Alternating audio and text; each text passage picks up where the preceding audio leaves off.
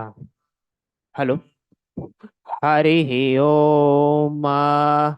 अथ पुरुषसूक्तम्। ॐ तच्छंयोरावृणीमहे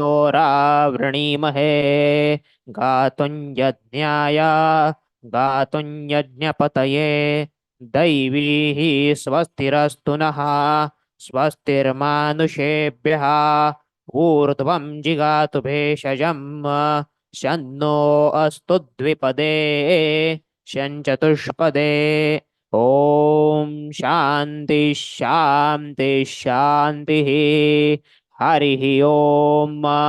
सहस्रशीर्षा पुरुषः सहस्राक्षः सहस्रपाद स भूमिं विश्वतो वृत्वा अत्यतिष्ठद्दशाङ्गुलम् पुरुष एवेदगुं सर्वं यद्भूतं यच्च भव्यम् उतामृतत्वस्येषानः यदन्येनातिरोहति एतावानस्य महिमा अतो जायागश्च पूरुषः पादोऽस्य विश्वा भूतानि त्रिपादस्यामृतं दिवि त्रिपादोर्ध्व उदयित् पुरुषः पादोऽस्येहा भवात् पुनः ततो विश्वं यत्क्रामते शासनानशने अभि तस्माद् विराड जायत विराजो अधिपुरुषः स जातो अत्यरिच्यत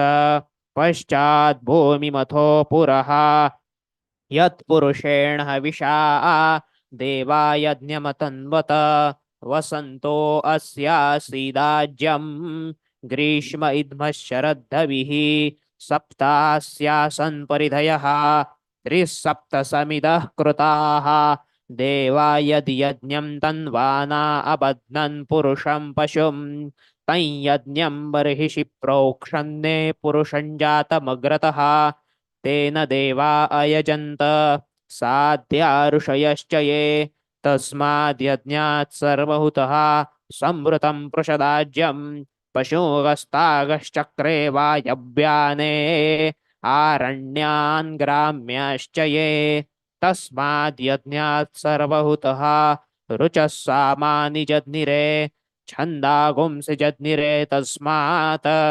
यजुस्तस्मादजायत तस्मादश्वा अजायन्त ये केचोभयादतः गावो हजद्निरे तस्मात् तस्माज्जाता अजावयः यत्पुरुषं व्यददुः कतिधा व्यकल्पयन् मुखं किमस्य कौ बाहू कावूरुपादा उच्येते ब्राह्मणोऽस्य मुखमासीद् बाहुराजन्यः कृतः ऊरू तदस्य यद्वैश्यः पद्भ्यागुं शूद्रो अजायत चन्द्रमा मनसो जातश्चक्षोः सूर्यो अजायत मुखादिन्द्रश्चाग्निश्च प्राणाद्वायुरजायत नाभ्या आसीदन्तरिक्षगुं शीर्ष्णोऽद्य उत्समवर्तत पद्भ्यां भूमिर्दिशः श्रोत्रात् तथा लोकागुम् अकल्पयन् वेदाहमेतं पुरुषं महान्तम् आदित्यवर्णं तमसस्तु पारे सर्वाणि रूपाणि विचित्य धीरः नामानि कृत्वाभिवदन् यदास्ते दाता पुरस्ताद्य मुदा जहार शक्रः प्रविद्वान् प्रदिशश्च तस्मात् तमेवं विद्वानमृत इह भवति नान्यः पन्था अयनाय विद्यते ॐ यज्ञेन यज्ञमयजन्त देवाः तानि धर्माणि प्रथमान्यासन् ते हनाकं महिमानः सचन्त यत्र पूर्वे साध्याः सन्ति देवाः अद्भ्यः सम्भूतः पृथिव्यैरसाच्च विश्वकर्मणः समवर्ततादि तस्य त्वष्टा विदधद्रूपमेति तत्पुरुषस्य विश्वमाजानमग्रे वेदाहमेतं पुरुषं महन्तम्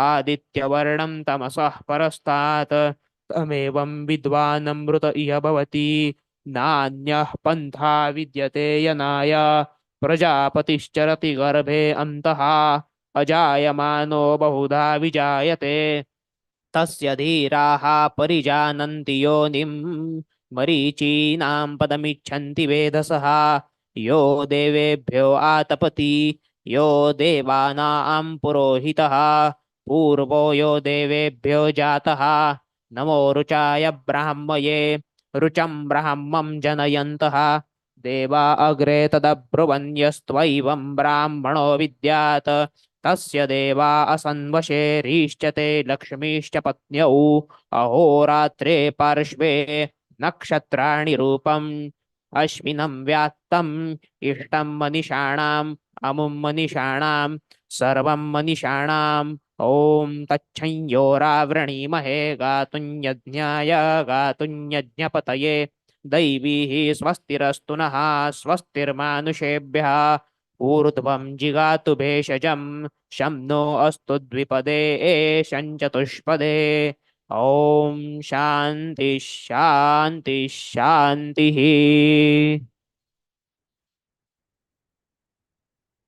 Thank you so much. I kindly request all our esteemed dignitaries to proceed to the dais.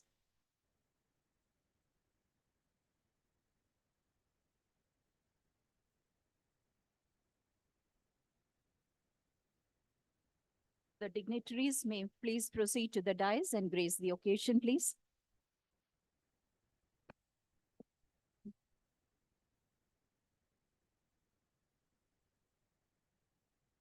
Yes. Request Dr. Vinay sir, Dr. Benudar Jinare sir, and the other dignitaries.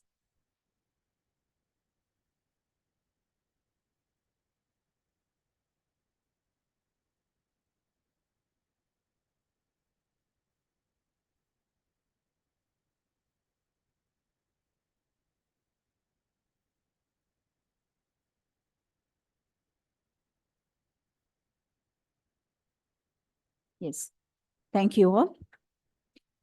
I warmly welcome all the respected dignitaries on and off the dais. Our chief guest for this inaugural session is Dr. Vinay Sahasrabudhe, the President of Indian Council for Cultural Relations, New Delhi. His name carries a legend of achievement with integrity, and it's our honor to have you, sir, in our midst today. May I request our principal, Dr. Suchitra Naik, to felicitate, sir.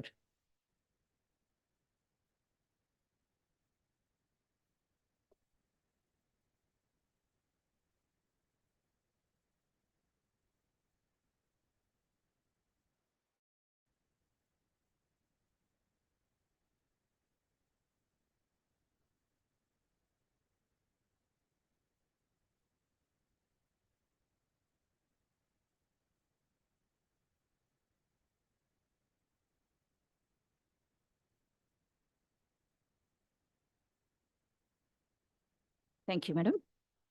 Our keynote addressee for this inaugural session is Professor Benudar Chinari. He is an embodiment of intellectual acumen in the field of education. I request our principal to felicitate Dr. Benudar Chinari.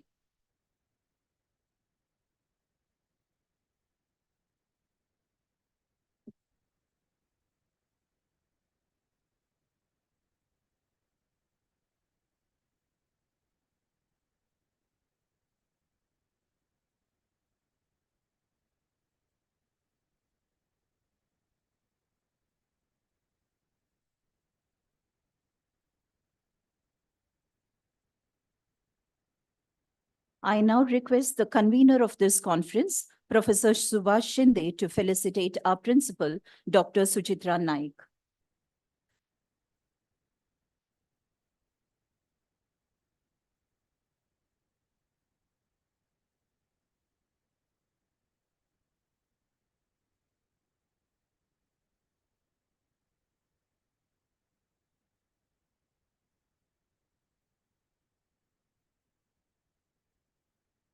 Thank you, sir. I call upon the co-coordinator of this conference, Professor Swati Balerao, to felicitate. Sorry.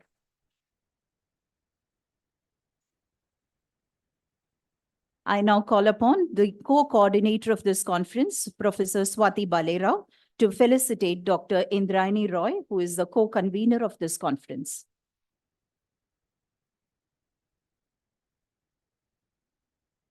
Yes, sorry, Shinde sir. I request Indrayani Roy, madam, to felicitate Shinde sir, who is the convener of this conference. Extremely sorry.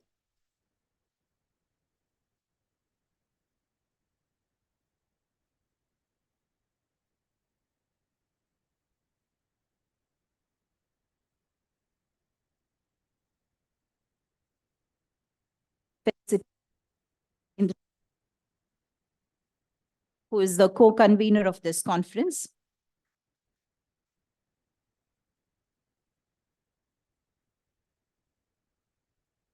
I call upon Professor Akshita to felicitate Professor Swati Balerao.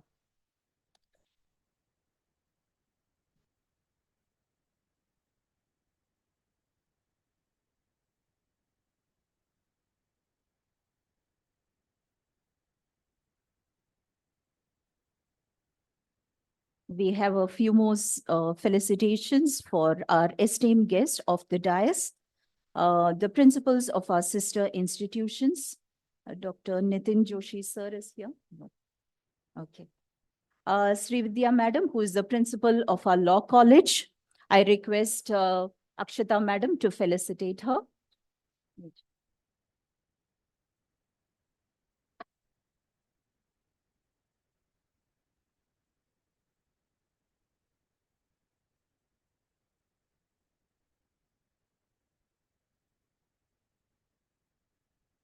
Dr. Vrinda madam, who is the in-charge principal of our science college.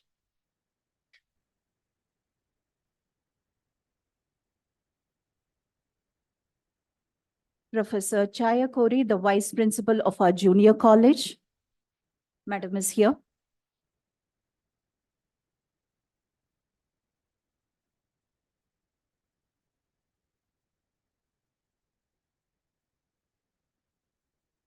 Anjali Purandare madam, who is the supervisor of our junior college.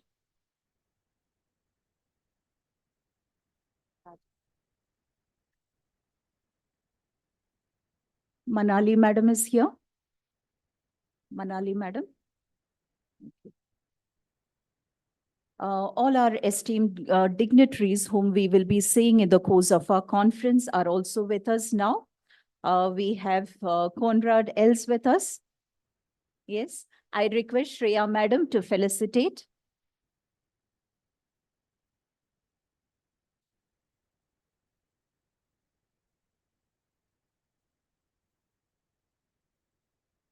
Yes, thank you so much, sir. Dr. Lucy Guest.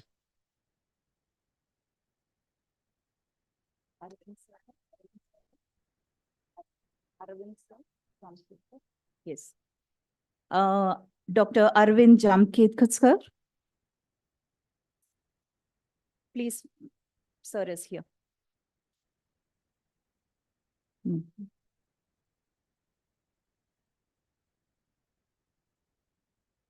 Thank you so much. We have Maushmi madam also with us. I request Shreya to felicitate her.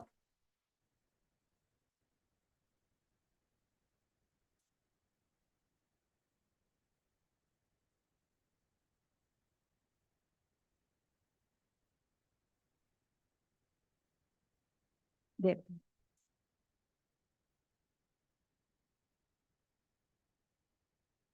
Namita Nimbalkar madam.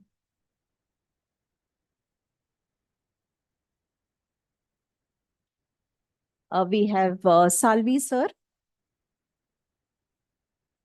Yes, Salvi sir. Thank you so much, sir, for your presence. We also have Joshi sir in our midst. Joshi sir. The representative of our Mandal. Thank you so much, sir, for your presence.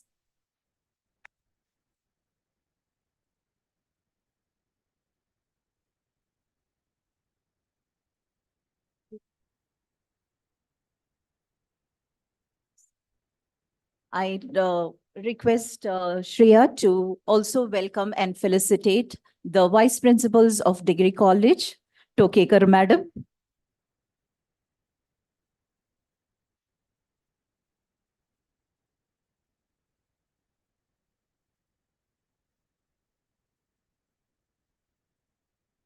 Mahesh Patel, sir.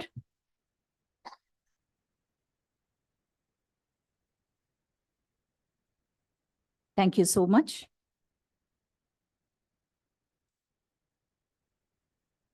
A few more felicitations are on the way.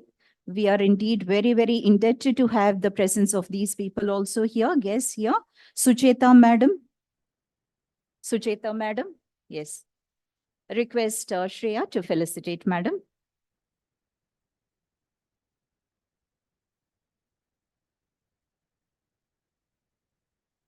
We also have Manjari Balerao Madam here. Manjari Balerao.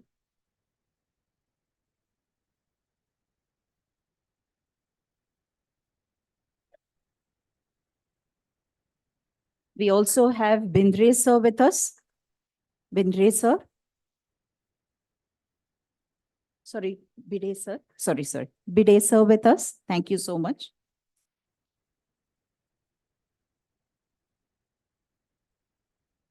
So I orally welcome all our esteemed guests, all the vice principals, coordinators, IQSC coordinator, and everyone for this conference.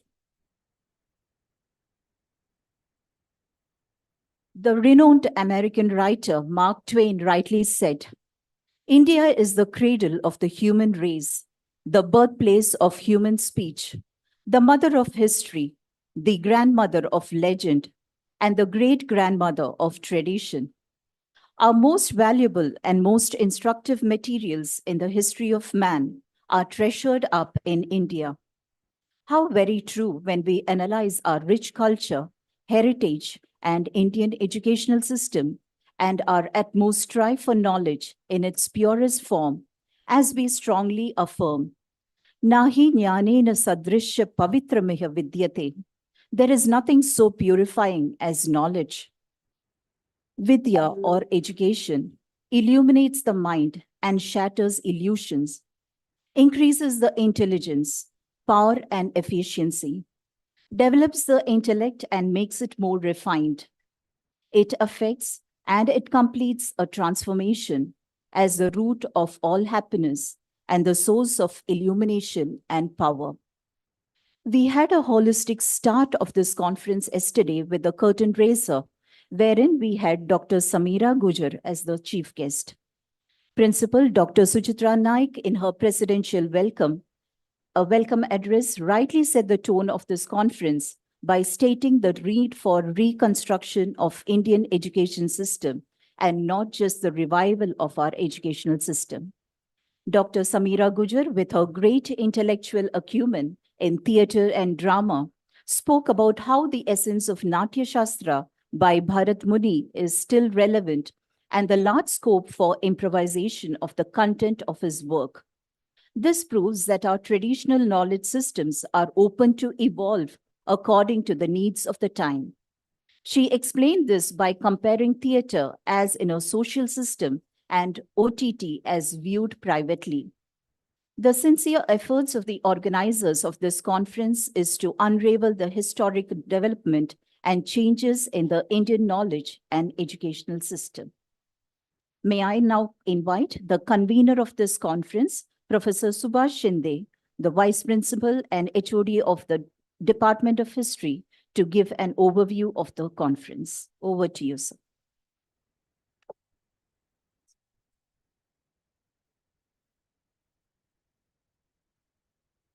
Thank you, Suja Madam. I would like to thank the anchoring committee and the committee, that is core committee, which prepared the agenda of today's program, that they have given me 5 minutes because I should not take much of the time, because we are very eager to listen to various stalwarts sitting on the dais. And also after the inaugural session, many other dignitaries and scholars are there. So thank you, Suja Madam. Dignitaries present on the dais, Dr. Vinayji Sahasrabuddhe, today's chief guest, Dr. Benudhar Chinara, who is going to deliver a keynote address today, and our Madam Principal. I always call her as our beloved Madam Principal, Dr. Suchitra A. Naik. And I emphasize on A because we are A grade college and we are marching towards A grade again in the year 2026. Then co-convener of the conference, Dr. Mrs. Indrani Roy, my colleague from the Department of History. Coordinator of this conference, Mrs. Swati Bhalirao, head of the Department of Sanskrit, and also the coordinator of this today's national conference, and also all the dignitaries sitting of the dais. Especially, I would like to mention Dr. Arvind Jamkhedkar, sir, a great stalwart in the field of archaeology, and he is a Rushitulya personality for us. I remember his lectures during our MA days. Dr. Manjiri Bhalirao, madam, Dr. Konrad Elst, who is from Belgium, and a well-known scholar on Hinduism and Buddhism, Dr. Lucy Guest, who is a well-known scholar on yoga and Sanskrit, uh, uh, Dr. Namita Nimbalkar, madam, uh, uh, Sucheta, madam. Uh, I please forgive me if I forget some names. Okay, the principals from our sister institutes, Science College IC Principal Manzramkar, madam, Law College IC Principal Srividya, madam, the directors of our other institutes run by the VPM in this campus and also in other campus at Veldeshwar, Ratnagiri. All my teacher colleagues, all heads of the departments, uh, my colleague, Dr. Mrs. Priyamada Tokekar, Vice Principal, and who is also my teacher, Dr. Mahesh Patil, sir, Vice Principal, Degree College, Vice Principal of Junior College, Supervisor. I mean, this is the occasion that I don't want to miss any name because all these people have really helped us and worked hard throughout the year.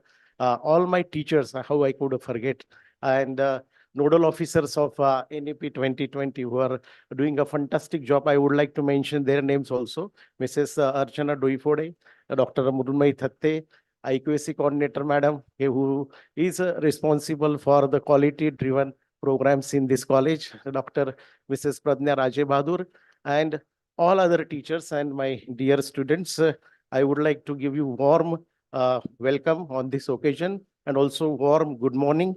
I think climate is changing and that is why we need a little bit of warmth. So a warm good morning to everybody.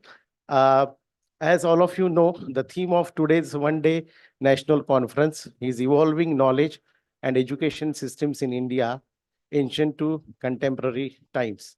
I would like to especially inform the dignitaries who have come from abroad and also from other states of the country that it is a tradition in our college to declare the theme of next year's conference well in advance in 1 year. So this theme was declared last year only in the month of January 2023 when we conducted the conference on skill development, and the convener of that particular conference was Dr. Mrs. Archana Prabhu Desai from Commerce Department, who also looks after the BO courses in our college. So January 2023, exactly 1 year back, this theme was declared. And after inaugural function, even next year's, that is 2025's conference, that theme will be declared. So this is the tradition of our college. And we believe in doing systematic work. We declare the theme 1 year in advance so that we can get a sufficient time for the preparation of the conference. And before the conference, we conduct 2 workshops. One workshop is for teachers, and another workshop is for students. And I'm very happy to inform the August gathering here that the response from the students for the students workshop was fantastic. Students not only participated in the workshop, but they presented the papers also from the Department of History and Sanskrit, and also some from other departments, some students also participated and presented papers. Response to the teachers workshop was also very nice.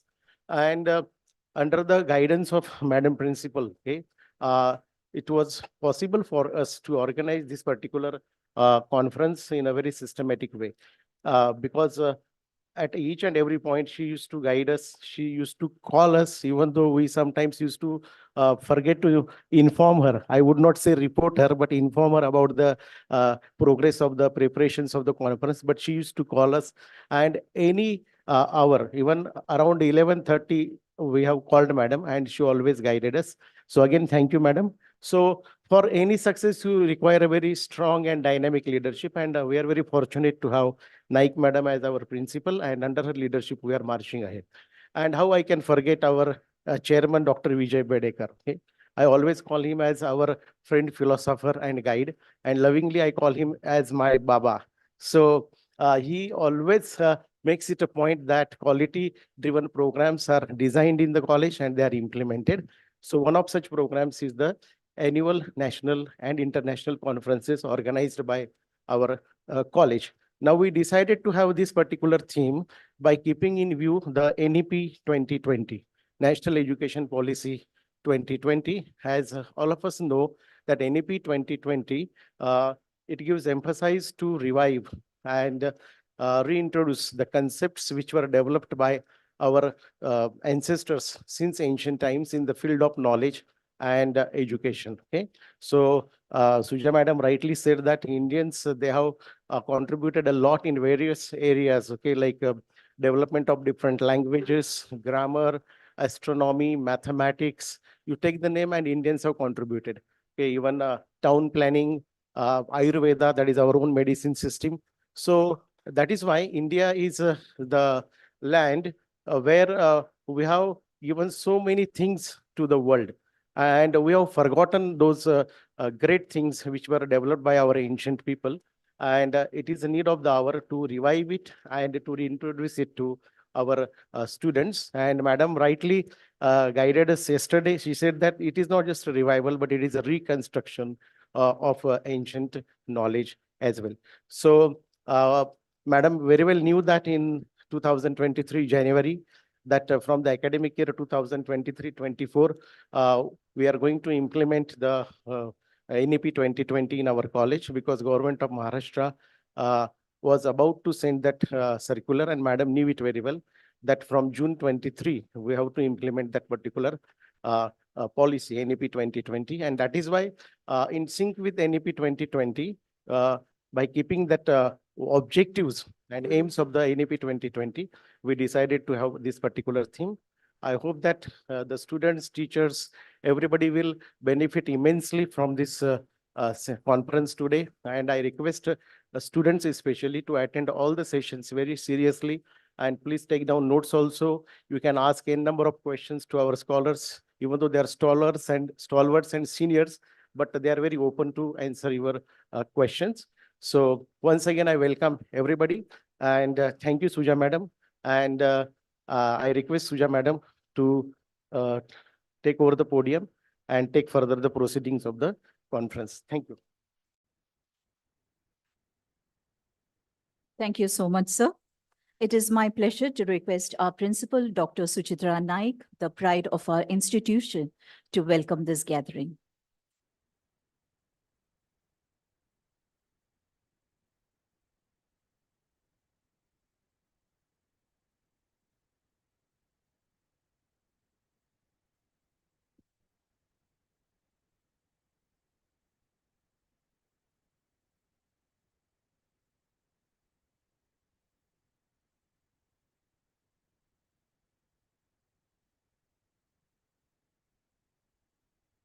सुप्रभात, नमो नमः, सर्वेभ्यः ज्ञानी श्रेष्ठीं जनान् तथा सर्वेषां हृदि स्थित आत्मतत्त्वाय अहं सादरं प्रणमामि। आंग्ल नूतन वर्षस्य सर्वेभ्य अनेके शुभेच्छाः। रामायणे वसिष्ठमुनिना श्रीरामाय उपदिष्टं ज्ञानवानेन सुखवान् ज्ञानवानेव जीवति ज्ञानवानेव बलवान् तस्मात् ज्ञानमयो भव इति। अतः अस्माकं परिषदः संकल्पना अपि सा एव अस्ति। अधुना सर्वेषां सौकर्यार्थं मराठी आंग्ल भाषया वदामि। धन्यवाद। To be honest, it's not for convenience of all, but it also want of my Sanskrit knowledge. So I would like to switch over to other language. Respected dais, today's guests, Dr. Vinayji Sahasrabuddhe, Professor Venudhar Chinara, Dr. Cornard Els, Dr. Lucy Guest, Dr. Manjiri Bhalera, Dr. Prasad Bhide, Dr. Maushmi Chaudhary, Dr. Shrinanda Bapat, Dr. Arvind Jamkhedkar, principals of Sister Concern, Dr. Srividya, Dr. Vinda, all the guests present over here, my teacher colleagues, my dear students, once again, good morning to all of you. Yes, thank you very much. So Shinde sir and Suja madam have been deciphering the theme. So I won't be spending much time on the theme per se, but since we are implementing NEP, I would like to say a few words about the same. Now, if we will have a cursory look at history of the world, as well as especially of India, we realize that whenever there have been revolutions or evolutions, the first thing to change before revolution, the prelude is change in education. And I think this point is very, very important. See, it may be Brazilian leader who turned to be Prime Minister of Brazil, Paulo Freire, who worked with mine workers, and there was revolution in Brazil, or it may be even Illich from Russia, or it may be, any other. When we come to India and Maharashtra, the national education, Lokmanya Tilak, or even before him, Swami Vivekananda, or Mahatma Phule, or after that, Mahatma Gandhi ji. See, one thing was common to all of them, and they insisted that let us work on education. And I feel so grateful to Almighty that NEP is here and we are here to do something with education, to experiment with education. And I think this is such a rare opportunity. After many, many years, the formal system of education is changing. And as I said, see, this is experiment. So as Shinde sir says, Dr. Vijay Bedekar, who is chairman of Vidya Prasarak Mandal, he says he's Baba. I say he's Socrates, okay? So he would ask you such right questions, and he always keeps on telling you about the moral commitment towards education. And I think through the conference, you all will realize that, Vidya Prasarak Mandal and Joshi Bedekar College is morally committed to changes in education, transformation of education, as well as, a meaningful fruition of education. So all this doesn't happen. As yesterday I said, the theme of the seminar, it's not just revival, but reconstruction and reliving the traditional wisdom which has always been there in India. I know we all are waiting to hear from stalwarts. We today have constellation of scholars and academicians as well as well-wishers of our college. So I, at the very outset, thank all of you for being present over here. As Shinde sir rightly said, students, it's a kind of very good opportunity for you. Okay, it's going to be intellectual feast for you. So make best of it and be best citizens of Thane, of Maharashtra, of India, and of the world. Thank you very much. Would like to close with small Shanti mantra. Om Sahna Vavatu, Sahanau Bhunaktu, Sahaviryam Karvavahe, Tejasvi Navaditamastu, Ma Vidvishavahe. Om Shanti Shanti Shanti. Dhanyavad.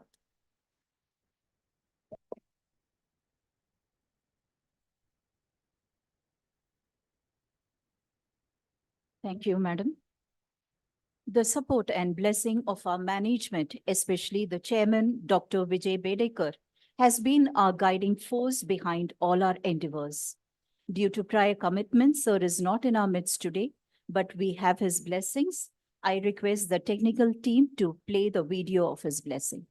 Over to the technical team. It gives me a great pleasure to invite all students, delegates, teachers, professors to this one-day international conference held by Vidya Prasarak Mandal on the topic. It gives me a great pleasure to invite all students, delegates, teachers, professors to this one-day international conference held by Vidya Prasarak Mandal on the topic Evolving Knowledge and Education Systems in India, Ancient to Contemporary Times. Well, friends, we have a rich legacy of culture. And what do you mean by culture? Culture means art, architecture, language, paintings, and we have a very great legacy. We can see many cave paintings, we can see a lot of literature in the form of either by learning or by communicating or in the form of manuscripts. So we have a very rich heritage. Now this conference is going to give an opportunity to all students, teachers, professors, all delegates to enrich their knowledge in this particular topic. So I wish a great success to this conference, which has been a tradition of Vidya Prasarak Mandal for last many years. Let me again wish you a great success. I wish organizers a great success. And I thank you again. Thank you very much.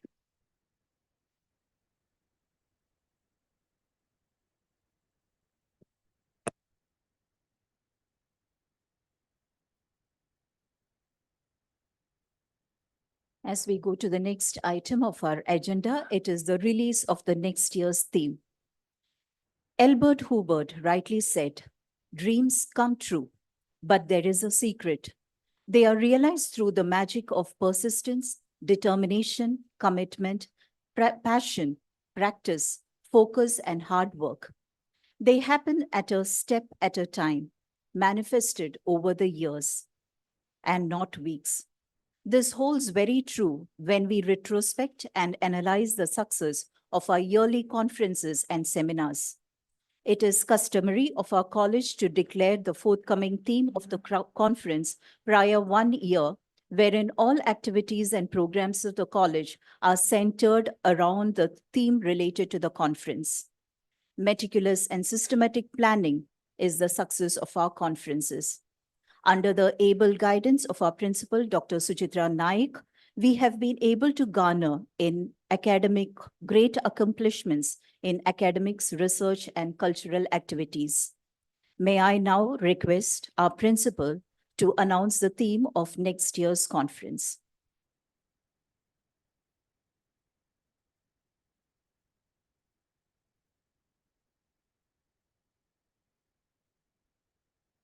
Announce the theme. Okay. Madam. Okay. First, we will have the release of the abstract of the proceedings, followed by. Okay, theme, okay. Yes.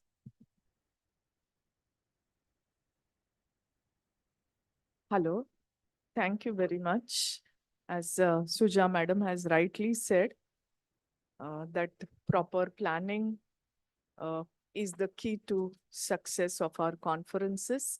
And let me take once again the opportunity first to congratulate this year's convener, then coordinator and co-coordinator, History and Sanskrit Department, who is really doing good work. And I'm sure taking from this conference, many more ventures will come. Now, I take the privilege to announce next year's conference. The theme would be Journey of Khadi, Expanding Horizons from Self-Reliance to Progress. Khadi ki yatra, Atmanirbharta se Pragati tak. And it will be on 18th January 2025.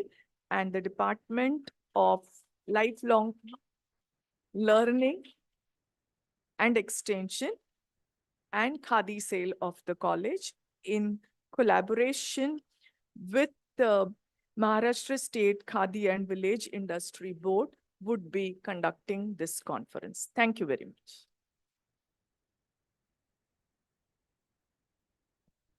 Now for the release of the abstract of the proceedings, I request all the dignitaries to be present.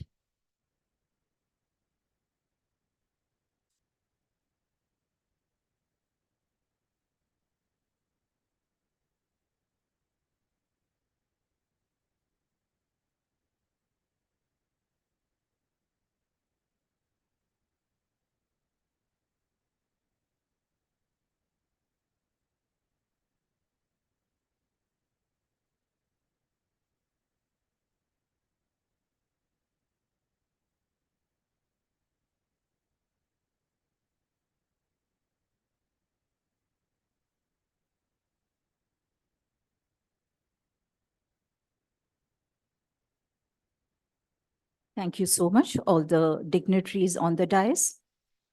I now request Dr. Archana Nair to introduce our chief guest for today's inaugural program, Dr. Vinay Sahasrabuddhe. Over to you, madam.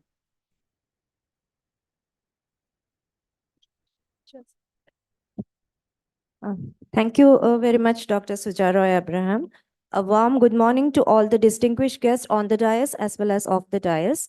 I take this opportunity with all humility to introduce our distinguished chief guest for today, Dr. Vinay Sahasrabuddhe.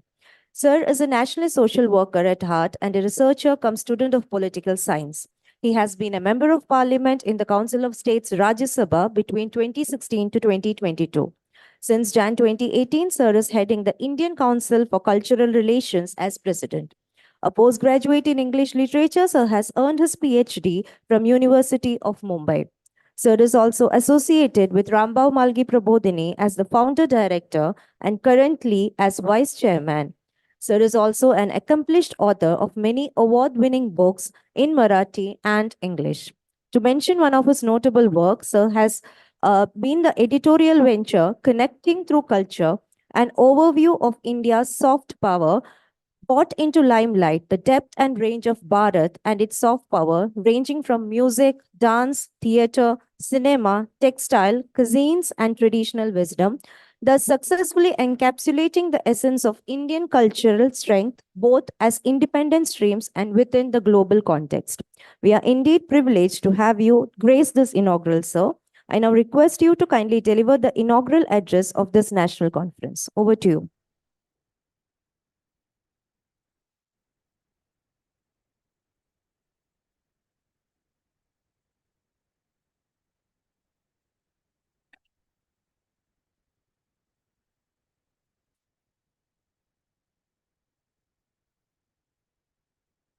Evolving knowledge and education system in India, ancient to contemporary times, या विषयावर आज या ठिकाणी योजलेल्या एकदिवसीय राष्ट्रीय परिषदेत ज्यांचं मुख्य भाषण आपण ऐकणार आहोत असे प्रोफेसर डॉक्टर बेणुधर चिनारा, या महाविद्यालयाच्या प्राचार्या डॉक्टर सुचित्रा नाईक, प्राध्यापक सुभाष शिंदे, समोर बसलेले अनेक या क्षेत्रातले तपस्वी, माननीय अरविंदजी जामखेडकर, माननीय कोएनराड एल्स्ट, डॉक्टर ल्यूसी गेस्ट आणि इतर सर्व प्राध्यापक, विद्यार्थी आणि बंधू भगिनींना, सगळ्यात प्रथम मी संयोजकांना धन्यवाद देतो की आपण या एका महत्त्वाच्या उपक्रमात आपण मला सहभागी करून घेतलं. मी मराठीतून सुरुवात केली, याचं कारण evolving knowledge and education system आणि विशेषतः नव्या शैक्षणिक धोरणाच्या पार्श्वभूमीवर याची चर्चा होत असताना, आणि माझी खात्री आहे की संयोजक हे जाणतातच, मी सांगण्याची गरज नाही, पण या सगळ्यामध्ये स्व महत्वाचा आहे. तसंही शिक्षण हा स्वचा एक निरंतर शोध असं मानलं जातं, आणि त्या स्व मध्ये स्वभाषा पण येते, स्वभूषा पण येते, स्वदेश पण येतो, आणि त्यामुळे निदान सुरुवात तरी आपण मराठीतून करू असा मी विचार केला. असाच प्रकारचा परिषदेचा कार्यक्रम जर फ्रान्समध्ये होत असेल, जपानमध्ये होत असेल, तर ते फ्रेंच किंवा जॅपनीज मधूनच सुरुवात करतील. आपल्या अंगवळणी पडलंय की आपण इंग्रजीतूनच सगळं करावं आणि त्यामुळे आपण ते करतो एका अर्थाने with several foreign dignitaries present over here, it is understandable. But I believe for them, and especially Dr. Koenrar Elst and Dr. Lucy Guest, India is no more foreign. So I'm sure you know a little bit of Marathi, which is just a sister language of Hindi, ma'am. I'm sure you are aware of it. त्यामुळे विशेषतः knowledge आणि त्याचं evolution आणि education system याचा ऐतिहासिक किंवा प्राचीन काळापासून आतापर्यंतचा आढावा घेताना आपल्याला याही गोष्टीची जाणीव ठेवली पाहिजे की not just education but knowledge has been a central pillar of Indian culture. We cannot imagine Indian culture without talking about knowledge and knowledge traditions. We are in Maharashtra, and in this particular state, once upon a time, there was a debate about literature and arts. And the focal point of debate was whether art and literature for the sake of art and literature, or art and literature for the sake of life or livelihood. कलेसाठी कला की जीवनासाठी कला. But I believe in a way this particular debate is a misnomer in India, because in India there is hardly anything that distinguishes our pursuit of knowledge from our pursuit of livelihood. आणि त्यामुळे जीवनासाठी कला का कलेसाठी कला असा प्रश्नच येत नाही, कारण जीवन हीच कला आहे आणि कला हेच जीवन आहे असा खरं म्हणजे इथला इतिहास. त्यामुळे अशा संस्कृतीमध्ये मला असं वाटतं की ज्ञान हा आपल्या संस्कृतीचा अविभाज्य भाग आहे याची सर्वंकष जाणीव मनामध्ये ठेवून आपण evolving knowledge and education systems in India याची चर्चा केली पाहिजे. And it is not just knowledge, but the way knowledge is disseminated, the way knowledge acquisition processes also have been happening in our country, everything is a part of our culture. I mean, today, the new education policy puts heavy emphasis on decent, healthy teacher-taught relationship. And our country has been a part of the history of education in a way world over, where teacher-taught education was given importance more than in any other culture.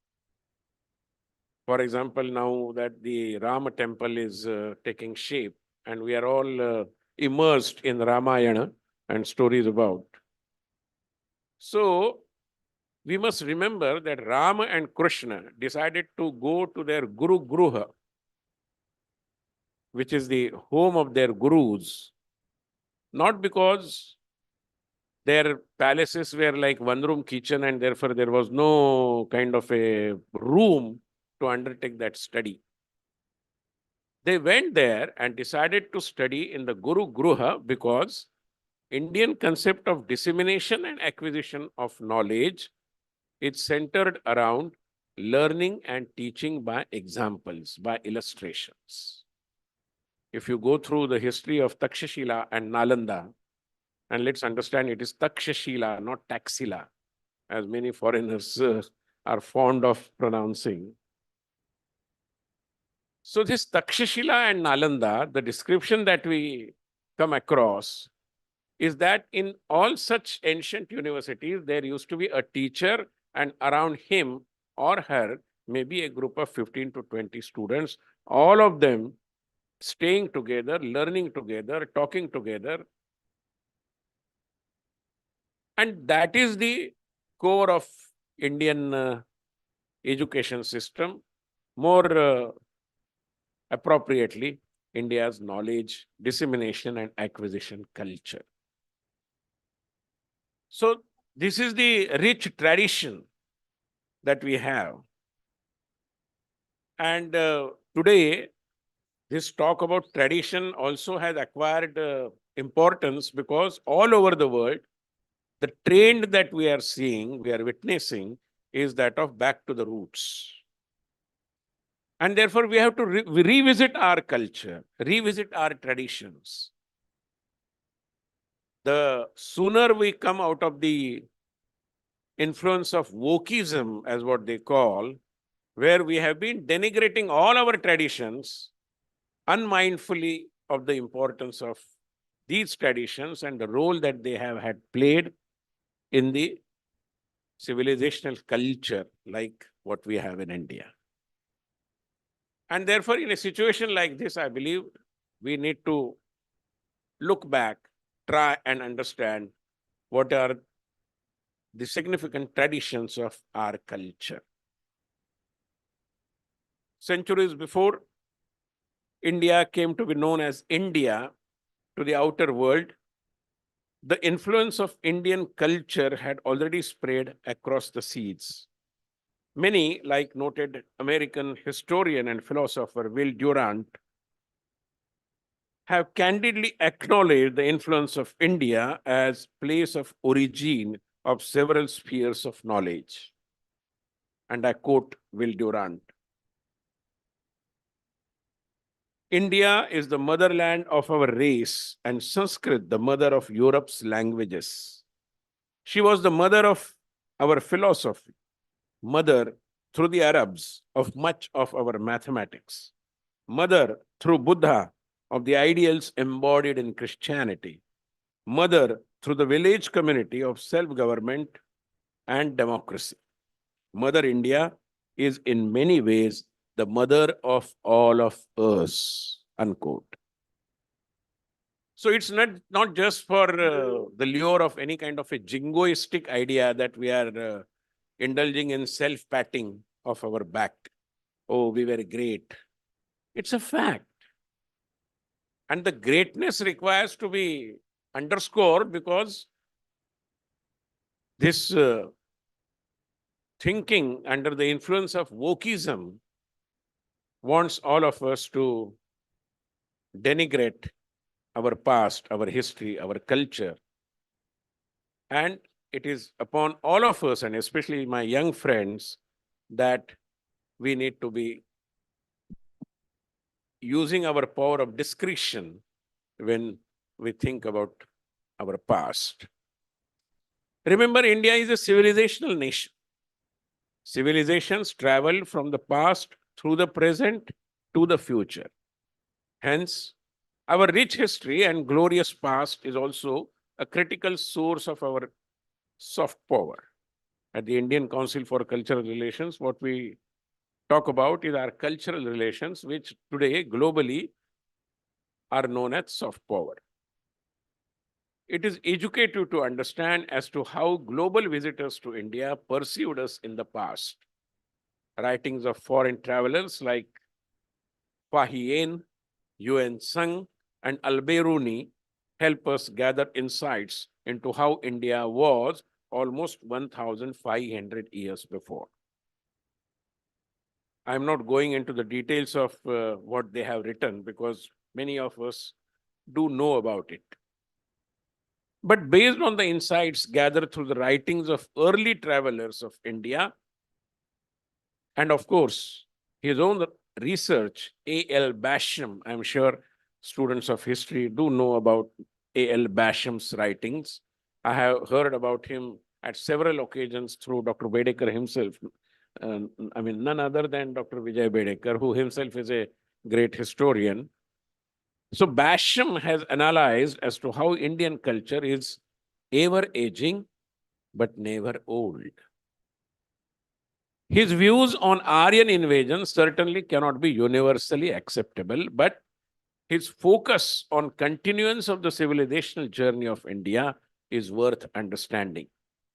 He says, and I quote, "The ancient civilization of India differs from those of Egypt, Mesopotamia, and Greece in that its traditions have been preserved without a breakdown to the present day.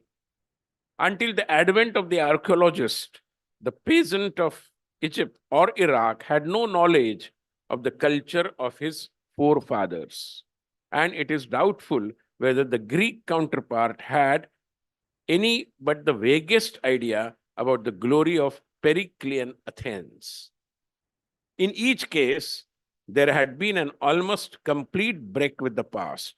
On the other hand, the earliest Europeans to visit India found a culture fully conscious of its own antiquity, a culture which indeed exaggerated that antiquity at times and claimed not to have fundamentally changed for many thousand years.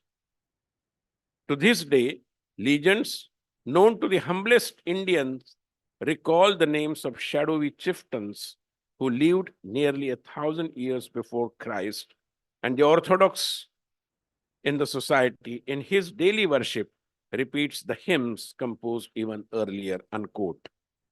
And therefore, to use the Sanskrit term, our culture could be best described as Nitya Nutan Chirapuratan. This is something we should be deeply conscious about. While the other civilizations could not sustain, what was it that made the journey of Indian civilization unstoppable? The answer lies in the eternal relevance of Hindu or Indian perspective of human life. This philosophy mirrors India's world view, something that has made India a land of civilizational culture. Remember, India is India because our world view, because of our national philosophy, because the way we have been perceiving human life, society, and culture. There are at least 10 fundamentals or fundamental tenets of our philosophy. I will not be going into the details, but I'll just try to flag them. These are the tenets of our philosophy that make India stand apart. The first and the foremost, the supremely important, is our tradition of spiritual democracy. This country never was and never could be a theocratic state. Our approach of Ekam Sat Vipra Bahuda Vadanti rejects any monopolistic approach absolutely when it comes to a way of worship. This principle of Ekam Sat is echoed even in the social context. And there are many examples of it. I would not be again going into the details. The second tenet stands on the shoulders of the first. The element of unity inherent to our diversity. I mean, it is fashionable to say unity in diversity, but it is in fact unity of diversity. We are diverse, but the diversification is the diverse manifestation of our innate unity. We are united and integrated first, and that unitedness is manifested differently. Take the example of several of our sayings and proverbs in several Indian languages. In Marathi, we say, Nachta yaina angan vakade. In Hindi also, there is a similar proverb. In Assamese, in Bengali, maybe in Tamil also. Do you think that this similarity in our proverbs was thanks to some weird Department of Languages issuing a GR that coined the same kind of proverbs and sayings? Not at all. We think in a similar fashion, and that commonality of our approach brings common meaning to our sayings and proverbs, which are an inseparable part of our languages. The third is the tenet, the third important tenet is our way of striking a fine balance between individualism and collectivism. We don't have only aunts and uncles. We have Atya, Maushi, Mami, Kaku. Every relationship is important. It is unique for all of us. We don't have just cousins. I mean, we have to appreciate how we have always given importance to individuality, but not at the cost of collectivism. They go hand in hand. The fourth important aspect is the gender equality, which is in a way symbolized through the icon of Ardhanari Nateshwar. See, if we look at it, Ardhanari Nateshwar symbolizes the fact that every female person has a masculine element and every male has a feminine element too. So if every individual has same kind of elements, where is the question of one-upmanship and who is superior to the other? So we have rejected that. The next, which is the fifth, is the idea of social harmony, samajik samarasita. In that, the element of social justice is inherent. Without justice, we cannot talk samarasita, and without samarasita, justice remains a chimera. The next important, which is the sixth, is the confluence with Mother Nature. Today, globally, people talk about sustainability. But are we not aware that many of our older generation people start their day with a prayer which says, Padas Parsham Kshamasvame. It's seeking forgiveness of Mother Earth. This is the deep sense of gratitude that we all have towards Mother Nature. So no question of conquest over nature, which has been there in certain cultures. We always have talked about confluence with Mother Nature. Antyodaya, the seventh, is our way of moving beyond the binaries of socialism and capitalism. Globally, communities are still struggling to find out what is better. We know that we have to appreciate that the most deprived should be considered as the most deserving when it comes to the distribution of the fruits of development.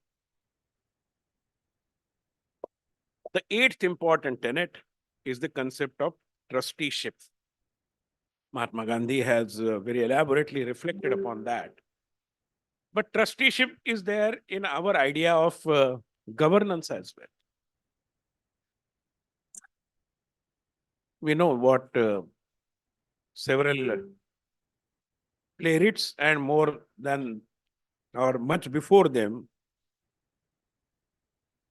very revered saint Samarth Ramdas had described Chhatrapati Shivaji Maharaj. He said, for Chhatrapati, the kingship was like Upabhoga Shunya Swami.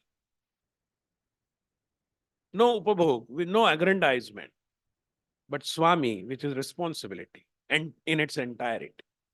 Again, something very unique to our approach. The ninth important tenet is our idea of duty and rights going hand in hand. We have seen how right-based philosophies have ruined several societies.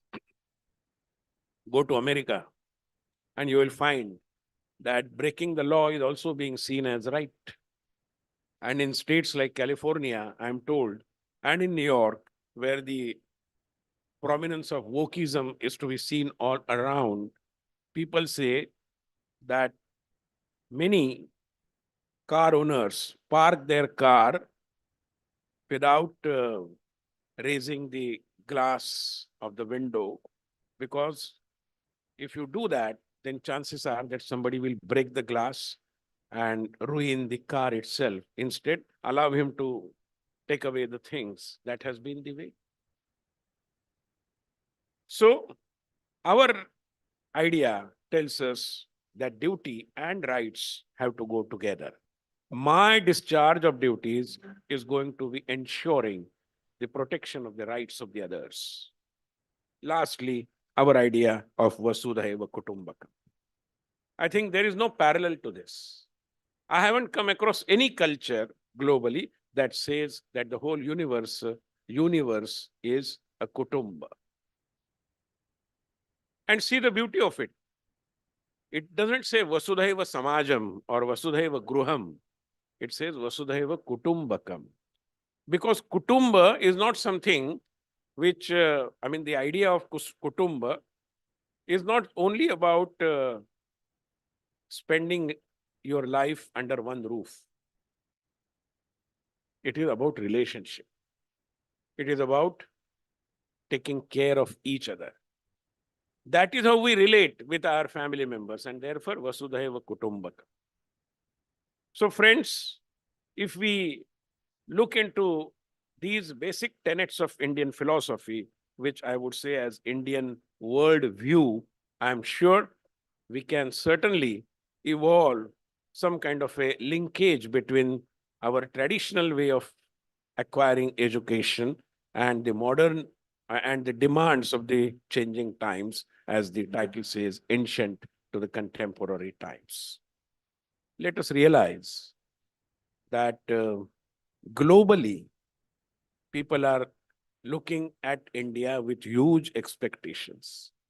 I'll just narrate one experience, a first-hand experience with you before I conclude. That shows how people look at India. I was in Germany some years before, and where I was traveling in a train, some youngsters who were a part of that compartment, I came across. I was reading a Navabharat Times, which I had picked up from the embassy, and they were curious to know whether I am from India. I said, yes, I am, but how did you realize? He said that this script I have seen in India. So naturally, the boy had visited India. So naturally, I became a little more curious and asked him, how many days were you there? He said, initially, I had planned a visit for about 2 weeks, but it ended up spending 2 months. So I said, what is your impression about India? He said, sir, to be very candid, honest, blunt, I really cannot understand that so many people at one time are on the street. हमें इतने लोगों को देखने की आदत ही नहीं है. तो इतने सारे लोग रास्ते पर आते हैं, तो we are a little scared. But beyond that, he also said that Indians are in the habit of jumping the traffic signals, they litter everywhere, and all kinds of negative things which you can very well imagine. So naturally, my question was that if you have so many negative impressions on your mind, how come that you went there for 2 weeks and spent around 2 months over there? What is the secret? He said, sir, good that you asked this question. And let me tell you that in Europe, if you move around, you will find even rich people without any glitter in their eyes.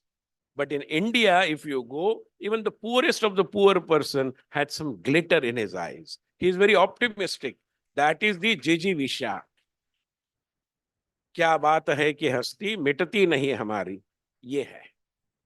आणि म्हणून हा जो आपल्या सामाजिक सांस्कृतिक प्रवासातला सत्वाचा भाग आहे, हा जो गाभा आहे, तो समजून घेतला तर मला असं वाटतं की evolving knowledge and education system from ancient to contemporary हे समजून घेणं आपल्याला अवघड जाणार नाही. बहुत बहुत धन्यवाद.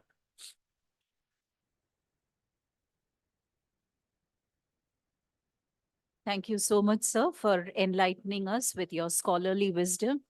Maybe as English teachers, we always give our students the topic unity in diversity.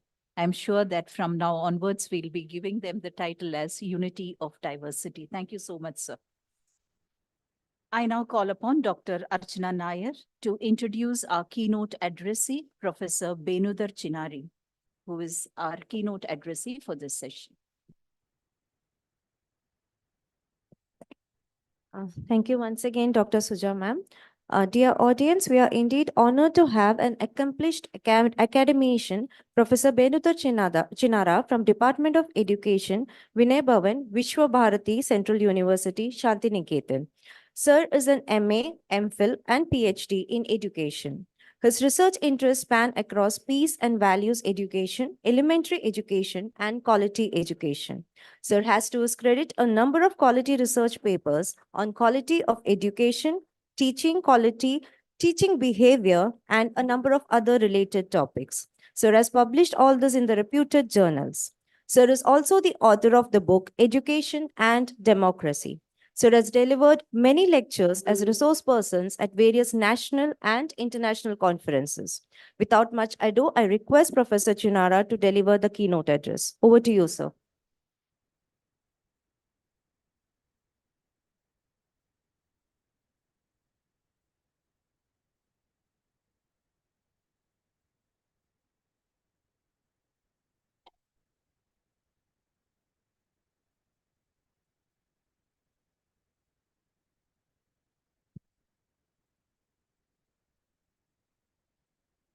Good morning to everyone.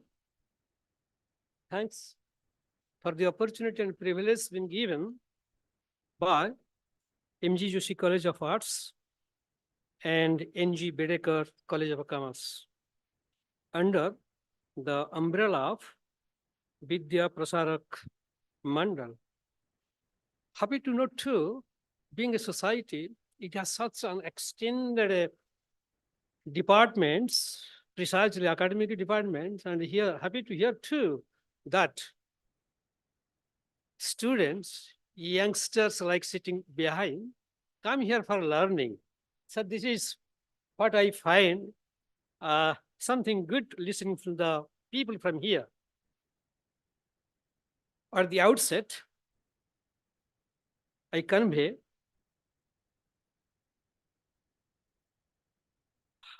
my gratitude to the principal, Dr. and Mrs. Suchitra Naik. I too respect our president, Dr. Bina Prabhakar, Indian Council for Cultural Relations, New Delhi. At the same time, convener, Dr. Sindhe, co-convener, Dr. Indrani Rowan, distinguished academicians, resource persons, faculty members, and inspiring young learners would like to lead the country the way we have occupied the positions, the way the think tanks of India has given a vision over time and enlighten us, given the scope to have access to high quality education. To begin with, we have the Vasudhaiva Kutumbakam, the extended world we have here. That is true in Vishwabharati, we believe, and we have the philosophy which the great Tagore, academician, physician, noble narrates in literature, and first Indian noble narrates. We talk about Ja Vishwa Bhavati Ek Needam, the entire world live in a nest. And I belong to Vina Bhavan, where we entered into the department, the institute, where it is written,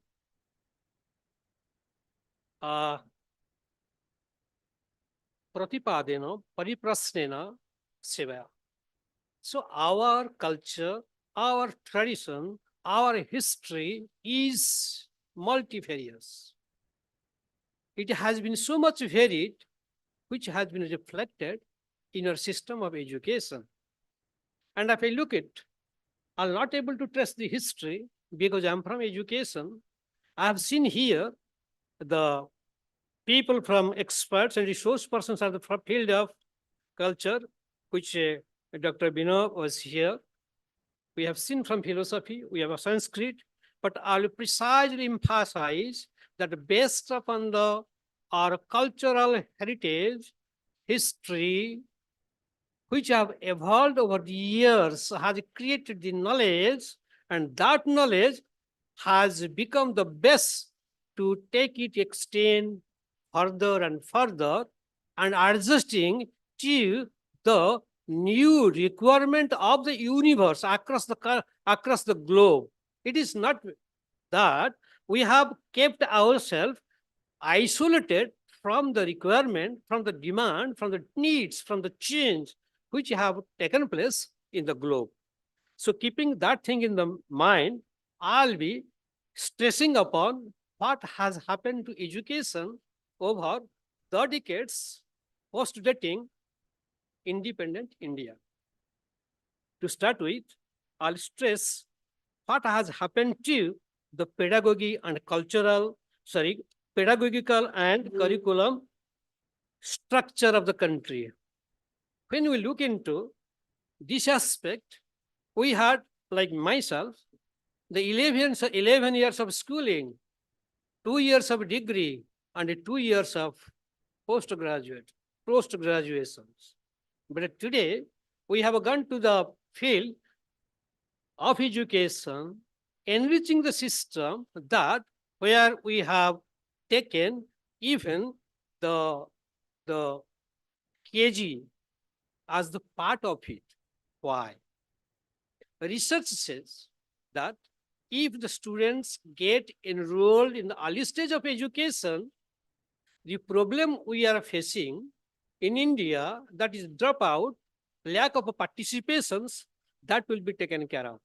So therefore, we have made in the present system of education, that is nearly 20 years, starting with 15 years of schooling, where stress has been given to foundational literacy and numeracy. Yes, I will say here, when you talk about numeracy and literacy, it is surprising even today that the students, even at the higher level of school education, like the elementary 7th or 8th, we find that they are not able to read even a basic text. They are not able to even calculate the simple addition and subtraction. So this is where we are standing. Therefore, our even vision today, how to achieve the foundational numeracy and literacy, say, by the students reach in grade 3 by 2023. Can I have a glass of water? How any? Okay, is it here? Okay, sorry, madam. So this is where we stand today at the elementary level, and at the same time,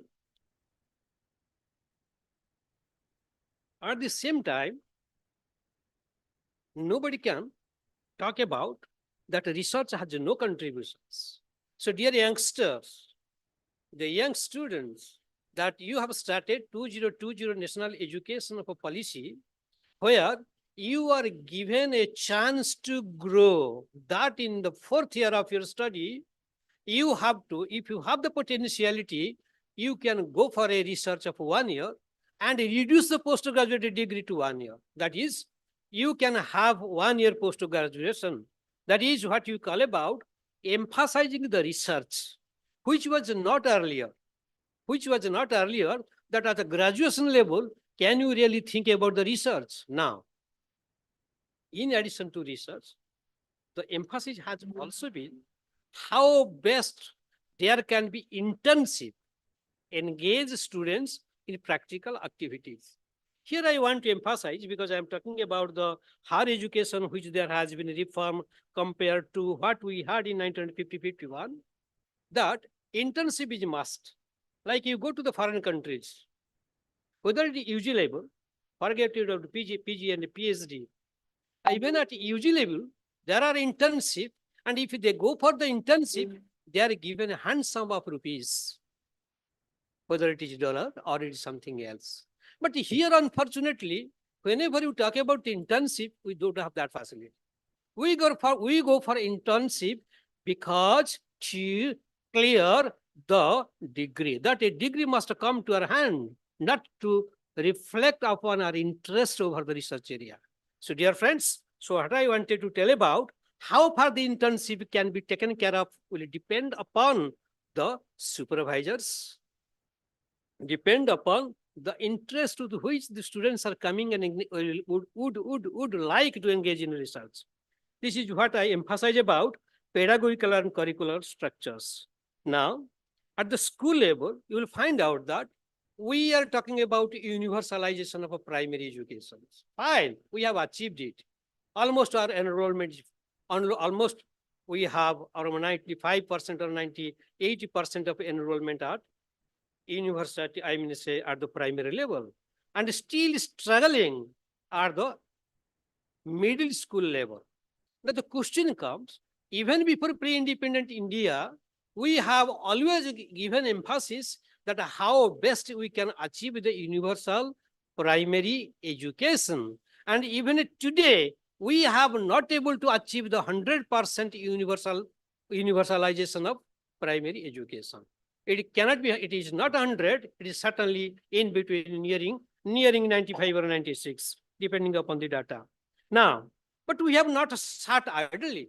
We have gone to further making universalization of elementary education and universalization of secondary education.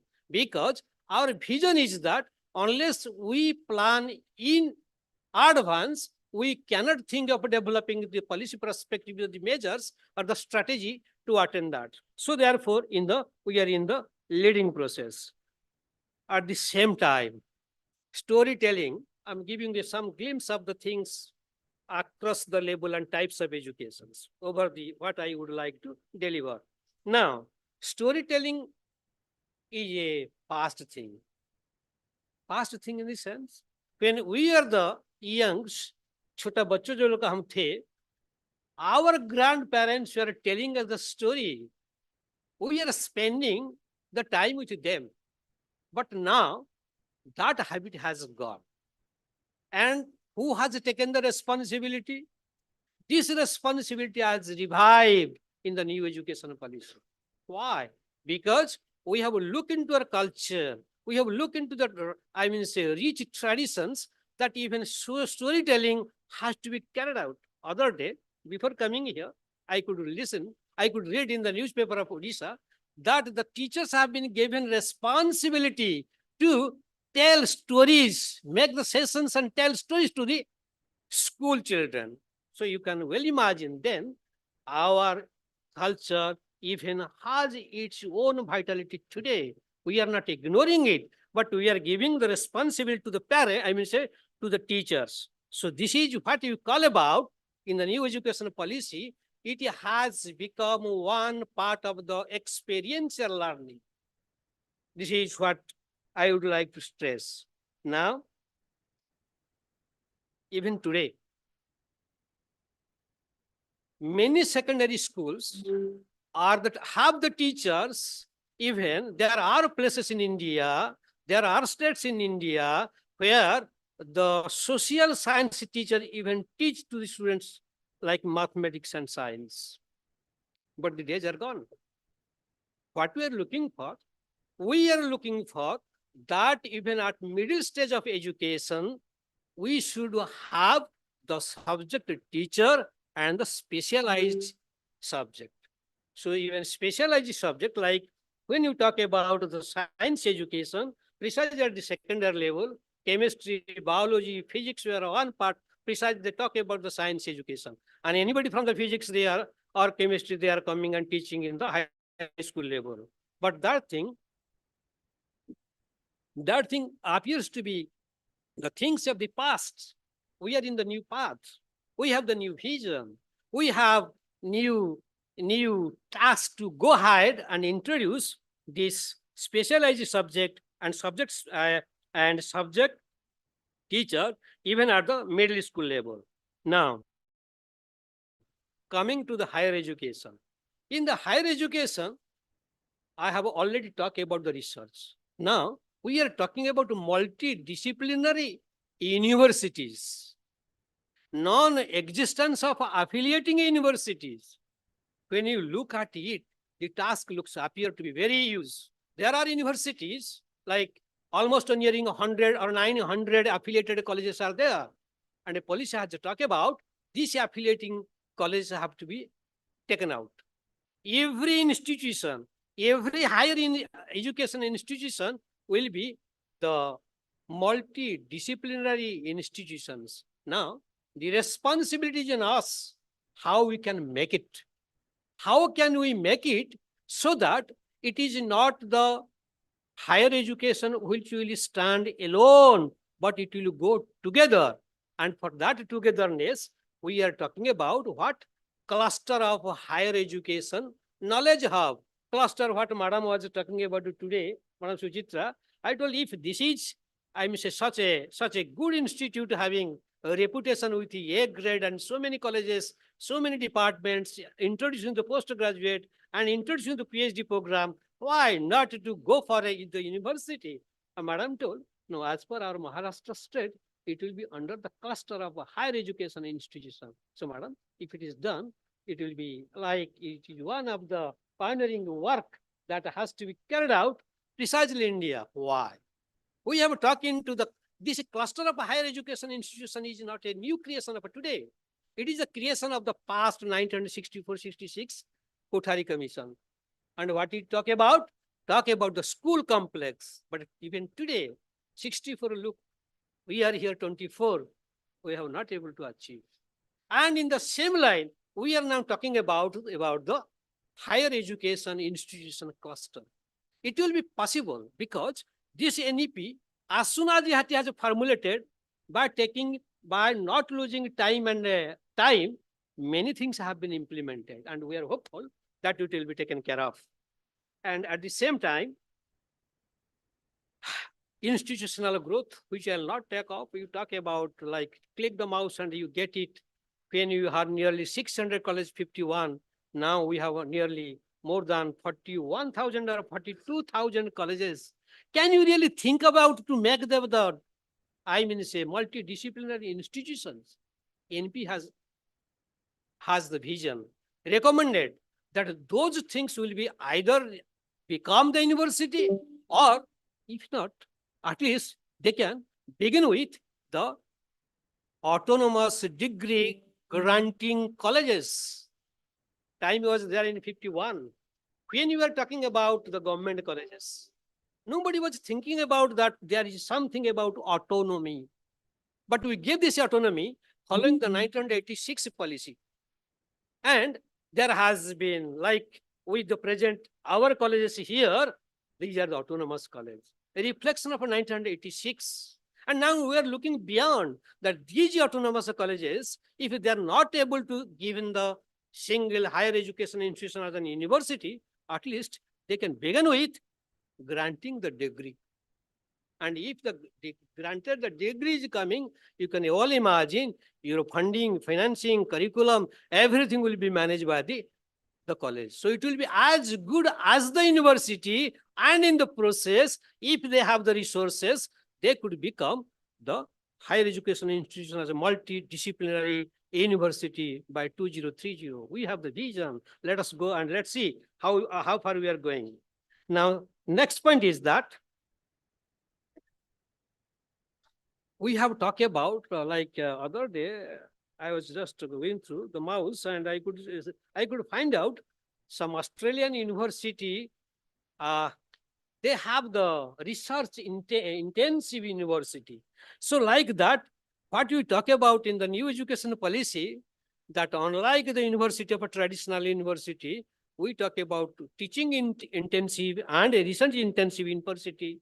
In addition to, we talk about MERU, multidisciplinary education and research university. So we are looking beyond that. How can our knowledge, what we have assimilated over the years, or assimilated of the knowledge which have been accumulated over the years, that can be really put into the practice by having these visions. I said something is very great, and one day we can see that this happens.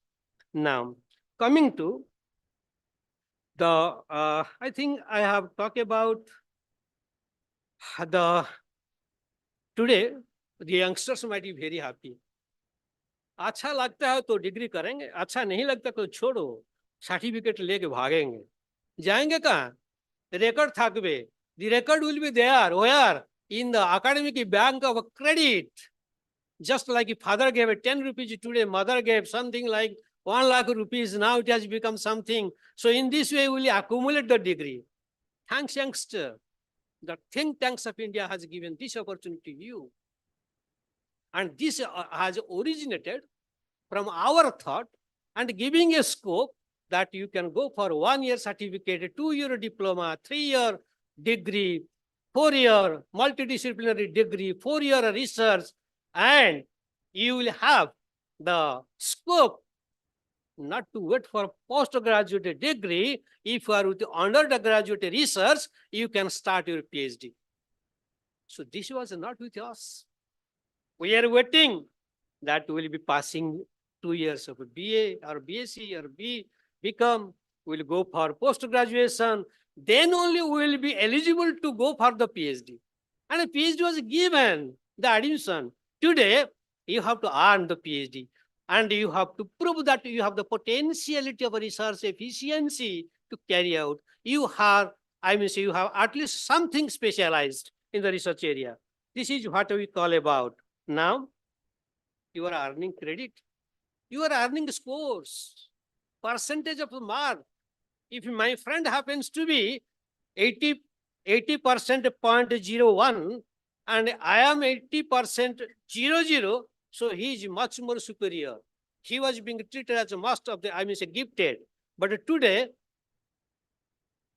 that is not there.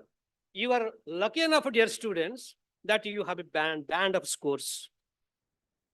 Students securing, for example, 70 to 80 or 80, 79 will be treated as with the same grade. It means the marks has been replaced to the grading. Not only that, grading has again taken a step, gone to earning the credit course. Every course has a credit and program has a sum of the credits. So credit which you earn, it depends upon how much credit you are earning. Institution will not determine. Institution will give a scope. If you have the possibility, you earn credit. Whether how many credit you can have, things is there will be some limit, but you can have more. If a graduate is coming with 24 credits, he or she can go with another 6 credits. For example, you are going for research. If you are going for the research, you can earn extra credit. And this extra credit is earned by you virtually on the basis of your interest, on the basis of your involvement and engagement. Nobody is imposing on you. So, dear students, here matter is the interest of the subject, interest to carry out the research, not doing the research for the career development. Today, the entire Indian scenario, if I look at it as person, you may vary. You will find out most of the Indian PhDs are career oriented. They are career oriented. Lekin, what we have tried to replace, the policy has been reflecting that your research will be of your interest area. It will be not about getting a degree and going for something like the career development. If you have the interest, you can go for it. The present generation of the PhD scholars, your young students, they get a PhD. How? Sitting at home through the correspondence. It is not a correspondence course, but a corresponding between the supervisor and the researcher. They obtain the degree. So this is which is objectionable. You are not involving in activities like some of the, 1 or 2 institutions. I read in the article how far it is true that needs to be proved, and you can look into that in somewhere in Meghalaya, thousands of theses is being awarded to the individuals on the basis of the correspondence. So this is what is occurring, and the country has been able to trace out this fallacy and overcome over the years. Now, despite all, we had nearly 27 or 28 universities. Today, we are more than 700 universities. I think my Vishwabharati was the fourth central university in the country. I may be wrong, but it needs to be very bad. And now we have as many as 46 central universities. And we have 700, more than 700 universities.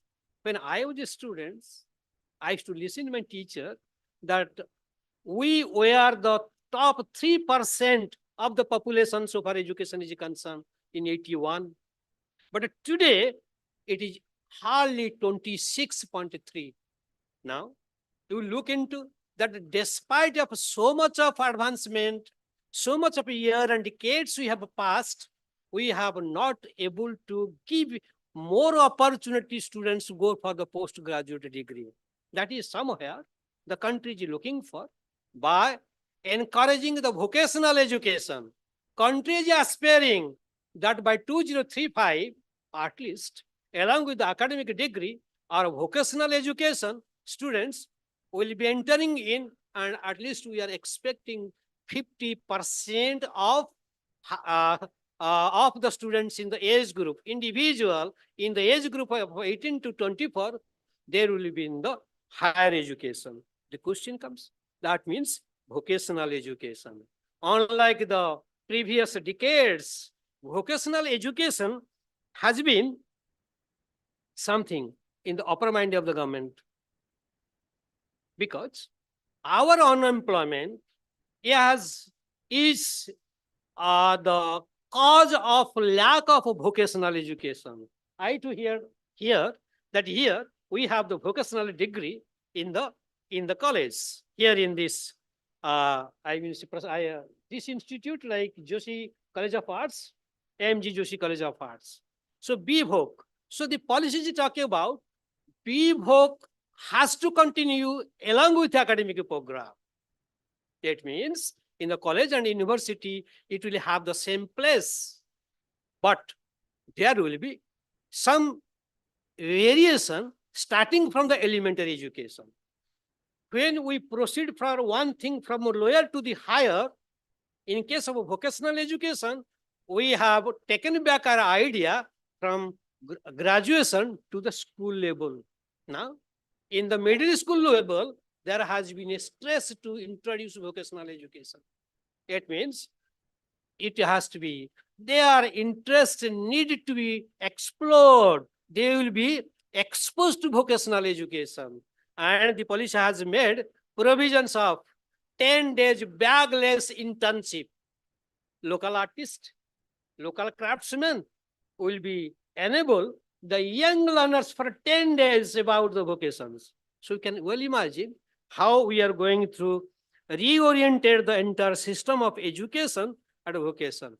Because as the record says, 2016-17, no, it was 12-year plan. That is the last 5-year plan. 2012 to 2017. Our estimated student population in the vocational education was approximately 5%. And at that point of time, somewhere in USA, it was 52%, Germany, it was 75%, and it is the South Korea which was leading, and perhaps leading today with 96% of the populations are vocational oriented. So you can well imagine where is our positions. This is what we are aspiring and trying to tell the youngsters to be are their fit to vocational, so that what will happen, even the vocational stream can be, well bifurcated after class 12. With certain, even policy has talked about, if I'm not wrong, it may be verified that even open course can be done at the school level in the vocational educations. Now, coming to the higher education, that the decentralizations, university grant commissions, was looking after everything. But even that was decentralized. We want to, the country, think tanks wanted to decentralize the higher education further. This decentralizations by opening the independent weeks, like we have four. One is the regulations, funding and financing, accreditation, and another is what you call about accreditation. Four, I think somewhere accreditation, regulations. Also, I think these four were there, four was there. And what will happen? There will be the independent wing under the control of the Higher Education Commission of India. So the country is trying to decentralize the higher education system, which will be much more effective in, I mean, say, our product. Now coming to teacher education, I think I will synchronize this thing. Teacher education is a very big issue even today. We talk about internship. Let me talk about 2-3 points. In teacher education, once upon a time, it was basically, fundamentally offering the courses just like the academic program of MA education. Virtually, there is no such differences except enabling the trainees to go for the internship. But internship was vigorous. Today, and beginning with the 2009 National Curriculum Framework of Teacher Education and ITP 2023, you will find out how teacher education has been professionally oriented, has been given much emphasis on pedagogy. Much emphasis has been even on the content the teacher training need to focus. Time was there. Even it is today, we find there are teacher educators. They are from the teaching pedagogy like mathematics, science like physics, maybe history. But while they are coming to the teaching profession, they are forgetting the basic history, they are forgetting the basic mathematics, they are concentrating on pedagogy. Then how come the subject will be improved? Therefore, at present, there has been too much stress on internship, and how it will go on, that time will say. Now, one thing has happened in teacher education, that is professional. In the 1996 Federation of something, no? FedCuta, during the following the revised policy 981, in one of the resolutions, they had written that teaching is the mother of all professions. But today, looking into the nature of a teaching, it appears that it has lost its chastity. Perhaps, rightly, the new education policy 2020, it has never acknowledged teaching as a profession. It has acknowledged 4 areas as the professions. One is agriculture, second is healthcare, third is healthcare, agriculture, health, technical, and some other more. 4 they have talked about. Except this, they have not talked about teaching as a profession. Now the question comes, why the teaching has not been considered as a profession? Because just like the standalone university, they are talking about that a single stream, that what you talk about, oh, I'm wrong. They have talked about single stream, that is in case of higher education, and stand alone in case of a teacher education institute must not be there. It will be also multidisciplinary. In the multidisciplinary process, the teaching has been considered as a multidisciplinary activity rather than a profession. This is what I have been able to understood. This is what it has gone. Now, in case of this, I mean, say, teaching profession, one more thing has happened, that teacher was being prepared to teach to the students in the basic training, secondary schools, like with the B.Ed. Now, what the policy is looking into, irrespective of the making any division, there will be ITP, Integrated Teacher Education Program, which will take care of the starting from basic to the our high school level, present high school, that is even of 11th and 12th. Now, the basic motive is what? The most basic motive is that let us not prepare the teachers to teach special education, like they have the training in special education. What they wanted to, I may say, feel, keeping in teacher education institution as a disciplinary institution, multidisciplinary institution, it has to go for a ITP program, and if the teacher are interested, they can go for in-service and pre-service specific certificate course, by which they can expand their teaching proficiency. Now, as we have been told, that Indian system of education is not value-free, rather that is value-based.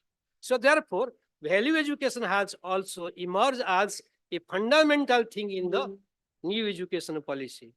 Does it mean that there has been no stress on the value? There was. If you look at the University Education Commission, if you look at the Sargent Commission, I think before the pre-independent, you will find out there are big stress, more emphasis was being given on moral value, social value, and spirituality. But over the passage of time, 64 and 62 and 64, Kothari Commission talk about only two values. Main emphasis was there as moral and social. If you come across, we will find out in the 1980s, NCERT talk about stressing too much on moral values consisting of 80. Number 80 is big. Like I mean, was booklet was there, 1, 2, 3 up to 80. These values are basic consideration. Where in somewhere 1980s, 81 or 82. And that moral values was replaced after 2 decades. That is the first decade of the 21st century. That was peace values. And it continued up to 2010. And there was an end of an era. When there was an end of era, the peace education was de-emphasized. And it continued. Today, we have reached at a stage of emphasizing not it is moral, spiritual, social. We are talking about first is the democratic values. A democratic society we have. Along with the democratic value, you talk about the universal human values. This has been emphasized. I'm not specifying what are these. Now, coming to the skills, vocational education is there. And before, last 2 decades or so, we are talking about skills. Development of skills will be there. Skill orientation program are being going on. Based on what? Based on the World Health Organization, 10 number of skills, like problem solving, creativity, so on and so forth. But today, India could realize it is not that the 10 skills, we have a variety of skills have to be seen in the context of our youth, that having 65% of our population, or 30, how much above the 35 years? I think 65%, may be corrected. So you are we have the youth. India is filled up with youth, and they require to be guided. So our skill requirement is unlike that dictated or documented by the United Nations. What you talk about, we are talking about like NEP. If you look into, we are talking about few values. What are those? We are talking about life skills values. You can, look into 2023, where they are talking about, yes, I'll finish, soon I'll finish. we are talking about a few values. We can look into the NEP. Communication is one of them. I will draw one line of a communication. Communication is a life skill which have been emphasized. It has been also emphasized at a critical skills to be developed among the youth. Why? Communication, we have three things, I mean say four things: listening, reading, writing, and speaking. The problem is with us that listening. The ever first thing has to be emphasized that we have to hear what has not yet been said. That means the listening skill. Along with listening, unfortunate we are that we are proceeding with so much of a technology and advancement. The reading habits of the young has been drastically reduced. This is what I don't say. It is the research say. I think many faculty, you can have the experience. What is the reading habit of the youngsters?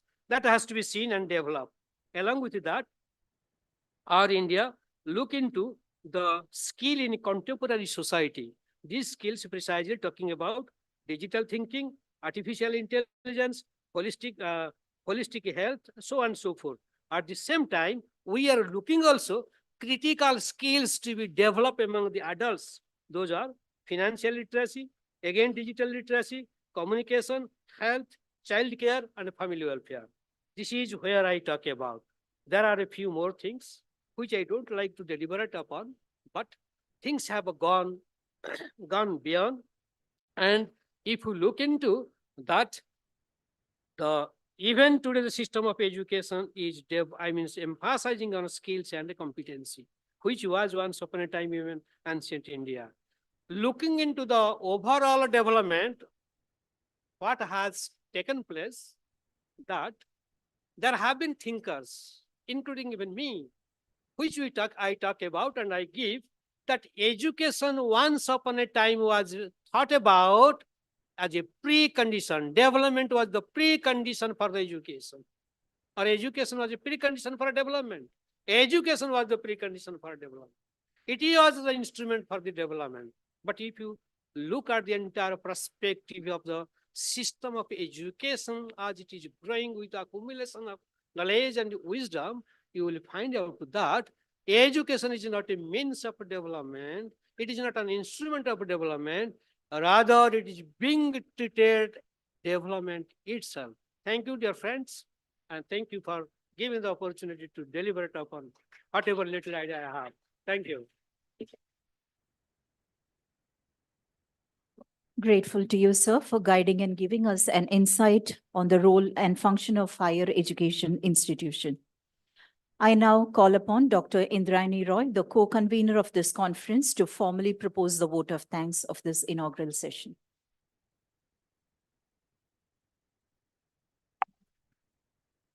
Hello. Good morning, all dignitaries on dais, and all present here. I deem it on great honor and privilege for me to propose vote of thanks for inaugural sessions of conference. At the outset, I would like to thank our Honorable Chairman, Dr. Vijay Bedekar, and the member of Vidya Prasarak Mandal, Dr. Mahesh Bedekar sir, for their constant support and encouragement. I would like to thank all other management members who are present here. I owe a special gratitude to our chief guest, Mr. Binay Sahasrabuddhi. In spite of his very busy schedule, he readily accepted our invitation and graced the occasion by his presence and as a chief guest. He has thrown light on evolution of education system, teaching learning system in India from ancient time, then importance of Indian culture, tradition, custom, and heritages, importance of relationship in our society, importance of duties and rights. I give heartfelt thanks to keynote addressee of conference, Dr. Benudhar Chinara, to give a very informative keynote address on the development of education system in post-independent India. You have covered every branch of education and all aspects of education. You have thrown light on research work, internship, interdisciplinary and multidisciplinary education, proper implementation of NEP, importance of higher education, decentralization of education, teachers education, moral and value education, skill education, life skill education. I am very, very grateful to you, sir. Really, your speech was very insightful, thought-provoking, and informative. I give heartfelt thanks to all distinguished guests and invitees present here. A special thanks to Dr. Lucy Guest, Dr. Conrad Els, Dr. Jamkhedkar sir, Dr. Mausmi Chaudhary, Dr. Manjari Bhalerao, Bhide sir, Nambita Nimbalkar, Sucheta madam, Vaisali Dabke ma'am, and all other resource persons and dignitaries for gracing the occasion by your presence. I would like to give heartfelt thanks to all principals of our sister institutes for their presence. Law College Principal Sri Vidya Madam and Science College Principal Brinda Madam is present here. I would like to thank Surge Secretary Salvi Sir of Alumni Association. I am very grateful and thankful to all sponsoring organizations for giving us financial help. I express my profound gratitude to our principal, Dr. Suchitra Naik, for giving us constant encouragement and support. I would like to thank our vice principals, Mr. Subhas Sinde, Dr. Priyambada Tokekar Madam, Dr. Mahesh Patil Sir. I extend my thanks to Junior College Vice Principal Mrs. Chaya Kore and Supervisor Mrs. Anjali Purandare. I offer thanks to Barse Sir, Library Coordinator. Thanks to IQSC Coordinator Dr. Pragya Raje Bahadur Madam. I would like to thank all coordinators, HODs, chairpersons, and committee members who are present here. I'd like to thank Mokhada team for our nice kit bag. These bags are tailored by tribal women of Mokhada village. Mokhada village has been adopted by our college and different types of projects have been undertaken under ISR research and extension project. These projects are undertaken by our DLLE and skill development cell. I would like to, yes. I would like to thank all the organization team, technical team, stage committee, anchoring team who are present here and made this session very successful. I extend my thanks to all participants for attending the session. Finally, a hearty round of applause and gratitude to all for making this session very successful. Thank you.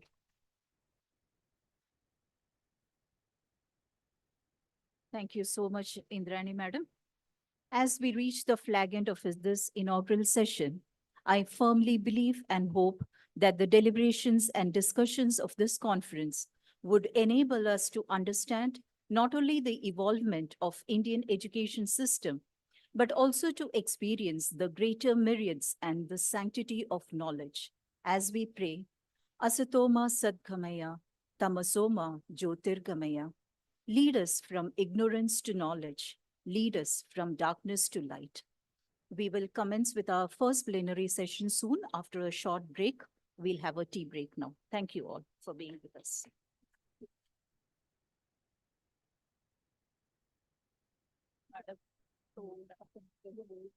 Very good. बहुत अच्छा हुआ.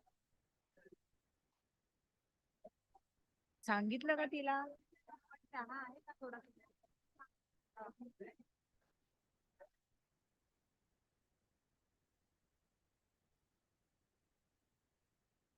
गड़बड़ किया ना, नहीं नहीं ठीक है, मैं कुछ नहीं किया, बस। Clarification one का था. बाकीचं बघा, कमी करा, टेम्पलेट काढा, पोरं कुठे आहेत बाकीची पोरं कुठे आहेत? Stage Volunteers of stage committee, please come towards the stage.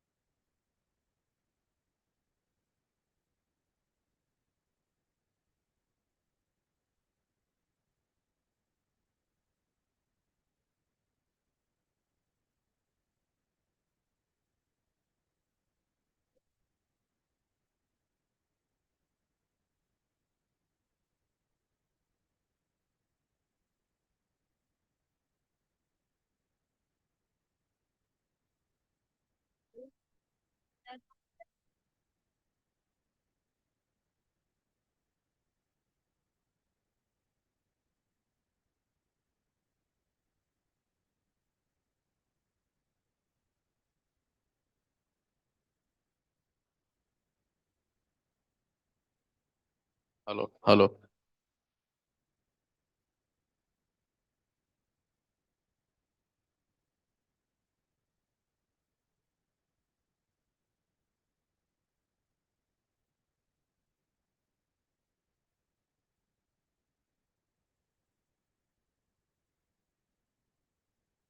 Namita madam आइए, लगाओ जल्दी, बीच में नमिता मैडम, साइड में दो लोग, and then three kids. इसको रबर लगाओ, ये शाम को लगेगा सारा वहाँ। वैलिडिक्टरी वाला किधर है? उसको ये एडजस्ट करो। वैलिडिक्टरी वाला किधर है? वैलिडिक्टरी वाले हात, हा मग थांब त्याच्या बरं, याला रबर लावायची होती, हे लागणार, कारण मॅडम आणि ते सगळे वैलिडिक्टरी लागणार, हे लागणार.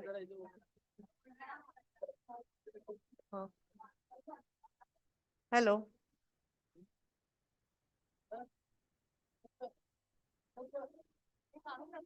काय ना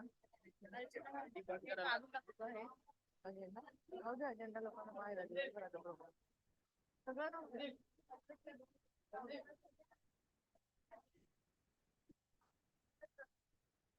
एक्स्ट्रा किट काढून घ्या. काय झालं?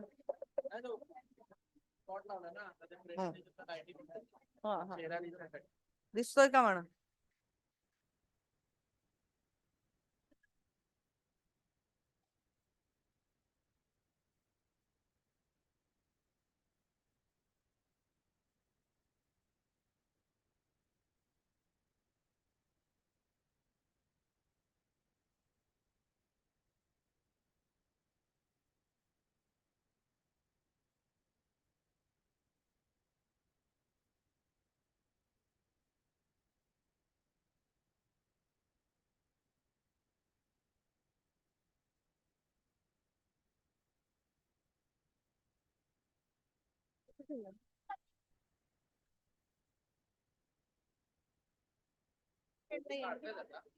नाही राहू द्यायचा, पूर्ण वेळ राहणार ते पण.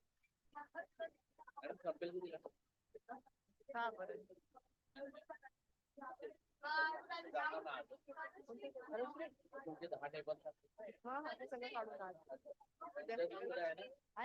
तयारी करायची. ठीक ठीक, ते खाली आहे, तुम्हाला संध्याकाळी काढायला.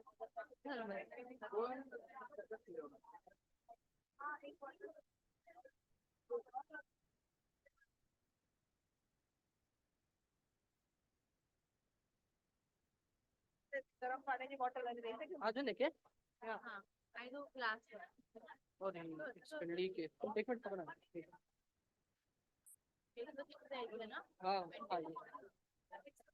आय गेस ते गार झालं असेल पाणी. नाही गरम आहे. गरम आहे. ग्लास पण टाकतात घेऊन.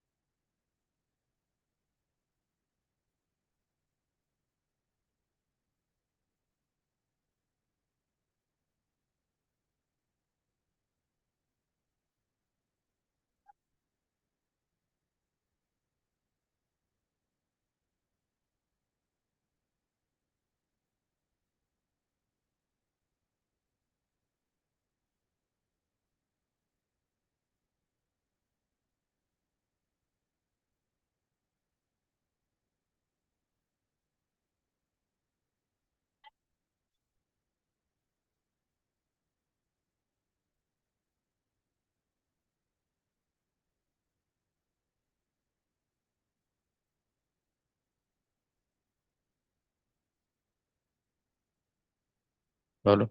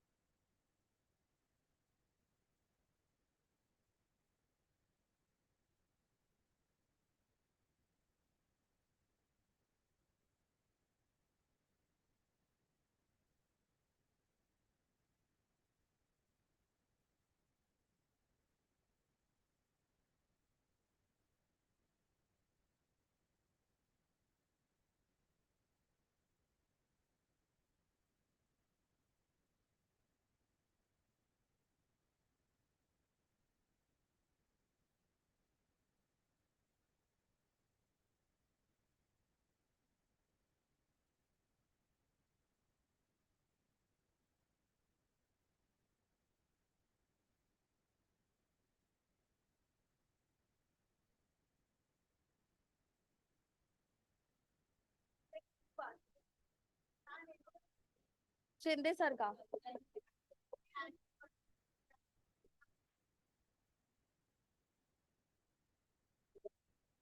सुनो, इसमें से शिंदे सर का देखो दे मुझे एक।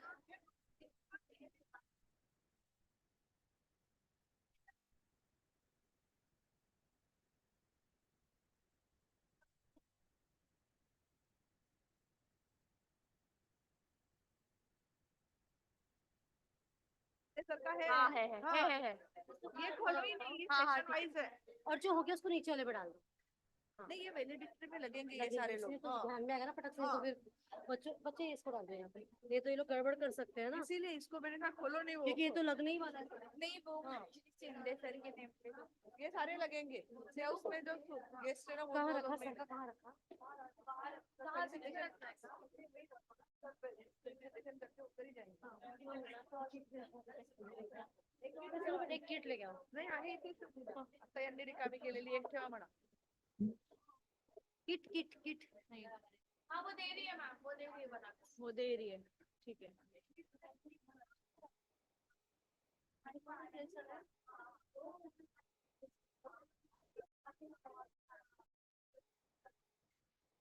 सिद्धि एक पानी का बोतल देना उधर नीचे से अरे तो पानी रुक रुक सिद्धि रुक जा रुक दे रही है वो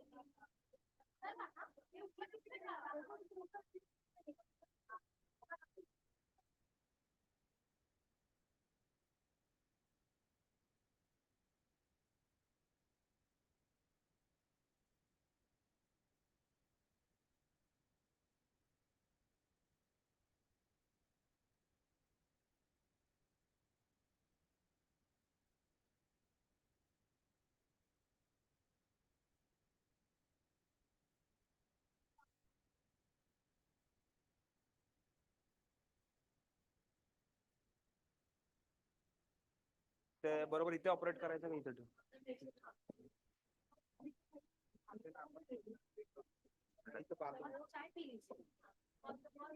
लावून बघा एकदा. लावून बघू सर. इथे आहे का cable? पुन्हा माहिती सांगतो.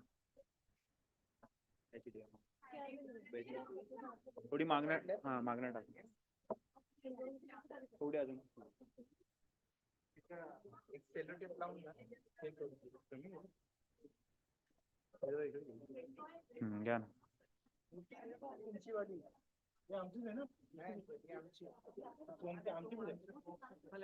हा डेलिगेट्स आहे ते सेकंड लुसी वाल्यांचा मग हा आपण फक्त चेक करतोय पहिले कॉन्ट्रॅक्ट सरांचा लावला हॅलो हा यांची पीपीटी म्हणजे कोणाची बोलते सर त्यांचा अजून लॅपटॉपच आला त्यांनी पीपीटी दिली आपल्याला आपल्या कुठे दिली आपल्या डेस्कटॉपला ठेवली हा मग ती इकडे टाका आता मग ते इकडून ऑपरेट करते इकडनं ऑपरेट करते हा पण ह्या लॅपटॉप कोणाचा आहे ते गेस्ट आहे दुसरं लुसी त्यांच्या याच्यात चालेल का मग आपलं देऊ मग आपल्याच copy करा. हा ना सर कशाला आपलं हलवत आहे सगळं नाही, पण ते इथे युज करतील का ते तिथे त्यांना का वाचायचं असेल तर लुसी नाही नाही त्यांनी दिलंय तुम्ही सेकंड फर्स्ट ते कसं बोलतील हम्म मी विचारतो मग हा ठीक आहे त्यांना रिवाइज मारायचं असेल तर ते लॅपटॉप घेऊन आपलाच आणून अहो सर सर बरोबर बोलले ना आता समजा त्यांचा काय प्रिपेअर नाही झाला असेल तर ते वाचत बस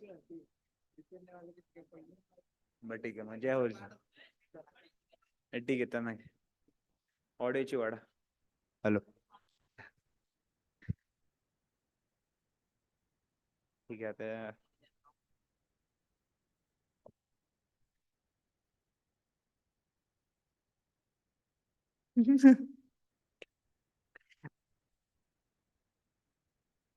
सर कुठं शोधायची पीपीटी काय ते सांगतील करतील ना तू कशाला बोलतो टेस्ट करून बघायचं टेस्ट बेस काय नको करू रे ते करतील ते. दिसते नाही स्क्रीन तिकडेच दे त्या टी ब्रेकला अरे तिकडे झालं झाली झाली झाली केली केली ऑडिओ चेक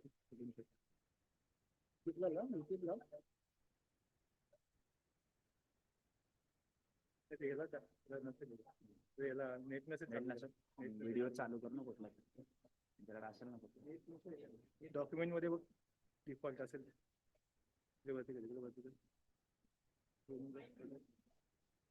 डॉक्युमेंट्स मध्ये नाही हा हे व्हिडिओ दिसतो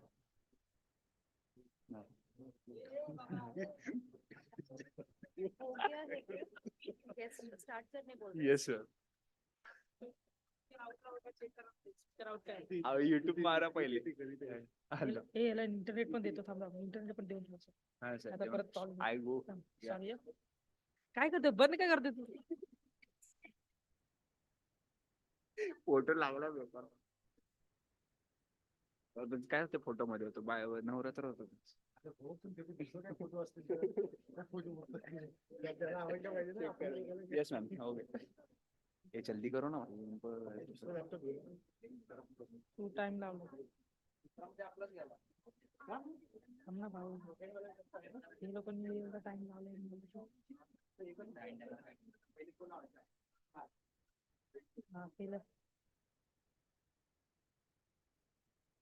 ऑडिओ दिले का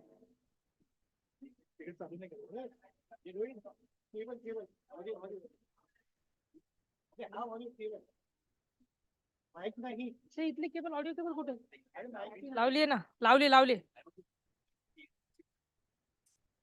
ना बावडे त्यांचे व्हिडिओ टू युट्यूब लावू का मी काय लावू सर काही पण लावणार दिसू दे ना जेबीसी लावतो काहीतरी येईल ना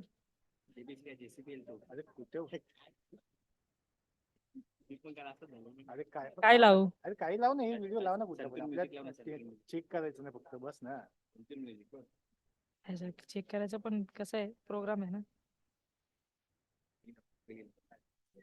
एक सेकंड लॅपटॉप काढ त्यांचा जॉईन करा बस झालं अरे मग तू काय करू बोला हा टेस्टिंग करायचा होता सर तुम्ही काय आहे तेच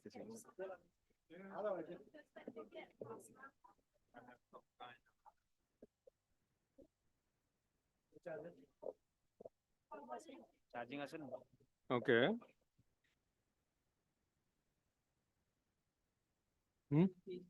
Okay. And does that then automatically follow? Okay. Very good.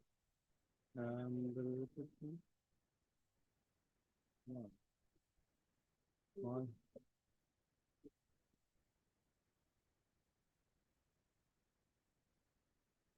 There we go. Okay. Not this one, but that one. Yes. Okay, very good. Yeah, that's fine. Okay, then I'll put this here on. Yeah.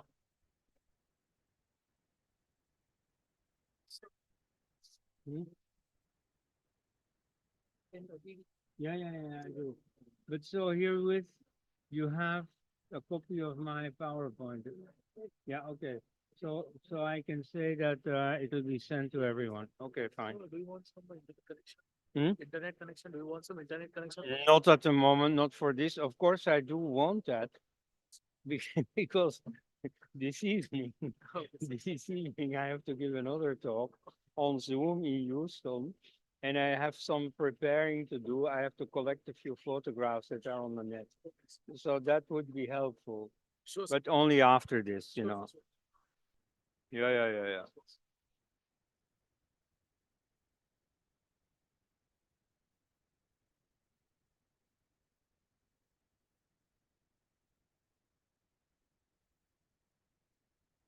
Hmm?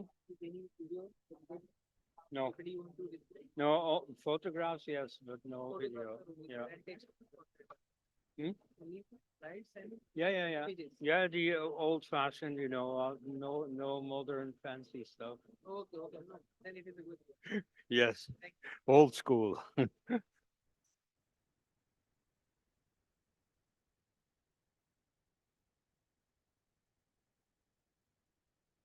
Uh,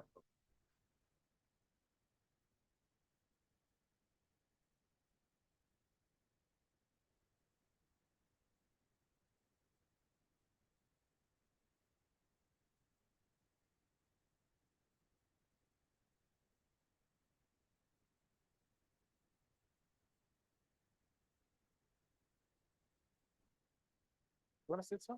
Jayashree, students here. Students here, take one more chair, put it there. Just put one more chair. You take it, na, ma'am. Telling her what.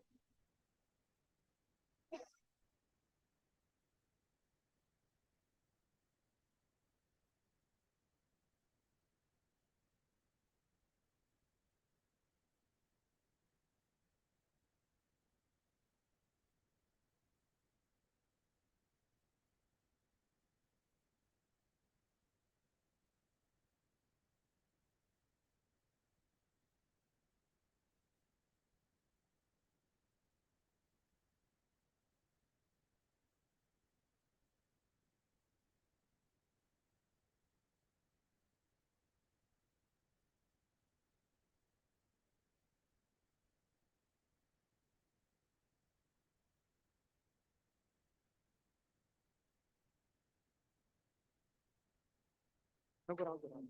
ती PPT चालू आहे. मी सांग सांगतो राहू दे. Sir 1 minute में announce करूँ. Good morning. Mike on.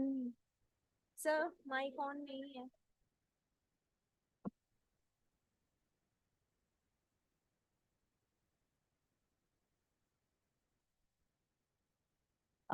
I request the technical team to switch on the mic, please.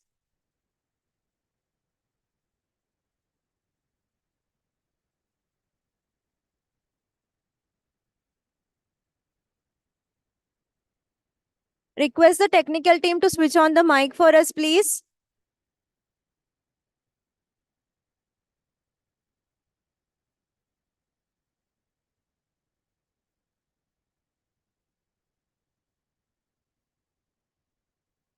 I request all students and audience to please settle down.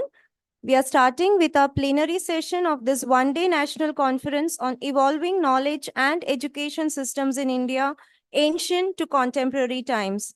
We have on the dais our esteemed guest speaker, Dr. Conrad Elst, Dr. Lucy Guest, along with Chairperson Dr. Namita Nimbalkar. I request the convener of this conference, Professor Subhash Shinde sir, to honor our guest with a felicitation. Firstly, I request Shinde sir to felicitate Dr. Conrad Elst. I request the stage committee to kindly do the needful.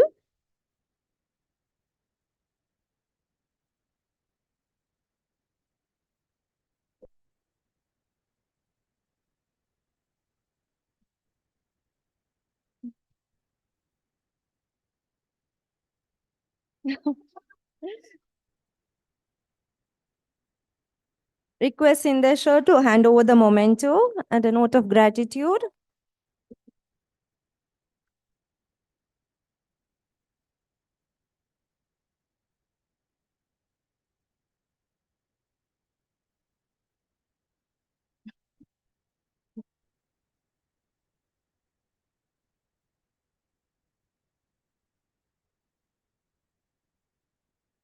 I request Shinde sir to kindly do the honors and welcome Dr. Lucy Guest.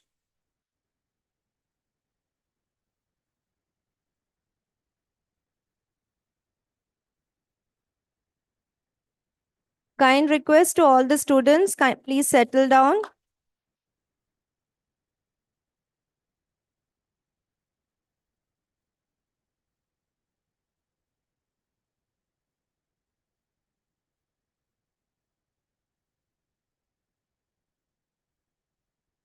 I once again request Shinde sir to felicitate chairperson of this session, Dr. Namita Nimbalkar.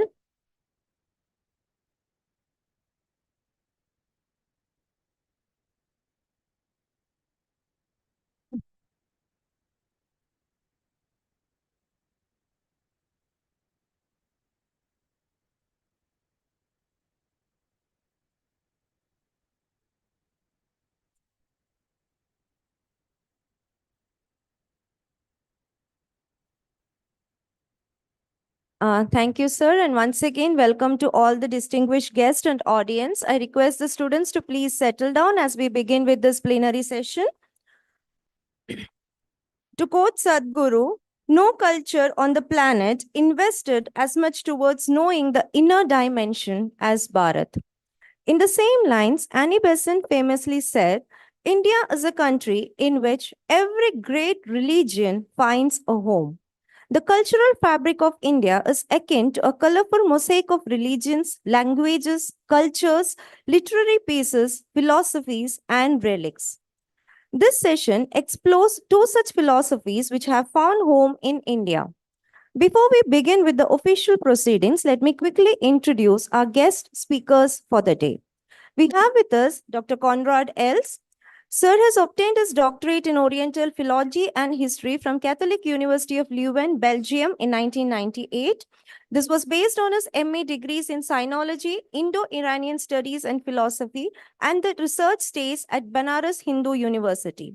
Sir has worked mostly as a foreign desk journalist both in freelance and in employment and served as foreign policy assistant in the Belgian Senate. Dr. Els is also a visiting faculty to the Sanchi University of Buddhist and Indic Studies and occasionally teaches at the Indus University, Ahmedabad. Sir has done a dozen peer-reviewed papers and co-authored several books and contributed to a dozen more.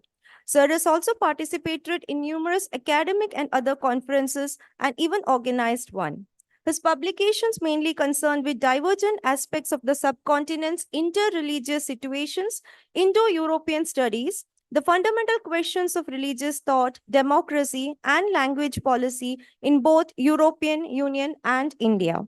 Sir has also studied aspects of Taoism and taken part in many short retreats of Zen, Vipassana, Himalayan Yoga, Arsha Vidya Gurukulam, Yoga Niketan, Brahmashri Ashram, the European Union of Yoga, and is also a board member of the Dutch Language Belgian Yoga Federation. Sir was recently invited to speak at the World Hindu Congress at Bangkok, Thailand in November 2023. A second esteemed speaker, Dr. Lucy Guest, has a scientific background from Oxford University and initially worked in equity sales at American investment banks.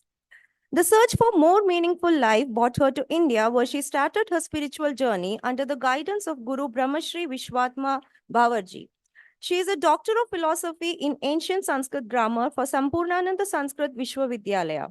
She is a founder of two free education charities open to all based on the principles of yoga and Sanatana Dharma. She has also founded Kashi Yoga Festival, which is celebrated annually since September 2020. To moderate this enriching session, we have with us a chairperson, Dr. Namita Nimbalkar, Madam. Ma'am is an MA and PhD and serves as professor within the Department of Philosophy at University of Mumbai. With an extensive teaching career spanning 23 years, her academic expertise lies in Gandhian philosophy, environmental ethics, world religions, Plato's philosophy. Ma'am has presented over 90 research papers at both national and international forums.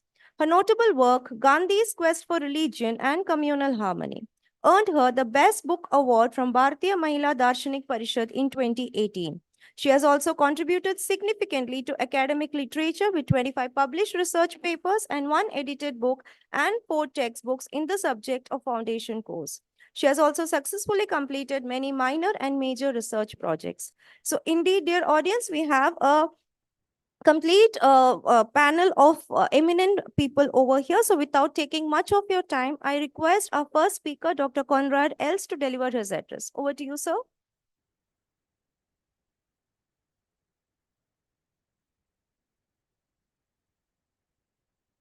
Yes, ladies and gentlemen, good morning. Let me first praise this place, Thane. This is where I probably 12 years ago, unexpectedly met my fellow speaker, Lucy Guest. I found that she was British but had chosen for a Hindu sadhana. Actually, she was slated to become the Prime Minister of Great Britain, but as such, she changed places with Rishi Sunak. Okay. So now let's talk about Buddhism. So some people wonder if Buddhism is up to date. Well, it is seemingly because it's very popular and it also dares to call itself by its name. In the case of yoga, everybody is insisting that yoga has nothing to do with Hinduism. Well, you don't hear that among Buddhists. So let's say a few things about Buddhism. This is a pretty long PowerPoint. There's a lot about the social dimension of Buddhism, which is very controversial in India. That I won't speak about, but it's in my PowerPoint, which will be sent to all of you. So we're talking about the essence of Buddhism, about the roots as well as the goal of Buddhism. So people have ancestors, which is symbolized by the navel that people have. The navel means that you've had a mother, that you've had an ancestry. And it so happens that Buddhists are derided in the West as navel gazers. And I know that in Zen Buddhism, it is literally true that they focus on the region around their navel. Anyway, in the case of the Buddha, though, you don't get the normal fact or phenomenon that people write theses and books and so on about the influences that made them into what they were. You see, there are plenty of books about Karl Marx, who was a pupil of Hegel and who wrote a thesis about Greek philosophy, blah, blah, blah. In the case of Gautama, the Buddha, that's not the case at all. Indeed, the scholarly orthodoxy is that the Buddha is the source of all kinds of things, but he never learned anything from anyone. He was an absolute genius who invented everything for himself. The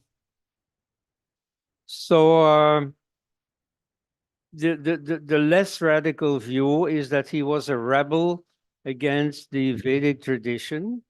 That's the most widespread view, especially in India, where the rule is that Veda is bad, Buddhism is good. And so he was some kind of rebel, the way that Luther was a rebel against the Catholic Church, the way that Jesus himself was a rebel against the Pharisees. And so this is found in different versions.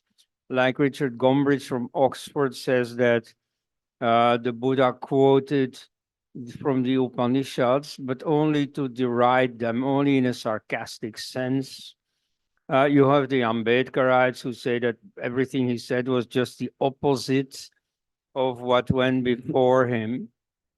But an even more radical view is that he was not influenced by the Vedas at all, not even to react against them. That in fact he came from a different civilizational focus, namely Greater Magadha in Northeast India. And that was separate from the Vedic area, which was in Northwest India. And indeed, we have present among us here Sri Kantalagiri, who opened my eyes to this fact that Hindu culture is not just Vedic, as many people in India say, that in fact there are different cores that, you know, gradually grew together and made up Hinduism as we know it. And so you can say to some extent that the Buddha had a different origin, that he belonged to a different culture.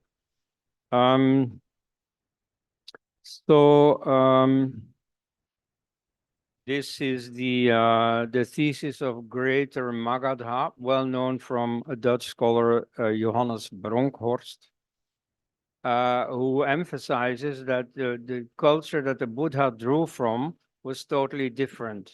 Now here, I think he is mistaken in the sense that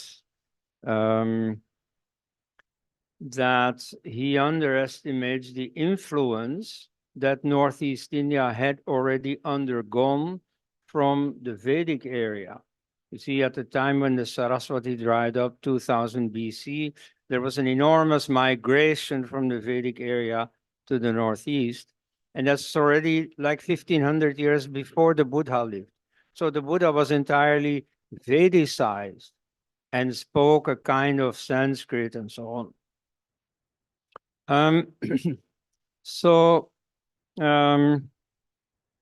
You see, unfortunately, many Hindus think that it all came from the Vedas. This is on the Christian model that it is book-centric, and so from one book, everything emanates. That's not really true. But he was not anti-Vedic either, as we shall show. Yes, okay, so here you have this Johannes Bronkhorst who says, okay, Greater Magadha, that's fine in principle for the Vedic age, like 5,000 years ago. This is entirely true. But by the time of the Buddha, that's no longer true. And you see, Buddha's cultural background was heavily Vedic. Okay. The Buddha never claimed any originality. He himself emphasized, I walk on the path that the earlier Buddhas trod. He doesn't claim to be anything original. It's only his fans who do claim so. Indeed, you see, they say that everything good in Hinduism came from, or in their own parlance, was stolen from Buddhism. And that if any criticism can be voiced against anything Buddhist, it must be a contamination from Hinduism. Okay. Now, when you look at the Buddha's life, it's very clear that he's only continuing a tradition that already exists. In his famous 4 meetings at age 29, the 4th one is with the sadhu. And the sadhu is such that the Buddha admires him and wants to imitate him. So the sadhu clearly has achieved something. You know, this human suffering and so on that we all start with, he has transcended through his meditation practices. And that's what the Buddha sets out to imitate and maybe eventually to improve. The Buddha, immediately as soon as he becomes an ascetic in the forest, nevertheless isn't really a forest dweller. He still interacts with other human beings, namely to learn from them. And so we have a stage, for example, very well known, where he practices extreme asceticism, which others around him also do, from a current that is still known as Jainism.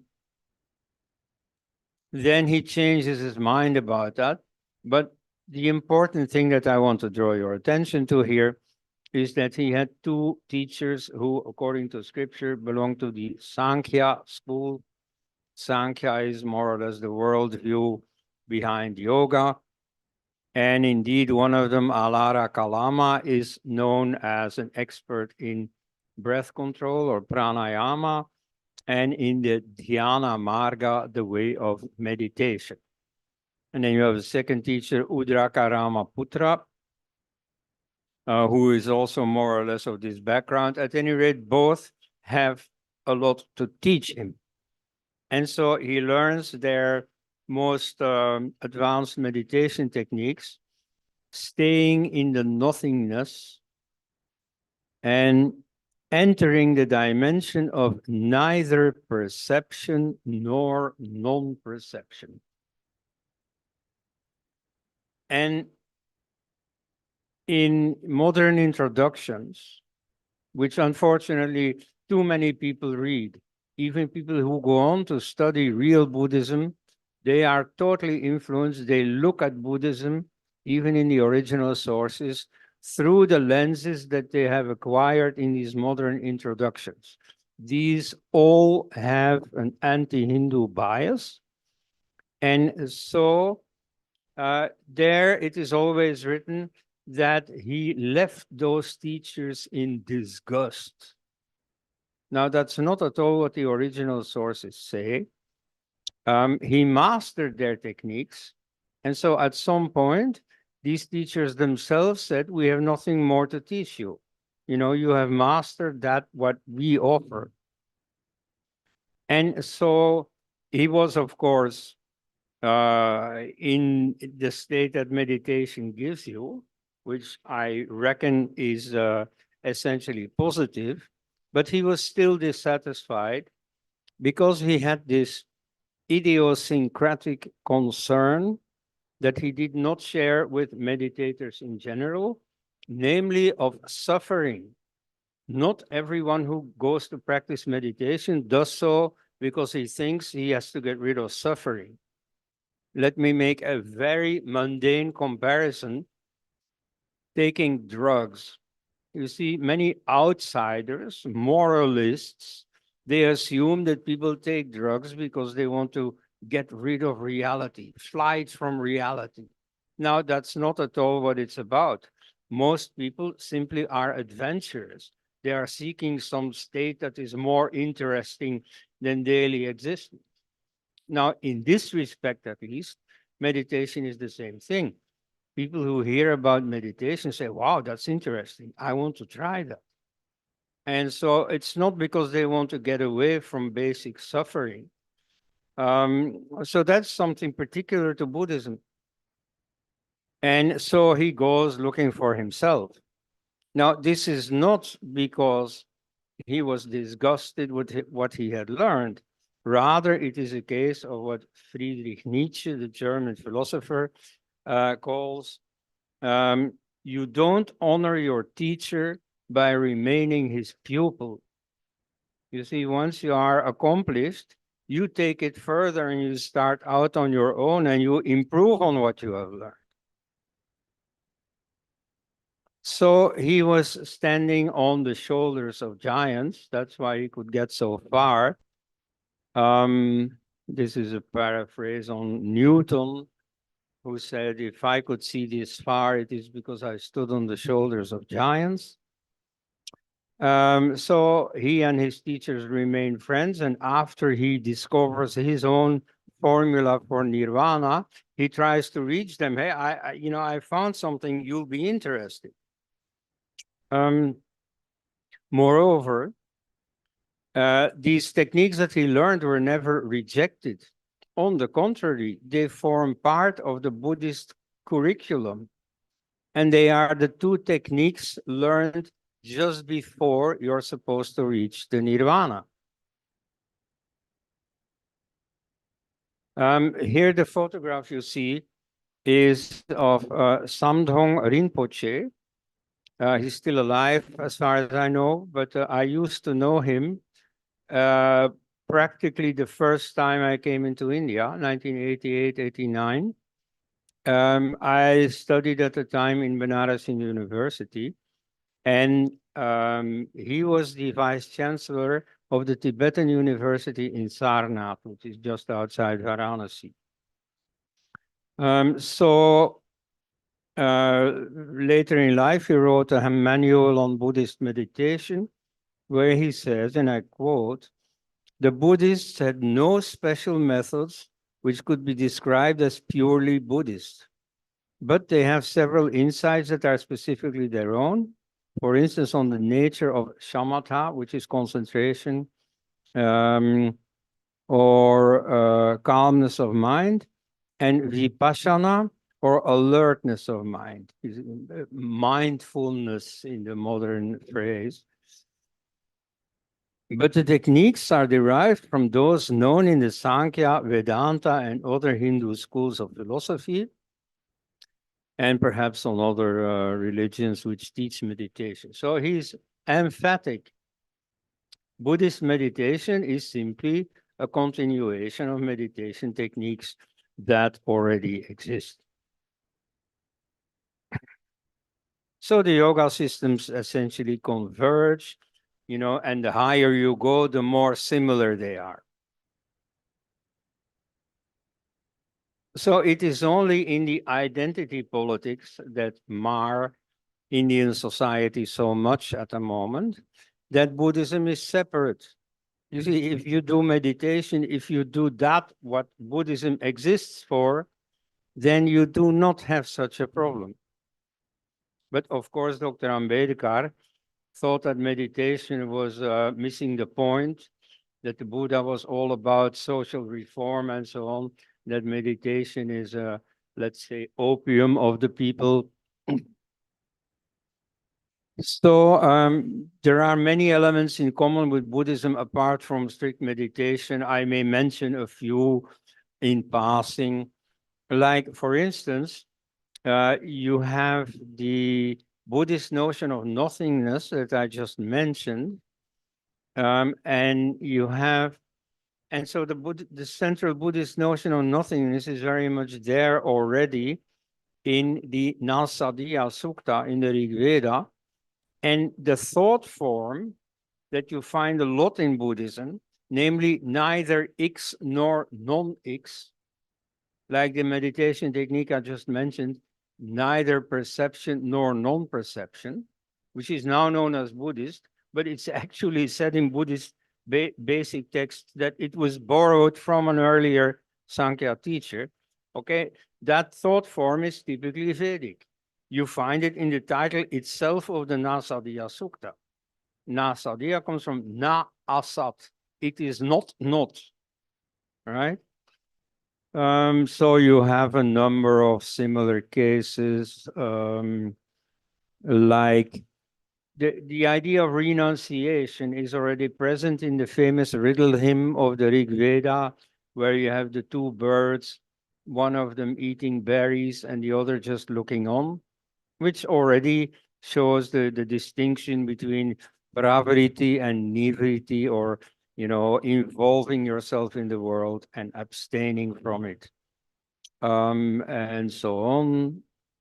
Then there are a number of cases where you see similarities, where people claim that Buddhism had it from Hinduism or the other way around, where we simply can't say.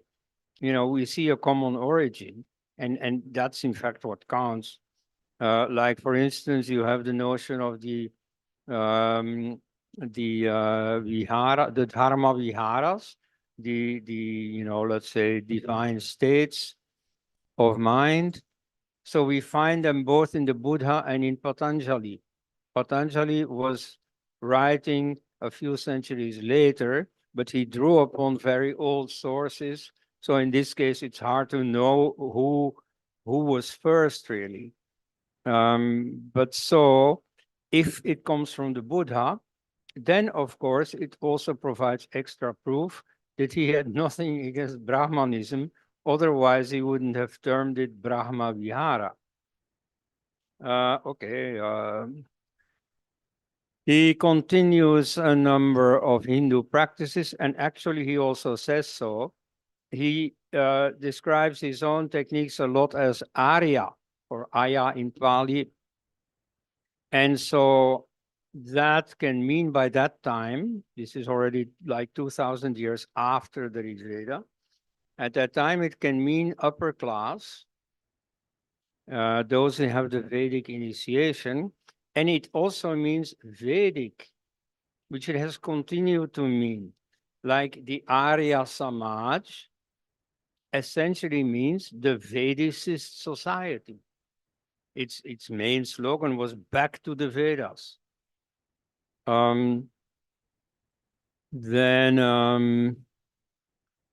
Yes, okay. In the 7 precepts for non-decline, one of his more interesting and lesser known teachings, he says very explicitly that no, you should not rebel against the old religion. He says you should continue the rituals and feasts and pilgrimage that are there, which in his case are mostly Vedic. Also the use of Sanskrit. We see there are all kinds of conspiracy theories by big professors, to explain this.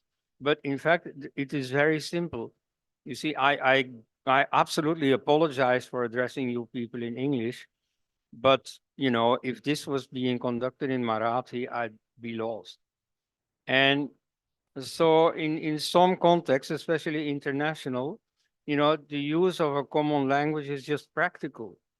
And so when Buddhism, first of all, was growing away from the Buddha in time, the Pali canon is like 200-300 years younger than the Buddha. And in space, because Buddhism spread to Afghanistan and then to China and so on. So you see, saying, okay, we use the vernacular language is no longer practical because 500 miles away, they speak something else. And so you have to have a koine, you see, a common language, and that was Sanskrit. Okay. So he continues Hindu practices, and you see it all the better if you go outside India. You see that in Japan, for example, they worship the 12 Vedic Adityas. Or in Bangkok, where I've been a month ago, I noticed the Prom temple, which is one of the major temples there. Prom is Brahma. There's also a lot of Indra worship. I've never seen a Hindu worship Indra, but the Buddhists over there worship Indra a lot. So now I come to the most difficult point. It only takes one page, don't worry. It is the notion of no self. So you find in India as well as abroad all the time the claim that the difference is that Hindus believe in a self and the Buddha doesn't believe in a self. No, he never says that, of course. He never says there is no self. He only says about a number of things that are proposed to him. This has no self, meaning this has no permanent identity. Now, what is the self? You see, the self is famously nirguna. It is without qualities. It's not white or black or red. It's transparent. It's without qualities. It is neti. It is neither this nor that. So that's the radical philosophical meaning of self. You see self as an ordinary meaning. I watch myself in the mirror. I wash myself, and so on. That's the ordinary meaning. That's not the technical meaning developed by Yajnavalkya. And so it means an empty state.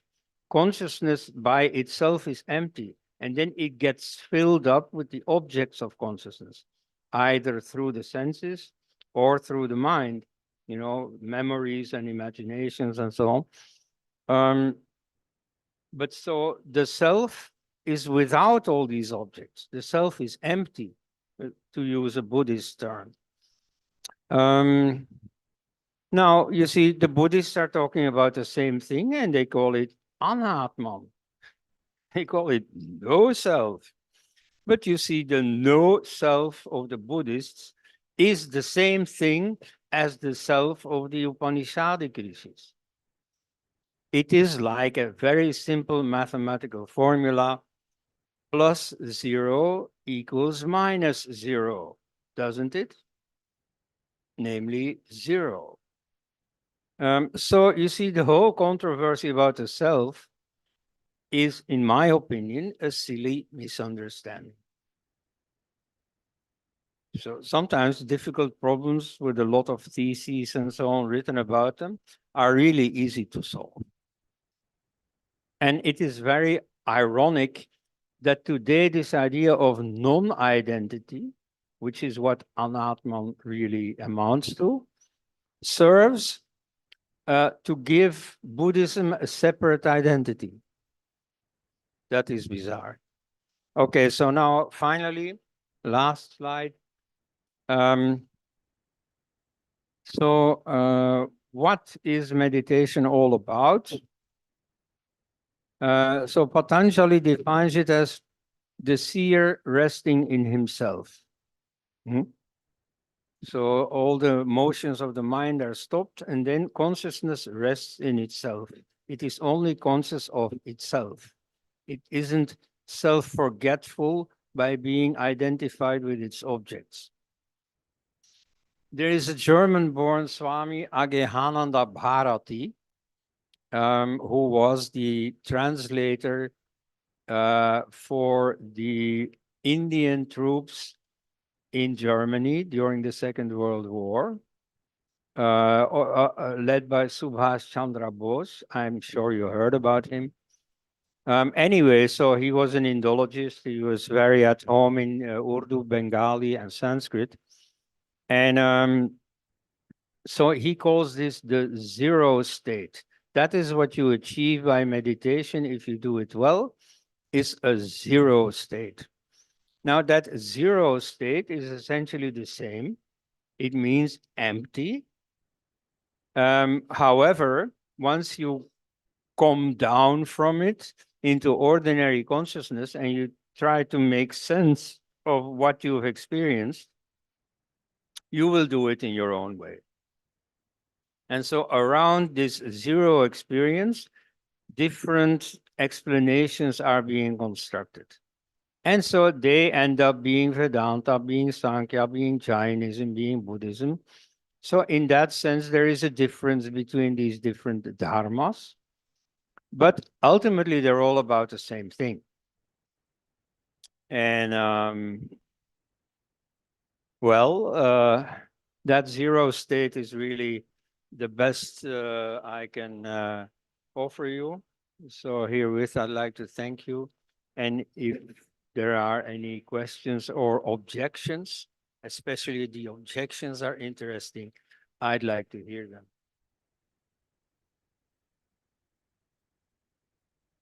Sir. Yeah, you can start.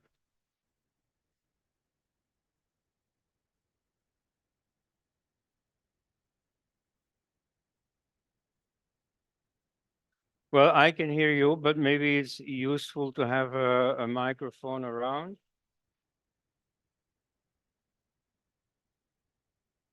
Okay.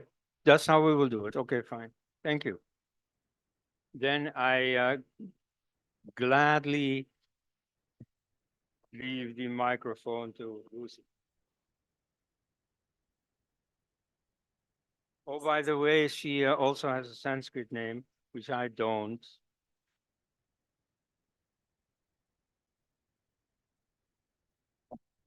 Thank you, Dr. Els. I now invite Dr. Lucy Guest to deliver her talk on the science of stable wisdom according to the Vedas, Upanishads, and other Shastras. Over to you, ma'am.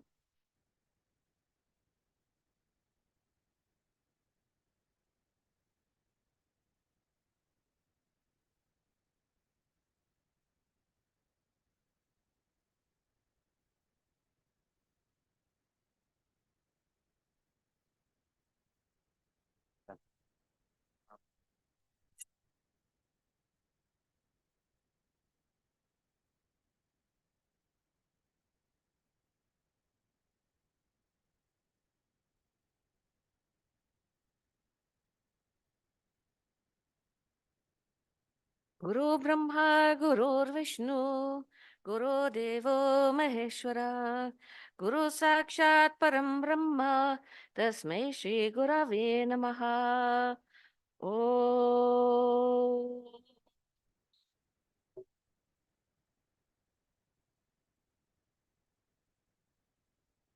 My pranams to the gurus and scholars on the dais, to my brothers and sisters, to my dear souls, pranam. Thank you very much for inviting me to be here today, and a topic that's very close to my heart, to do with the ancient and the modern education system. I had an education in Oxford in engineering, and obviously a Western career, but I realized that despite the very expensive and so-called elite education that I had received, I was missing something. My hands were full, but within I was empty. And I realized that the education system was missing something very crucial. And that what was missing, I found through the Bharatiya Sanskriti, through meditation, through Sanatan Dharma. And so I'd like to explain that a little bit more through the Shastras of what that is and why it's important to be a foundation of the education system. Because when we understand that, then it's easier to inculcate as a teacher, as a parent, as a student. So starting off with, because we are talking in English, I could talk to you in Hindi, but given how the day is going, I definitely can't speak to you in Marathi, I'm sorry. But perhaps continuing in English is the most sensible option. And being in English, I want to look at the word education. So education is, coming from Latin. And we have two root words that we were discussing this morning as well with Conrad at breakfast. Educare and another educare, if I got the pronunciation right.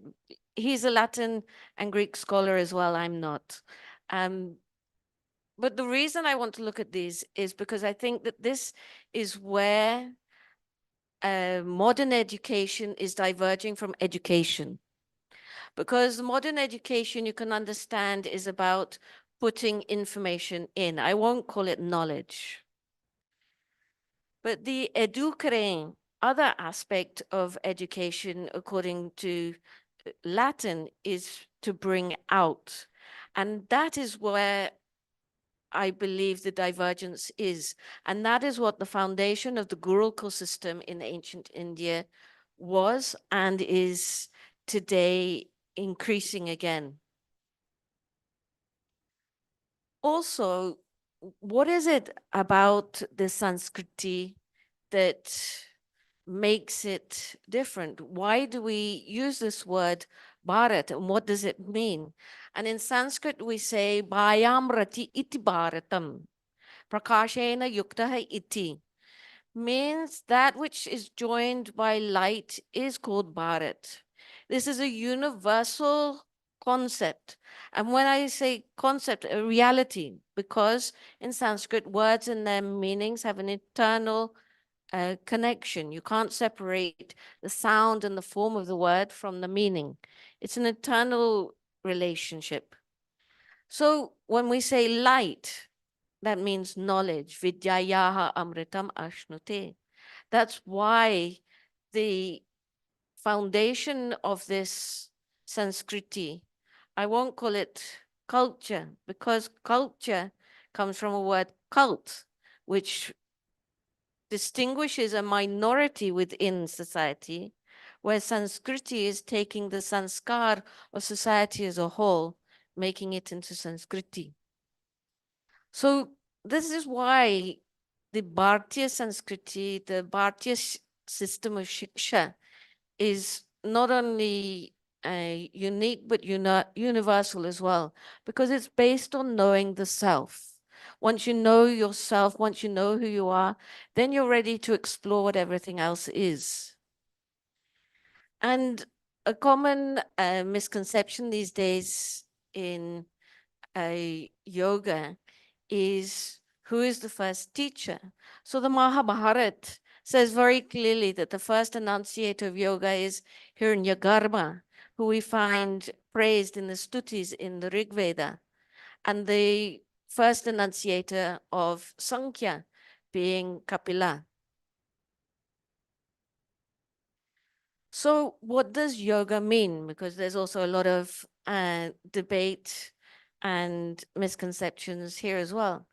So Panini Dhatu Pat is approximately 5,000 years old, and it consists of 2,000 verbs from which all the Sanskrit words, more or less, are able to be derived. And as I said before, words are internal. So the meaning from Panini is Yujang Samado, Yujir Yoge.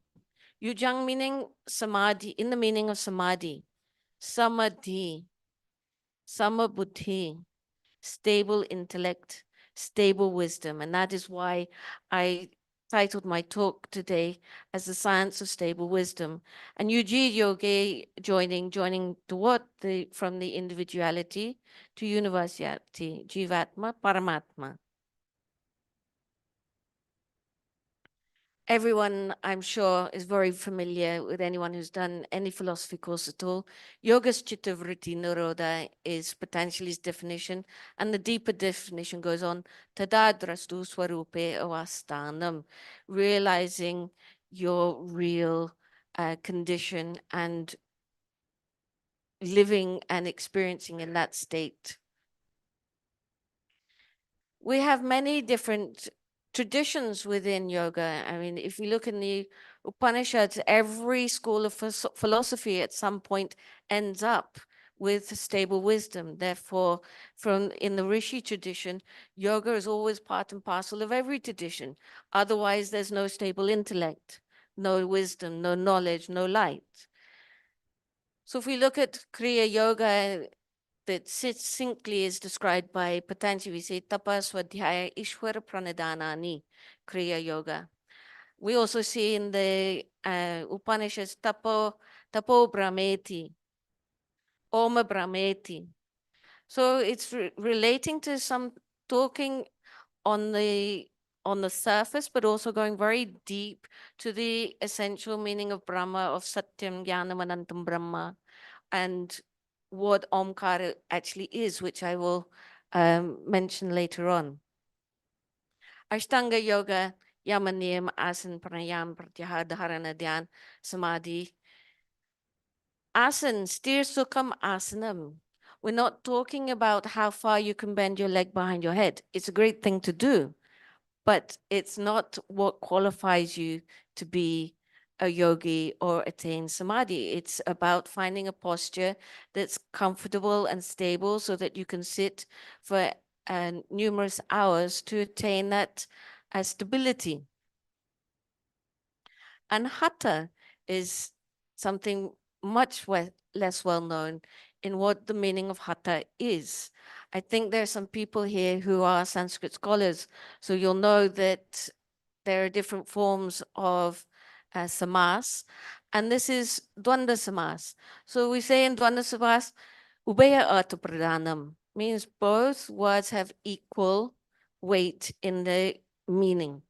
So the word is ham and tam, meaning two bija, two seed mantras. And they come together. And so ham is the right, tang is the left, rajaguna, tamaguna, sun, moon, hot, cold.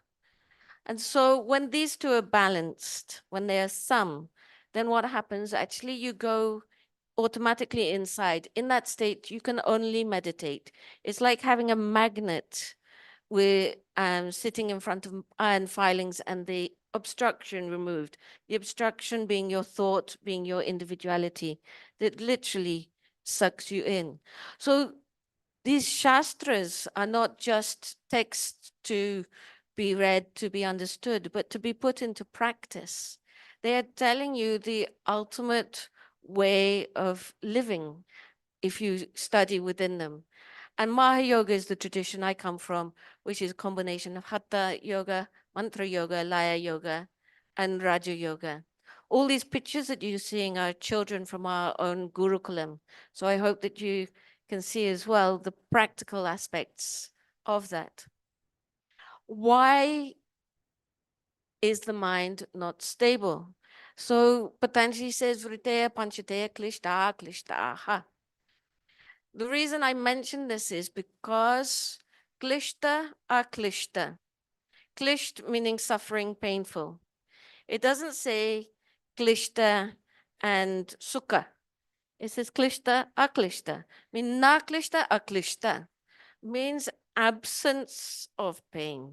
It does not mean the opposites do not mean pain and happiness. It means pain and an absence of pain. So that Ananda comes with the knowledge of Brahma, that realization, that absorption within. And Patanjali also explains in great psychological terms, drashtri drishayoho sanyogo heya hetu. Literally, if you understand what this means, is that, through the seer going through the mind, a connection is made with the object of the senses. It's like a wire connecting the two. And so there's an energy flow through that wire coming to you from the object of the senses. So this is and what information is coming? Avidya, because it's temporary, it's not permanent. So that contact with the objects of the senses is what is causing pain, says Patanjali. And he goes on to say that the cause is avidya. Avidya meaning na vidyate iti avidya. That which is actually not in existence at any time is what is causing us pain. We can also call it darkness. And then further on you see asmita, raga, dvesh, abhinivesha. And ultimately, this I amness, this attachment and dvesh and fear of death are all connected to ignorance. And so yoga is a way of life to give us that stable intellect so that we can understand reality and understand ourselves. And it's described as viveka kyati, that light of knowledge. And in the Gita, it would be described as sthita pragya. My Guruji Brahmarshi Vishwatma Bhavaraji told us that if we only have time to know about 4 shlokas in the entire Gita, he said, know these 4. That these are the essence of Gita, essence of life. Prajahati yada kaman sarvan parta manogatan atmanyeva atmana tushtas dit pragyastu dochite dukeshu nutvamanaha sukeshu vikatspriya vitaraga bhaya krodhas dita dirmuni ruchite yasavatra nabisnai hastat tat prapya shubhashubham nabinanditi nadveshti tasya pragya pratishtita yada samhayate chayam Kurmanganiva savusha indriyani indriyatebhyas tasya pragya pratishtita. These 4 shlokas are describing sthit pragya, stable wisdom, satisfied by yourself in yourself, beyond the opposites of pain and happiness, without attachment, without fear, without anger. Always equanimous in inauspicious circumstances. And like a tortoise which can withdraw their limbs within their shell, a yogi can withdraw from the senses at will, use the senses at will. So this is a description of what a stable wisdom one, which is ultimately everybody's aim of life. No one seeks to be troubled. No one seeks to suffer. Everyone carries out an action, a desired action with the aim of peace and happiness. Kartu ipsitamam karma is described by Panini, means that we will perform that action which we desire most. So the secret is to redirect our desires onto something that is permanent instead of something that is temporary. Through that, we can attain stable wisdom. And the Gita really gives a very incredible practical description here. Dhyayato vishen pumsa sangasteshu bhajayate sangat sanjayate kama kamat krodho bhajayate krodat bhavati sammoha sammohat smriti vibramaha smriti brahmashadu buttina sho buttina shat pranashyati. Describing very practical 7 stages of the downfall. Concentrating on the external objects will lead to sang, which will lead to desire, which will lead to anger. And notice it doesn't say fulfillment of desire. It just says the upspringing of desire. And anger will lead to forgetting who you are, destruction of your intellect, and ultimately destruction of you. So Gita is also telling us that there's a really easy way to not go on the 7 stages of the downfall. Redirect your focus within to that which is permanent. It doesn't mean that you can't carry on your normal life. You will carry on your normal life, but that aim is on something that is permanent rather than on the short-term goals. And if we look at manifestation, if we look at the word Purusha, it's very clear that the aim of life is something that is peaceful and happy. Purusha, Purusheti iti Purusha. We're relaxed, we're resting in this Puru, in this body. And Sankhya succinctly tells us that the aim of life is to be free of these 3 kinds of pain. Adibautik, adidevik, adhyatmic. And then everybody knows Dharma, Artha, Kama, Moksha, Nam, Purushartha, Chatushtayam. But what is moksha? What is this elusive condition described as moksha? If we look at the epistology of the word, it's very simple. Moha se mukti, liberation from delusion. And dharma, yato abhyudaya tato dharma. Anything which is uplifting you, that is dharma. It's so simple, and that is why there's a multitude, uncountable paths on this one mountain. The aim is one, to be free from delusion, to be stable. But how we achieve that will be according to our thinking, according to the teachers that we meet on our paths. And if we're not able to get this in our present, then how it will be in our future. So every breath that we take in every moment, how are we using that breath? Is it towards our upliftment? Is it towards something permanent? Or is it to something that is fleeting? So the responsibility is always with us. No one can make us feel anything or do anything. The choice is always with us, according to our aim. And I just included this example from the Katha Upanishad, because very often, really, people are not realizing that it's very simple, that yoga is being taught in each one of these shastras. And the reason that there's a multitude of shastras is because everyone has their own individual way of thinking. And so we can be inspired by the one that just hits the right vibration for us.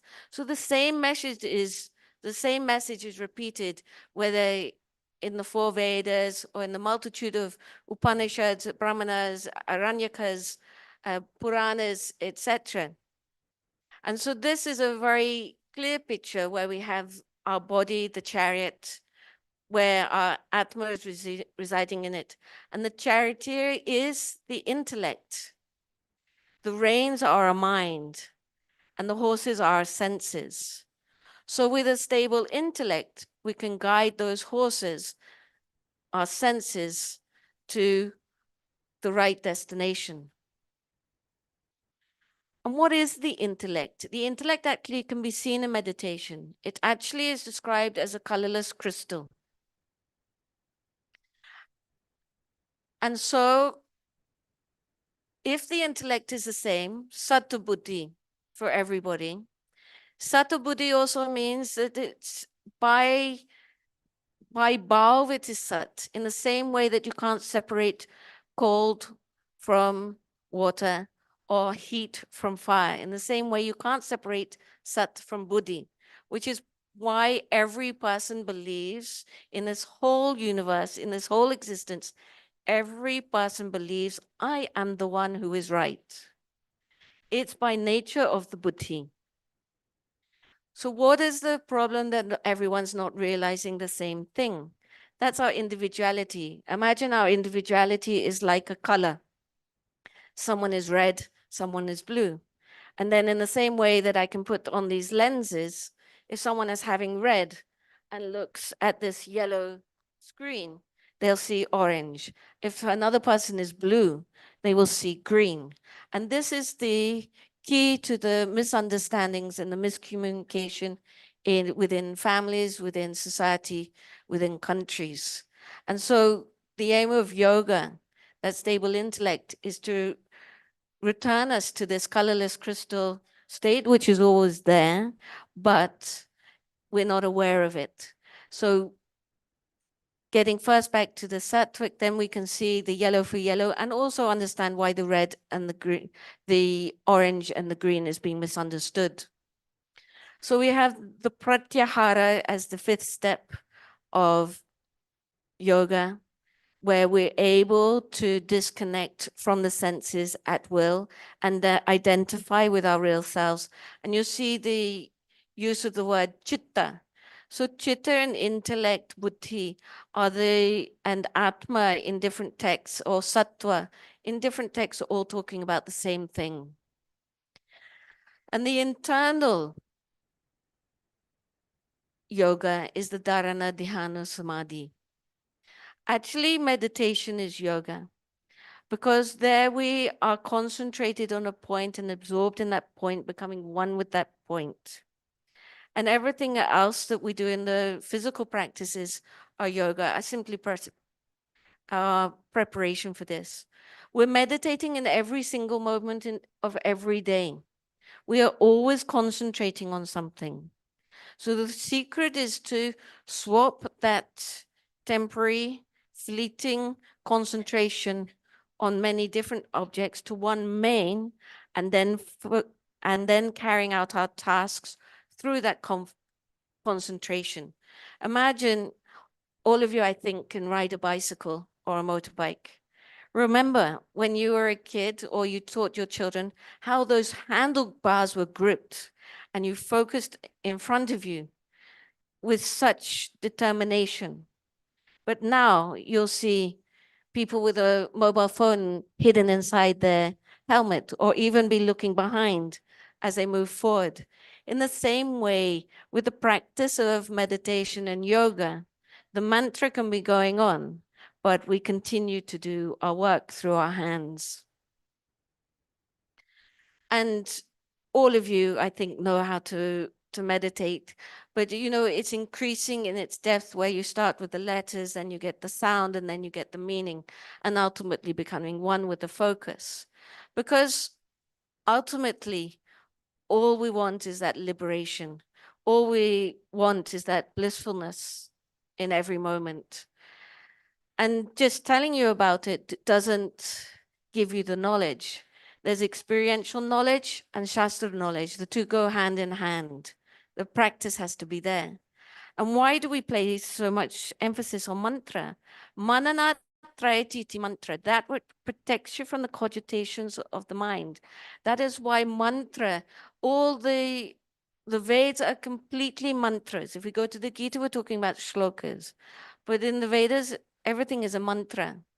And in Sanskrit, we say eka shabda, samyak gyata, suprayukta, loke swargecha, kama dukkha bhavati.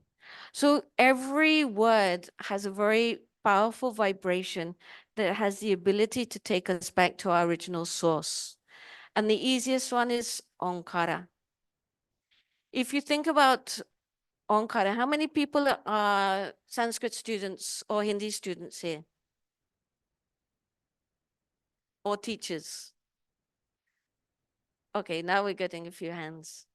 So if you think about, but everyone has learned Marathi or Hindi in school, I think. So you know that there's a place of pronunciation for each letter. Now I would like you to just put your hand on your throat and go, Can you feel it striking? Now try ooh. Where is it striking? The lips, ooh. And then if I go, you can feel it striking through the nasal passage. That's why in the Samavedas, Omkara is described as an Udgita Shabda, because even in the physical realm, it is naturally taking you from lower to higher.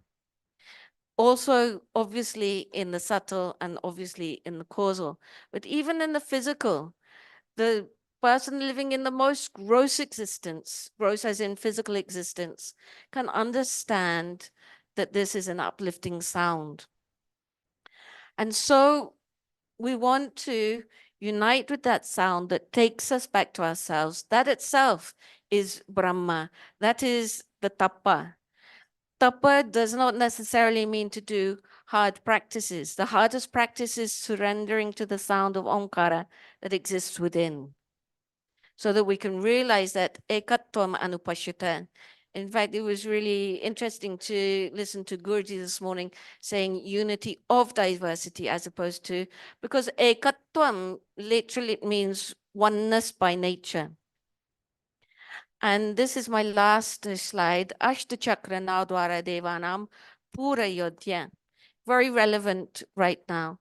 It's describing in Atharva Veda what our real existence is, that we consist of 8 chakras, 9 gates, with the dwelling place of the Devatas. Devatas means dene wala, that which is always giving.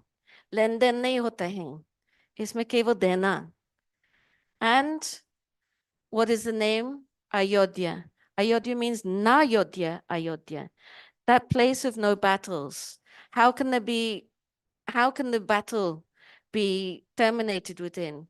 When that Jivatma surrenders, is lean in Paramatma, allowing that divine infinite wisdom to flow through you without the interference of the individuality, without the disturbance of the waves of thought, allowing it to manifest through you.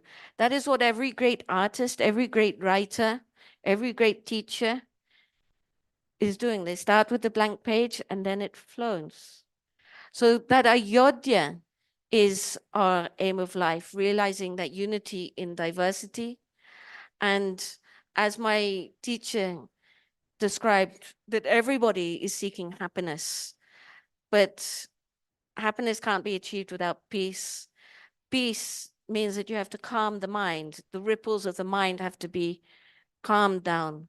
And that can't happen without stable wisdom, sthir pragya, sthir buddhi, samadhi, and that comes through meditation. And that is why the Gurukul system and the rishis, of course, have always relied on yoga and meditation as a foundation for education, to bring that out so that on top of that, that the knowledge can then be received in the forms of shiksha. Hari Om Tat Sat.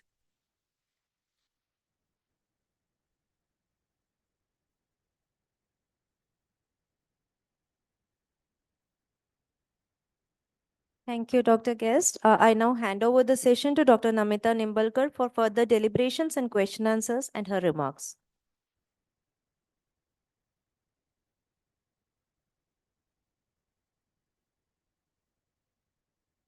Dignitaries on the dais, of the dais, my dear students, friends, and colleagues.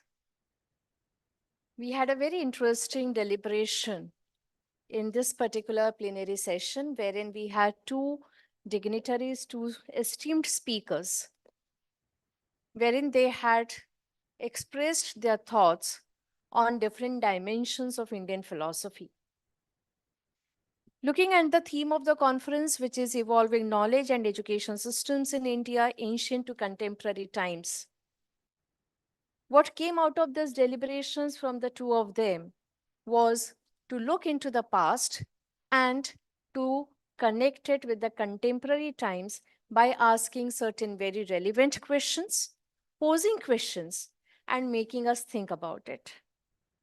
In fact, that is exactly the essence of education that we aspire to, even through the new education policy. Education intends us to do critical thinking, to question not only the surroundings, but also the self, as well as it also encourages us to enter into a dialogue. The tradition of dialogue is rich, and we have examples both from the Indian as well as the Western counterpart when we speak about the Upanishads or when we speak about Socrates and Platonic dialogues in philosophy as well as in various other disciplines. Now, why this critical thinking is needed? If you have listened very carefully to Professor Erst as well as to Dr. Lucy, you find that this critical thinking is essential because somewhere, as Hegel has already pointed out, there's a thesis, there's an antithesis, and this thesis and antithesis results to synthesis. The relevant questions which have been posed by Dr. Erst is about placing Buddha. And this placing of the Buddha was to take place within and outside the context of Hinduism, and placing him within and the outside the culture of Hinduism. Therein he has raised important question. And the very relevant question, important question for which lot of critical thinking has to take place is about the notion of self and not self. Now, why this notion of self and no self arises? Because when we look at the entire process of our existence, and for this solution, for this particular answer, we find that we also have Professor Lucy, Dr. Lucy Guest, who wasn't satisfied with what education was giving to her. And for that particular purpose, looking within is something for which she had come to India. That is looking within, look thyself. Now, so this particular state that Dr. Ernst talks about, and that is the zero self, and I'm very indebted to you, Professor Ernst, for talking about the zero self or the zero state, so to be very specific, because that's the zero state that each one of us aspire for at various stages of our life. Like at the stage of education, at the stage of student life, the zero self state is something different. But as we progress, we find that the zero state is something where we talk about how the performance of our act can bring about peace to us.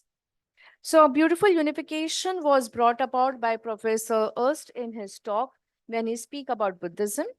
And to talk about Dr. Lucy Guest, she has given us her first-hand experience in the form of how knowledge can lead us to information, or sorry, information leads us to knowledge, and through knowledge, we talk about wisdom.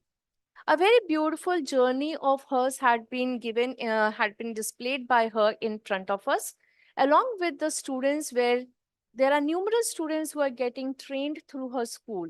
She is my Facebook friend. We haven't met up till now, so this is the first time that we are interacting face to face. But I have been a witness, or I have been admiring the way in which the students in her school have been given practical knowledge, practical journey, practical information, leading to wisdom through the yogic practices. A kind of the vision which this new education policy is intending to have is something which we find is taking place through her school. She has also spoken about stable wisdom. Now, how to attain this stable wisdom? For that particular purpose, each one will have to explore their self, and each one will have to walk their own journey, is what we get, is a takeaway message from this particular deliberations that have taken place today. The session is open for discussion. We will be inviting only 2 questions for the simple reason that there's a paucity of time. We are running behind the time schedule, and that is, we already have one person who had already raised his hand in the prior to Dr. Lucy Guest. So I invite you to ask a question. If we can give the mic, if we can hand over the mic, please.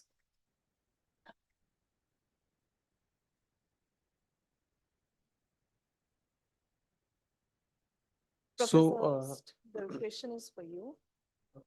my questions to Dr. Cornet. Thank you for this wonderful presentation and insights about Buddha. So in presentation, I could see that you have described that Buddha has initially had 2 teachers and then 2 meditation techniques. But in today's world, because as per my knowledge, what I understand, there is a lot of meditation techniques, but Buddha's one technique, Anapanasati meditation, is widely accepted. So can you just means if you can throw some light about those teachers, and if Buddha, because you have mentioned that Buddha has, he has evolved his own system, but can you just some link or some throw light on this Anapanasati meditation of Buddha or something like that?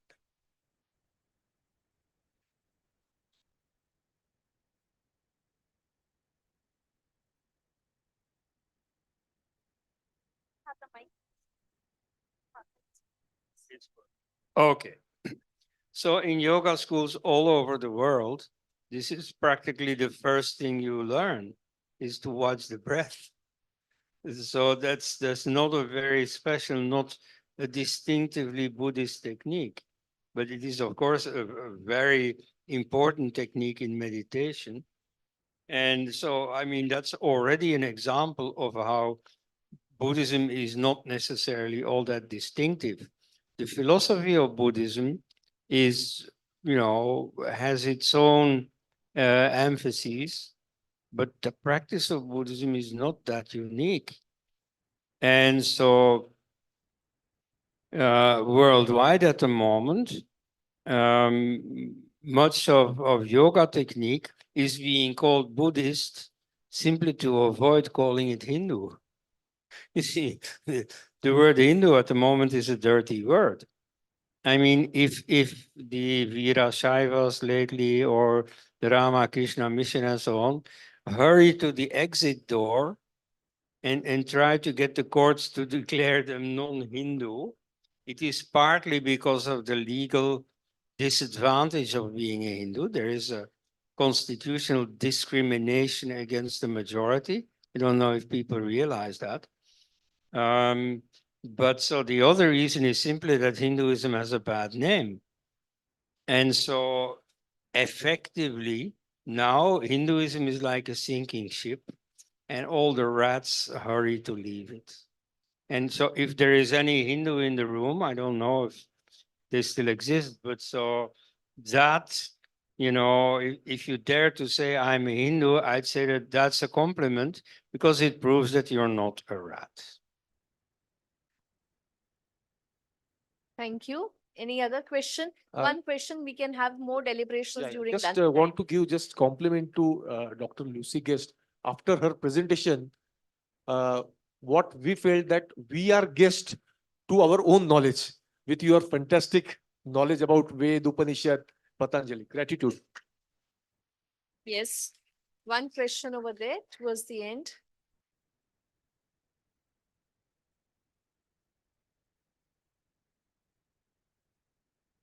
My question to Sir Kendra Dels. My question is regarding that in the modern times, Buddha is being masqueraded as an emancipator of the lowest rungs of the society, and he is portrayed as something hub of virtuousness and so on and so forth.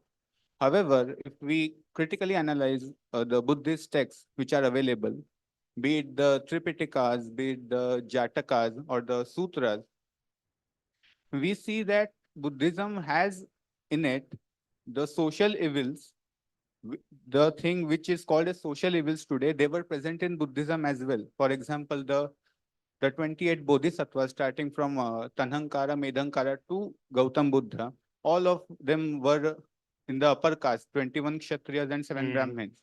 And if that wasn't enough, the Tripitaka, Suttapitaka, Kudaka Nikaya, that mentions that the bodhisattvas are not born in the Shudra Varna. And not only that, we see in various regions overall, all over the world, where Buddhism has spread, we see casteism and untouchability in Buddhist societies as well, even in Ladakh. So why is it that Buddhism is portrayed as an emancipator and Yes. Yeah. Well, actually, if you get my PowerPoint, you see in the later part that, of course, is also something I discuss. I mean, in India, you can't ignore it. Buddhism is so systematically seen as an egalitarian movement because that's what Ambedkar wrote. And that dates back to the mid-19th century. It's one of the worst things done by Western Orientalists. You get, in fact, a projection of some Christian themes on Buddhist history.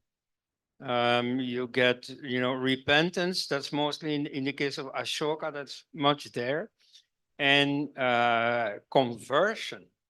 So he turns away from Hinduism, which in reality he didn't. But so in Christianity, you have this idea of, worship what you burned and burn what you worshipped. That's conversion. Okay. Now, in Buddhist history, this is totally absent. The first conversion of Hinduism to Buddhism took place in 1956 with Dr. Ambedkar. You see, earlier you have people who embrace Buddhism, the way of the Buddha, and who take the vows, the refuge and the Panchashila and so on, but they don't break with anything else. And indeed, much of it is already present in other sects too. Like, the Panchashila is a variation on what you have in Jainism, in the Yoga Sutra and so on, is not too different from the list of 10 virtues in the Manusmriti. So that's not special. But so, because of the idea Hinduism is caste, and then the idea that Buddhism is something different, then it follows that Buddhism is non-caste. And so if you read what the Buddha really said, you see, for example, he predicts that the next Buddha will be born in a Brahmin family. he says in so many words that all bodhisattvas are to be from the upper strata of society. They cannot be a craftsman. They can certainly not be a sweeper and so on. They have to be elite characters. And he says in so many words, you see, Arya means noble in the sense of upper caste. The original word, the English word noble, is also upper class. And so he says in so many words, you see, these people are superior, they know better, and so on. And so he's very elitist, not just by birth, but actually by conviction. And he remains elitist till he dies at age 80. So, this Ambedkarism is based not on the Buddha himself. Indeed, he claims to know better than the Buddha, to know Buddhism better than the Buddha. He says, yeah, but all this talk about meditation, that's misinterpretation by non-comprehending pupils. In reality, he was about social reform. Now, where is the social reform in Buddhism? You see, if you're going to set up a movement with a spiritual aim, then you have every interest not to interfere with social, sensitive issues, because then you're going to get enemies and you're going to be busy with that all the time. So that's not what the Buddha did. And indeed, you can see it in the career of Buddhism outside India. In China, they adapt to the existing, bureaucratic imperial state and so on, where slavery exists. Buddhist monasteries have slaves. They just adapt to whatever is there. In Japan, you get a militaristic, feudalist thing with, Zen Buddhism being the religion of the samurai class and so on. So everywhere they adapt just to what is there. Why? Because society is not what they're about. Meditation is what they're about. And so, in India, this is a big mistake, which is now propagated, of course, by, the secularist establishment. And, well, it's our job to do something about that. Thank you, Dr. Ulst. Thank you. We will have the deliberations at a later time. As I mentioned that we will now see the questions, counter questions will continue. We will have it during lunch break. So I thank all of you for your patience and thanks to the speakers. And I hand over the proceedings to the thank you. Thank you, Dr. Namita, for an effective summation of this enriching session. Once again, my gratitude to Dr. Elst and Dr. Lucy Guest for bringing in such fresh perspectives, provoking rich thoughts on the discipline.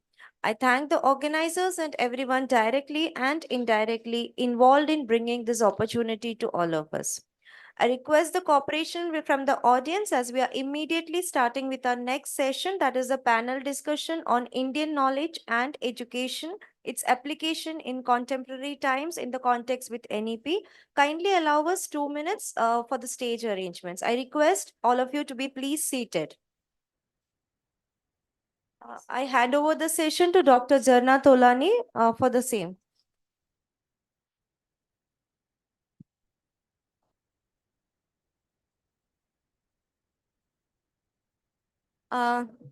Dear audience, in the meantime, a video is being played on the for outskirts your of benefit. Shivamogga Kindly in watch. Karnataka, on the banks of the river Tunga, is Mattur, a quaint little village, popularly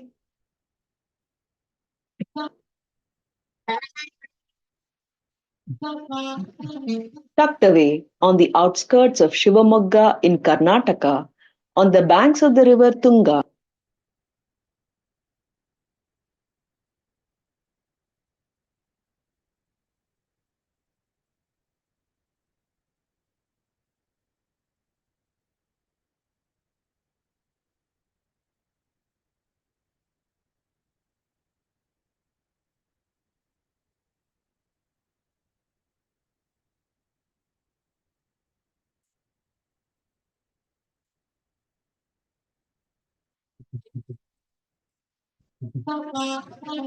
Tucked away on the outskirts of Shivamogga in Karnataka, on the banks of the river Tunga is Mattur, a quaint little village popularly known as the Sanskrit village.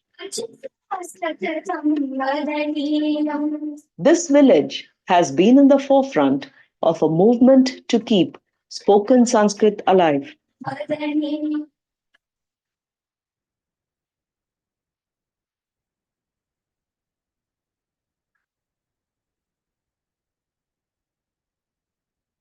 Mattur and the neighboring village of Hosahalli are mainly populated by the Brahmin community of Sanketis who came here from Sengottai, Tamil Nadu a few hundred years ago.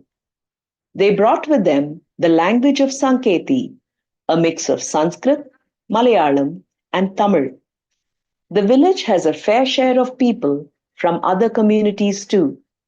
Sanskrit is the main language of communication here, apart from the local dialect Sanketi. Helping in keeping this tradition alive is T.N. Girish, a rather unassuming and humble teacher whose passion for Sanskrit knows no bounds. Through his teachings and personal efforts, he is preserving this ancient language. The seed for change was sown in 1982 when the organization Samskrita Bharati put together a 10-day program to teach spoken Sanskrit. People in this primarily agricultural village eagerly took to speaking in Sanskrit. Now it has become their primary tongue. In the local Sharada Vilasa school, Sanskrit is compulsory till class 7. It is the first language from classes 8 to 10. So the present generation too has learnt to speak in it.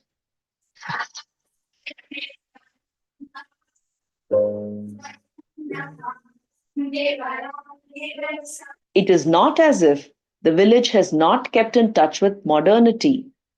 Many of its young men and women are in IT and work outside.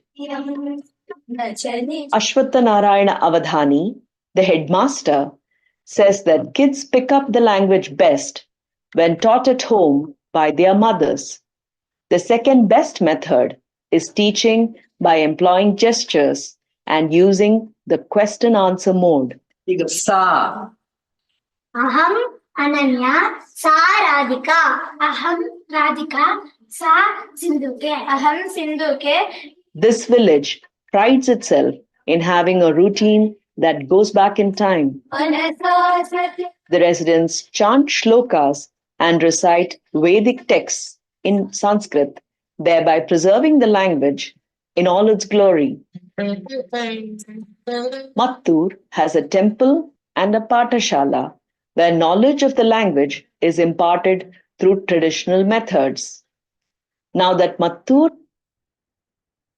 I request all the students to kindly maintain silence. We are starting with the panel discussion. Over to you, Dr. Jarna Tolani. Thank you, Dr. Archana Nair. We'll be beginning with our next session, that's panel discussion. For this, I invite all the guests of the panel discussion on the stage. Dr. Manjari Balerao. Dr. Manjari Balerao, ma'am. Dr. Prasad Bhide.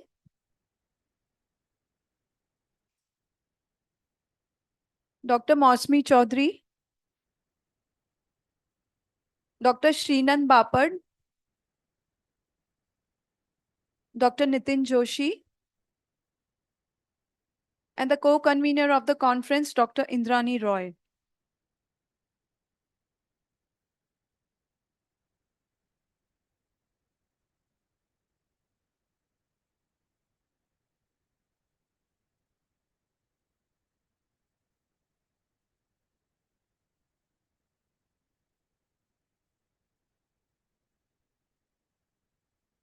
Respected dais, dignitaries of the dais, teachers, participants, and all dear students.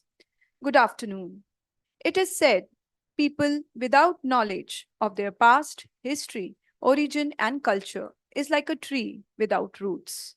On this quote, we will begin with our next set of session, that's panel discussion. Theme for the panel discussion is Indian Knowledge and Education, its application in contemporary times in the context with NEP. To grace the discussion, we have along with us a group of knowledgeable and experienced guests as our panelists. I request now the co-convener of the conference, Dr. Indrani Roy ma'am, to honor our guest with felicitation. I request ma'am to felicitate our first panelist, Dr. Manjri Bhalerao ma'am.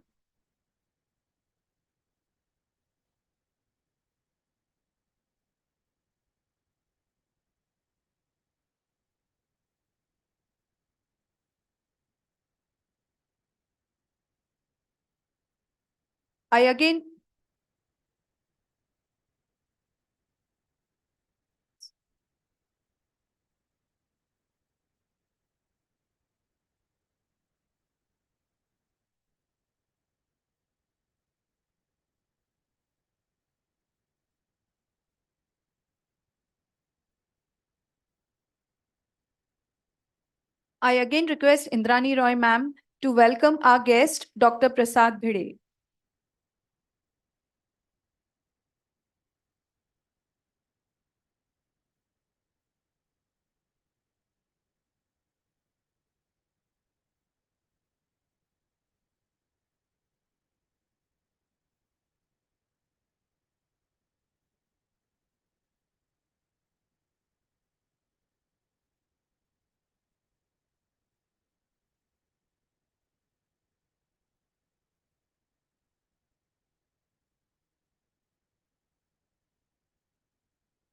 I request Indrani ma'am to felicitate our third panelist, Dr. Mosmi Chaudhary.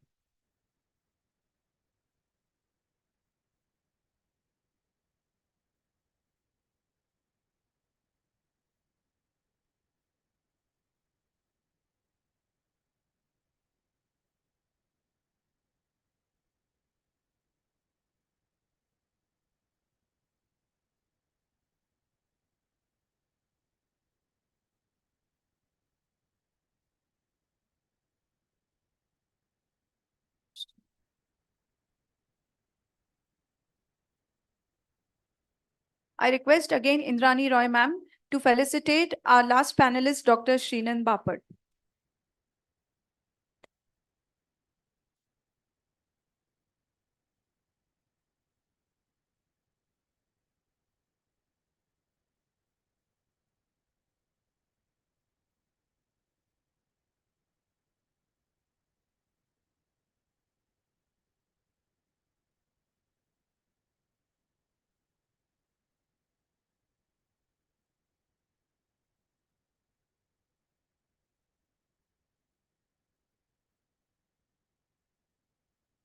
I request Indrani ma'am to felicitate the moderator of this discussion, Dr. Nitin Joshi sir.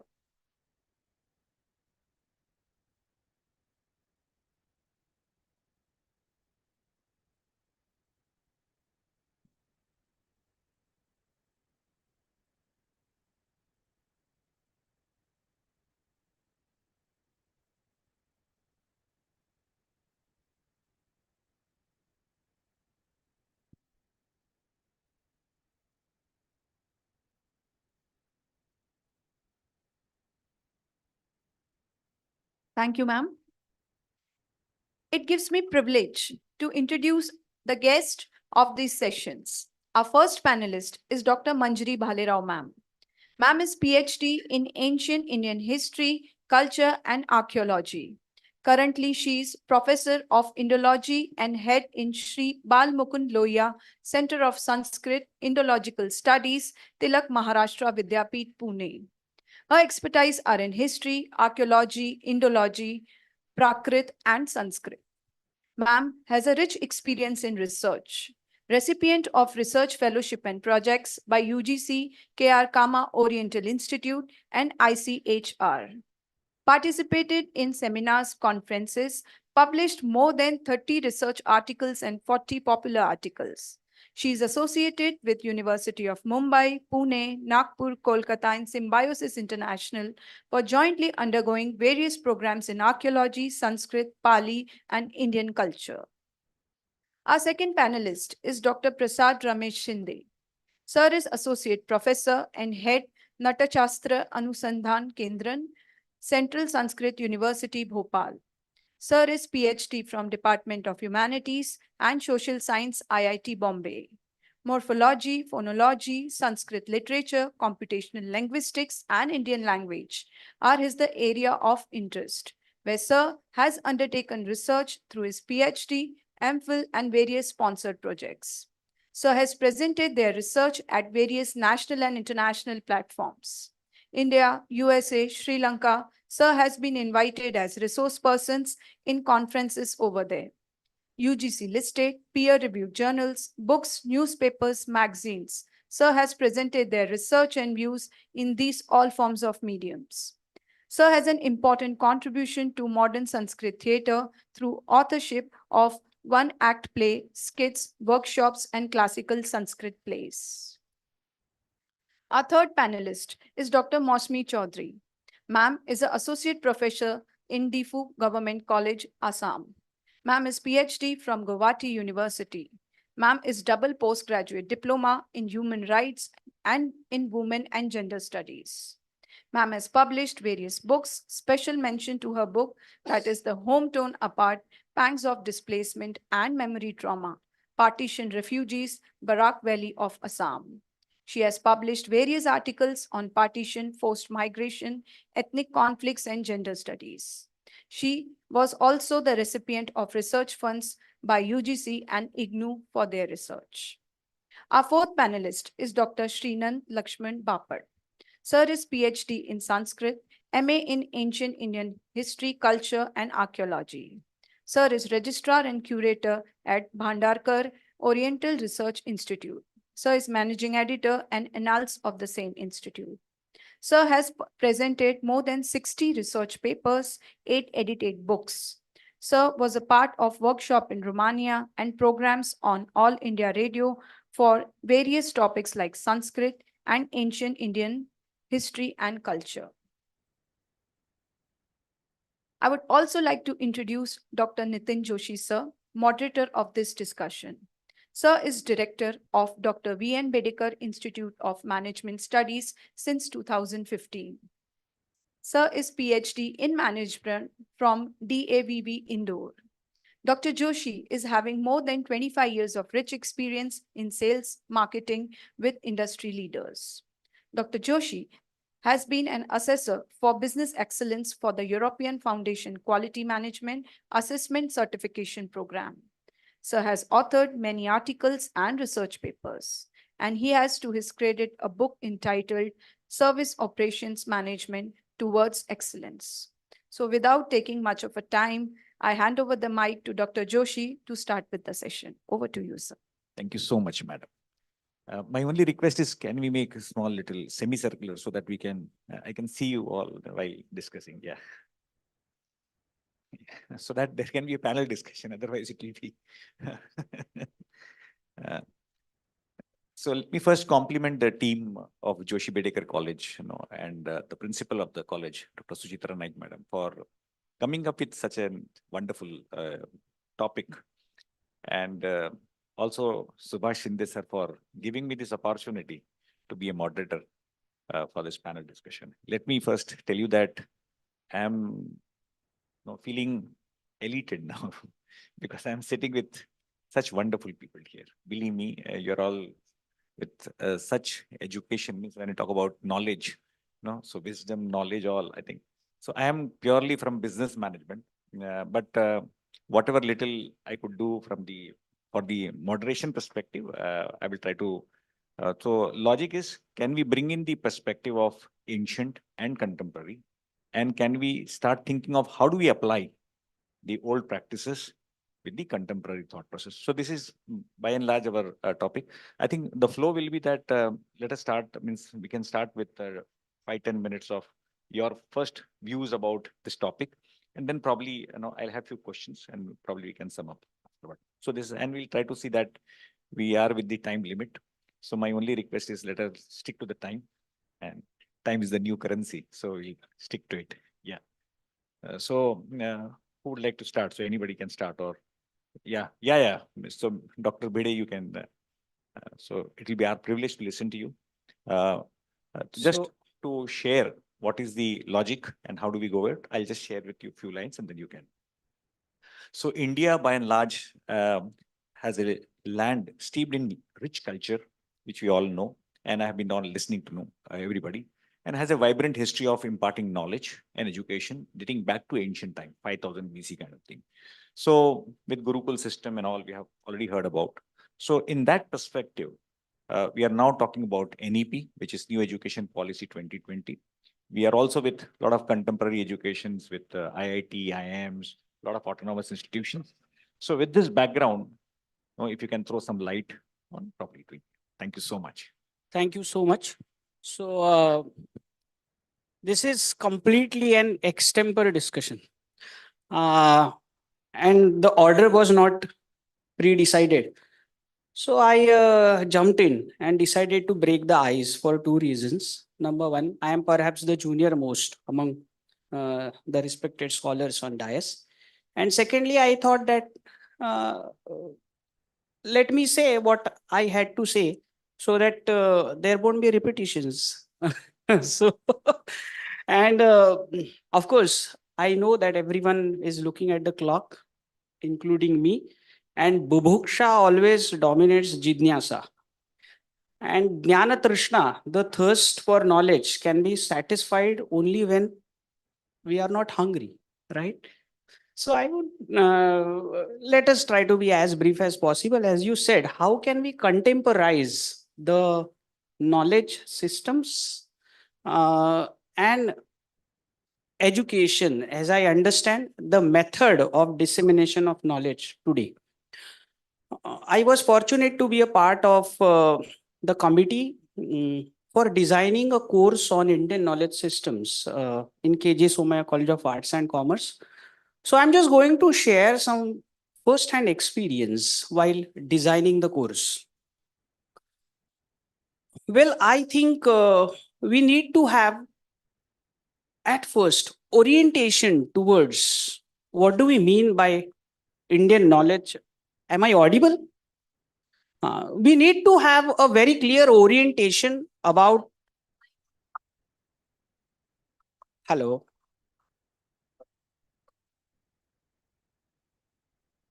Hello.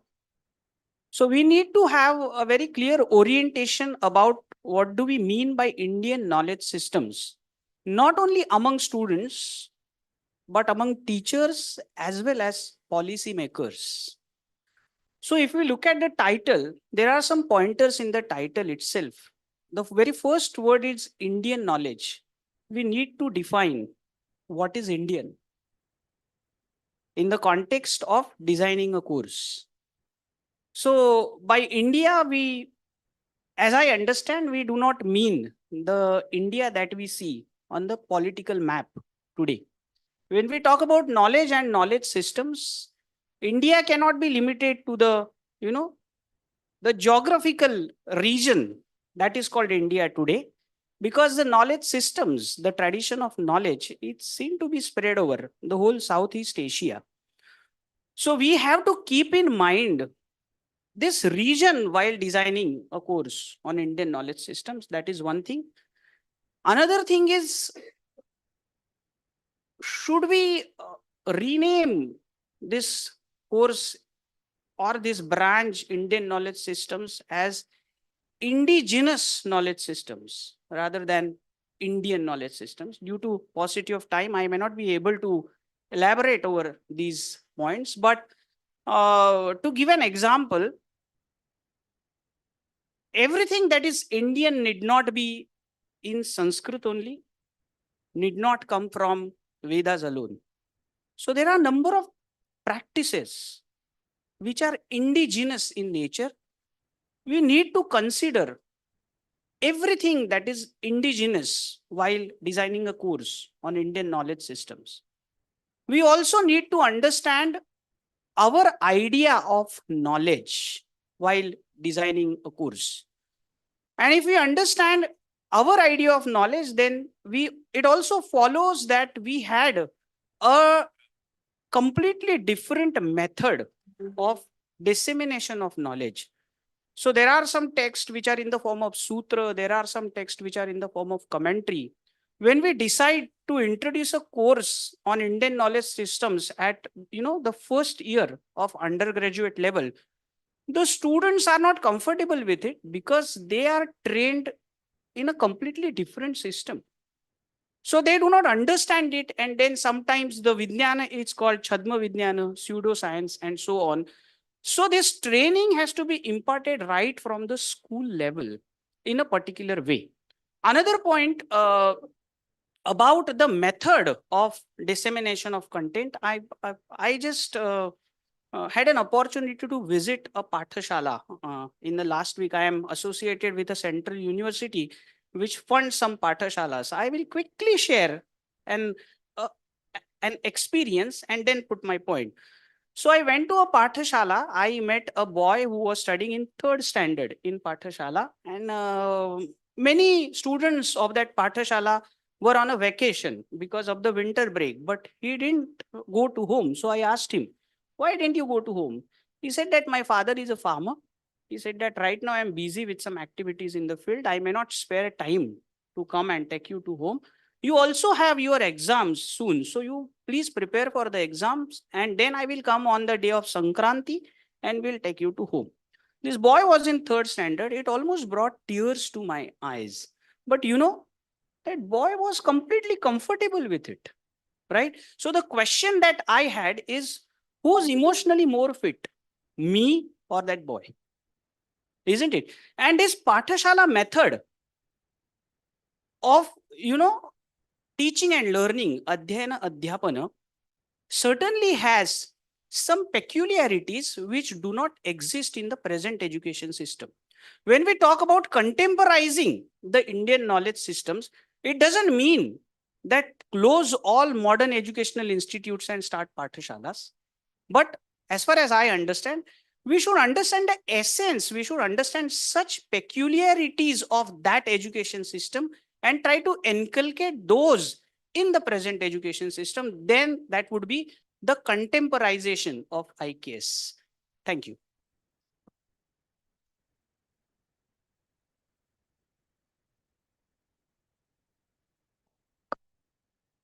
Thanks, Prasad, for this very good, actually, beginning.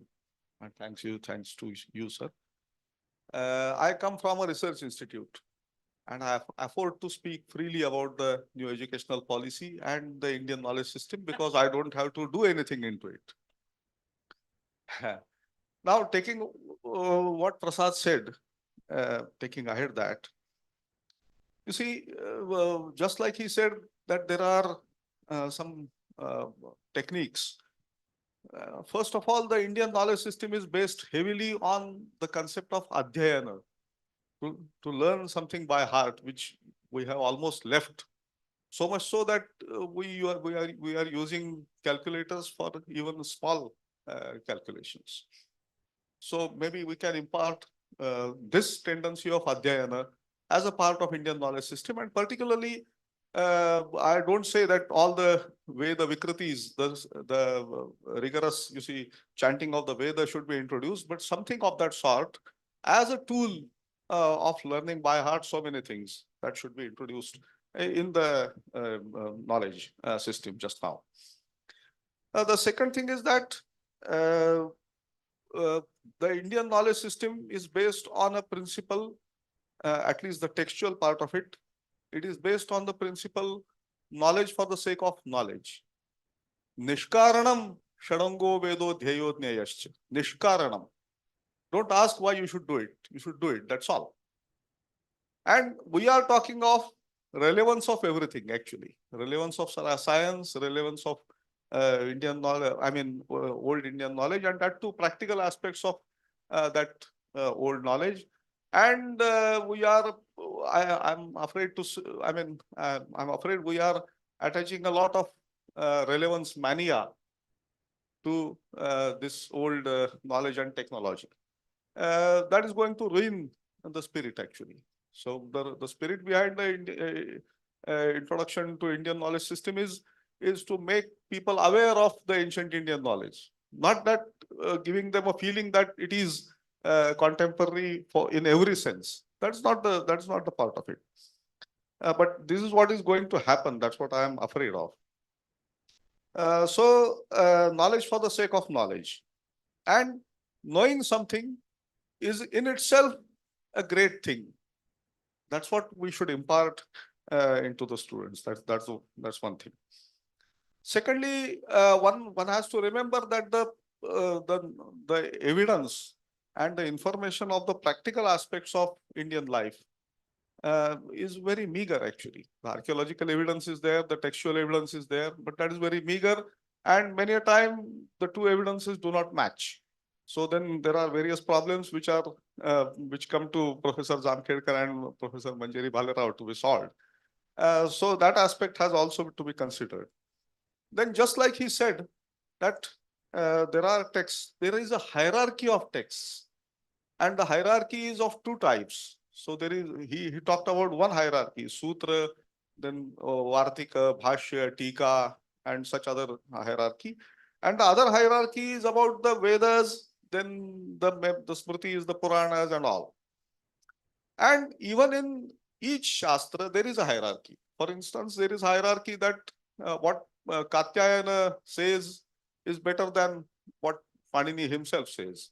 And what Patanjali advises is even better than what Katyayana or Panini advise. But that's the end. So the further grammarians do not enjoy that kind of sovereignty. So all these things have to be remembered, I suppose. And one last thing that I want to say is that I suppose the objectives of the ancient system of knowledge and education and the objective of the modern knowledge system are different. We should bear this into mind because they have some practical results. The object of the ancient knowledge system, even the scientific part of it, Vaisheshika Darshana, so to say, the ultimate objective of that is Nishreyasa, moksha, and something like that. So, except for Charvaka, all other darshanas have some other objectives that we today do not have.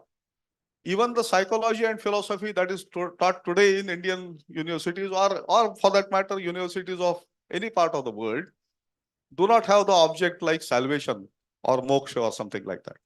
So right from the objective of the education, there is difference. This difference has to be taken into consideration, and a reconciliation has to be found for that. That's it. Thank you. Yeah. A very warm good afternoon to all and everyone present here, respected chair and my esteemed participants. Sir, thank you so much for sharing your views, but I beg to differ with you in certain perspectives. Because you have said that the objectives of the ancient Indian knowledge and that of the modern Indian knowledge are basically different. But you can... but there may be relative difference, but we cannot say that there are absolute difference because I intend to cite certain examples. So if we talk about Sushruta, everyone know about him. So he was the father of, surgery, and especially the rhinoplasty introduced by him is the path-breaking study which was later developed as plastic surgery, isn't it? And then Sushruta was the first physician who prescribed, exercise, right? Like walking, jogging, riding, and certain sports like archery, javelin throw, and wrestling, etc. And he was not in favor of, maximal exercise.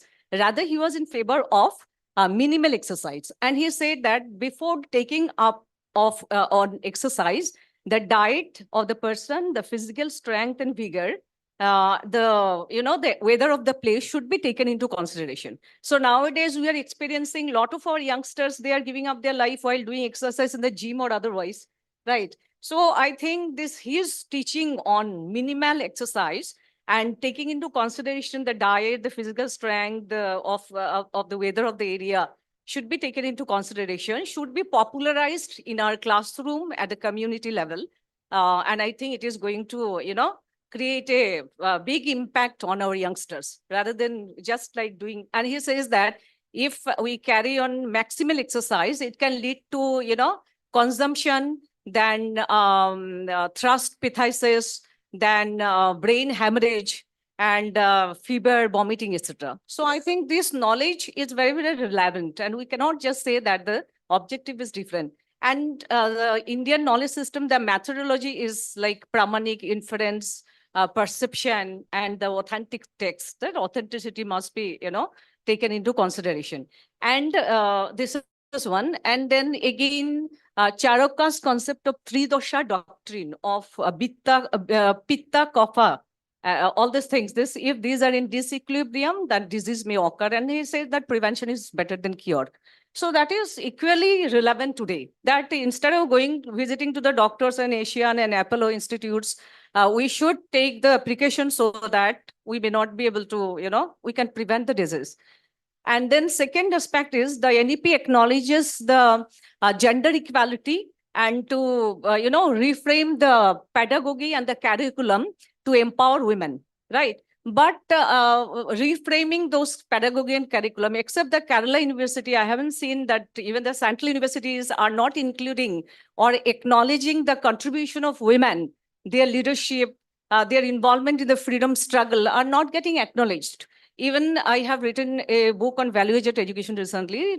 2 days back, it got published, Understanding India. So in that curriculum also, that no topic of women's contribution is included. All is on, male-centric contribution.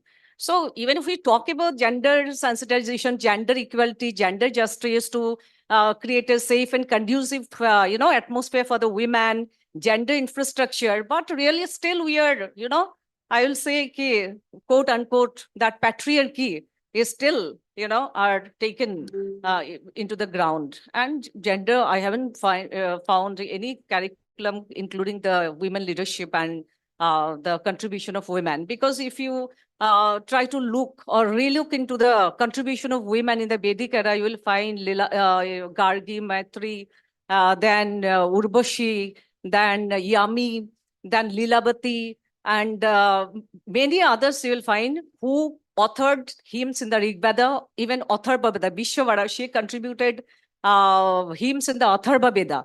And then you will find a lot of queens like Nainavati, like Migravati, like Kumari Devi, and then a lot of queens, they not only rule their kingdom in the absence of their husband or son, they also, gave the leadership as military commander in the field, and they defeated, even Durgavati, she defeated Akbar. And second time, third time, she was, because she didn't have any strong army and the sophisticated weapons what Akbar was having. So last, while she found that she was getting defeated, then she immolated herself. She killed herself with her sword. But you will find that Rani Vallu, what is her name? Rani Vallu, her name, Nachiyar. So she was the first queen who defeated the British, and that incident happened in 1740, much before the first war of India's independence. But hardly we know about their contribution.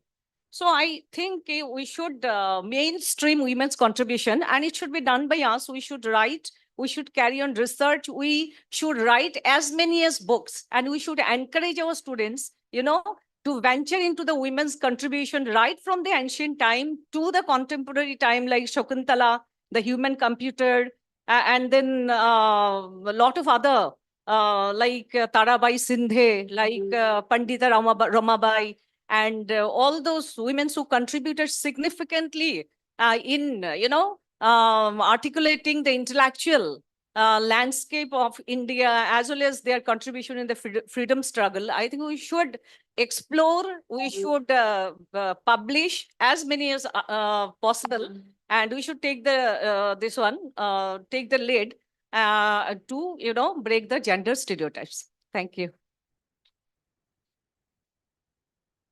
I think I would complete the circle with what Dr. Prasad had started. Basically, to implement a new education policy in our current curriculum, or sorry for my voice, but then for that, we need to understand what is Indian knowledge system, what he had said. And he was right in saying that not only Indian, but the indigenous knowledge system should also be taken into consideration, for which we may not or we are not going to have any textual support at all.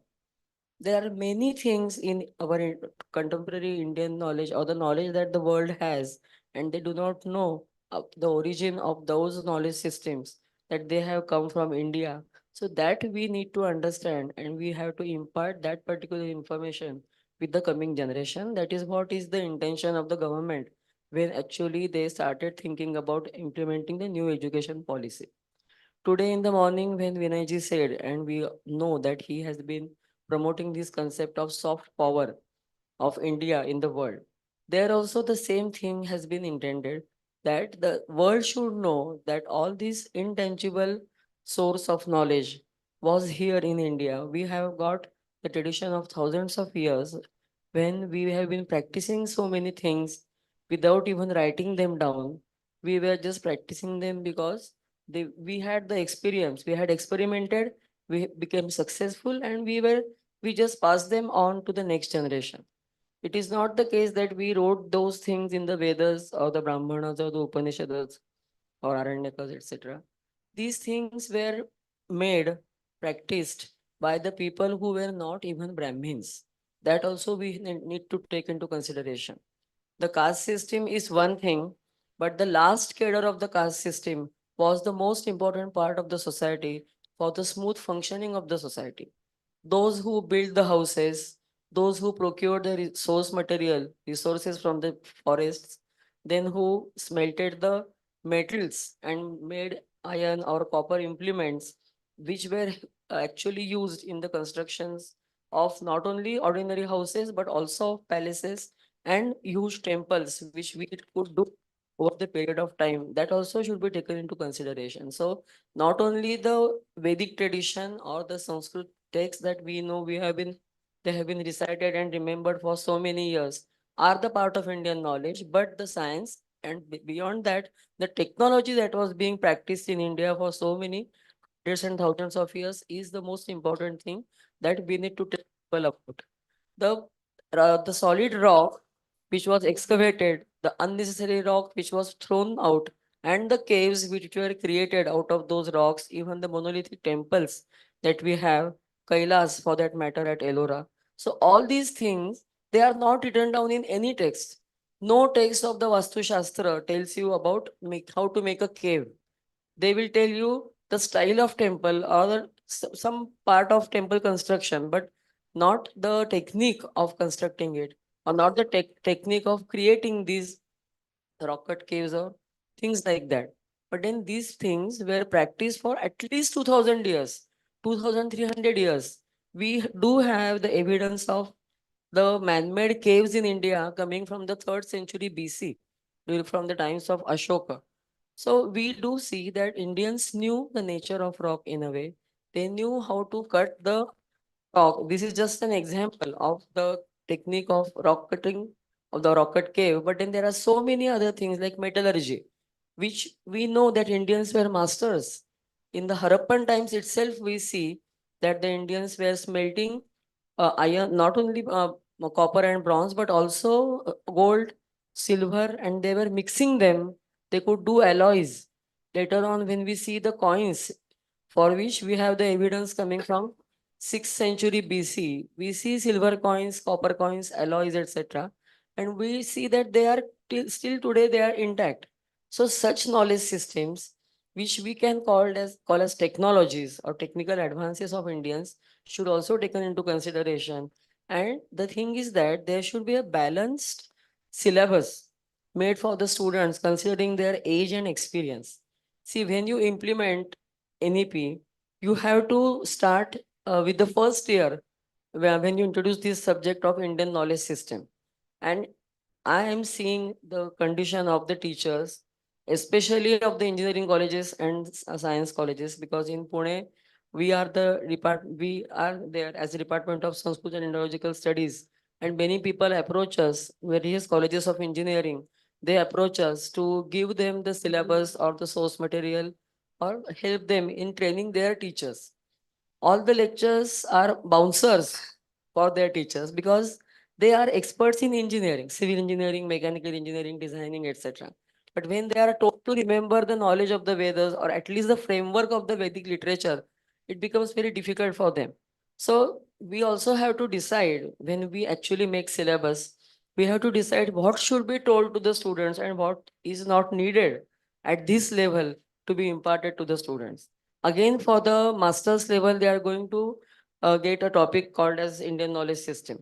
So that there also we have some scope to introduce higher level education and information and knowledge to impart with them. So the balance should be maintained, I think. And it's going to be a very difficult task for the syllabus makers to design a not very difficult, but not so easy syllabus for the first year level students when they introduce the IKS in NEP. I won't take much of the time of the other speakers also. Think all the batsmen, 4 batsmen have really opened up very nicely in terms of their views. Uh, yeah, sorry, batsmen and women. No? So there is that diversity part taken care of. So I have a small question now, so that let it be a panel discussion rather than one-way kind of communication. So basically, we have seen in the ancient, we had teacher identifying the level of the student. Like I always think that how could Dronacharya identify that Arjuna should be used for this Gandiv and Dhanurdhari, why Bhima was for Gadadhari and all that. So there would be some method of understanding the strength, knowledge level and ability, interest of the student. I don't see such kind of thing happening currently, and probably that could be one of the. So I'm just thinking that as a part of NEP or as a part of nation building, can we bring in such format of knowledge from the old, ancient, and help the new one so that our teachers are now able to handle the Arjunas and are again in a position to create knowledge Arjunas so that somebody can knowledge ले सकता है तो उसका capacity और capability होना चाहिए. That's what my question is. So anybody from the panel? I think this is a two-way process. Even the student should actually recognize what his aptitude is and then go for that. True, true. It's not only the teacher who should be responsible for this. No, means see when the student is at a KG level, KG level में है या class 1 में है, class 2 में है, तब student की understanding level could be little different. Parents का aspirations बहुत ज़्यादा है. Parents have a lot of aspirations. Yes. So in that scenario, we teach physics. So a lot of students find it very difficult to understand physics because heat, electricity, sound, all these are abstract. दिखता भी नहीं है. तो सिर्फ महसूस करना पड़ता है. तो I think from that perspective, is there any mechanism? I don't know from the ancient knowledge, can we bring in something so that our contemporary knowledge becomes more meaningful? So may I? Yeah, please. Yes, please. Madam, please. Carry. So in relating to your question, I need to add something. Sure. Like the quota, what is happening in quota for JEE aspirants and all, because in 2023, a student committed suicide. Even the IITs also, they are committing suicide because of the aspiration of their parents imposed on them. Agree. So how you can identify? That is one, no? Because they are so ambitious and they are undermining the aspiration and interest of their own child. So this is one point. Secondly, number of students are so huge in some of the institutions, right? So you are individually, and the students are given clerical jobs in our state, everything like NRC, like election, like lot of programs, lot of things we are getting engrossed in. So, so somehow we are taking our classes to finish the syllabus because we hardly have time to do that. So in that situation, and then permanent teachers are not getting appointed. All contractual teachers and posts are lying vacant. Right. Yeah. And just to connect with that, see So- what is happening, I'll just complete one more feather to that question. One more question which is getting attached is, see, earlier, the knowledge was imparted and gained for some meaningful purpose. Currently, with the a lot of corporate and government systems, for any job, there is an eligibility criteria. So a lot of people do a lot of certifications. I don't know whether it is for real knowledge purpose or for the fulfillment of eligibility criteria. So those things are also now existing. So when these kind of things are happening, when whether it is an Indian knowledge or the current knowledge, No, how do you bring in that additional part of it here? Right. So thank you for adding this feeder to the question because it is important. So this particular question is, let me put it in terms of what UGC wants. So the performance of all educational institutes is, judged on different parameters: teaching, learning, evaluation, and so on. So this is about the evaluation mechanism that is, used in an educational institute. So let us juxtapose the way of evaluation that existed in ancient Indian education system and the contemporary evaluation method. So as far as the ancient way of evaluating a student's performance, I remember one type of pariksha that is called Shalaka Pariksha. So Shalaka is a choti si kadi. So a student is asked, is a student has a freedom to choose a text of his or her choice, and then then the preceptor used to insert that shalaka inside the text, open it, and ask the student to start reciting the text where that shalaka has been put.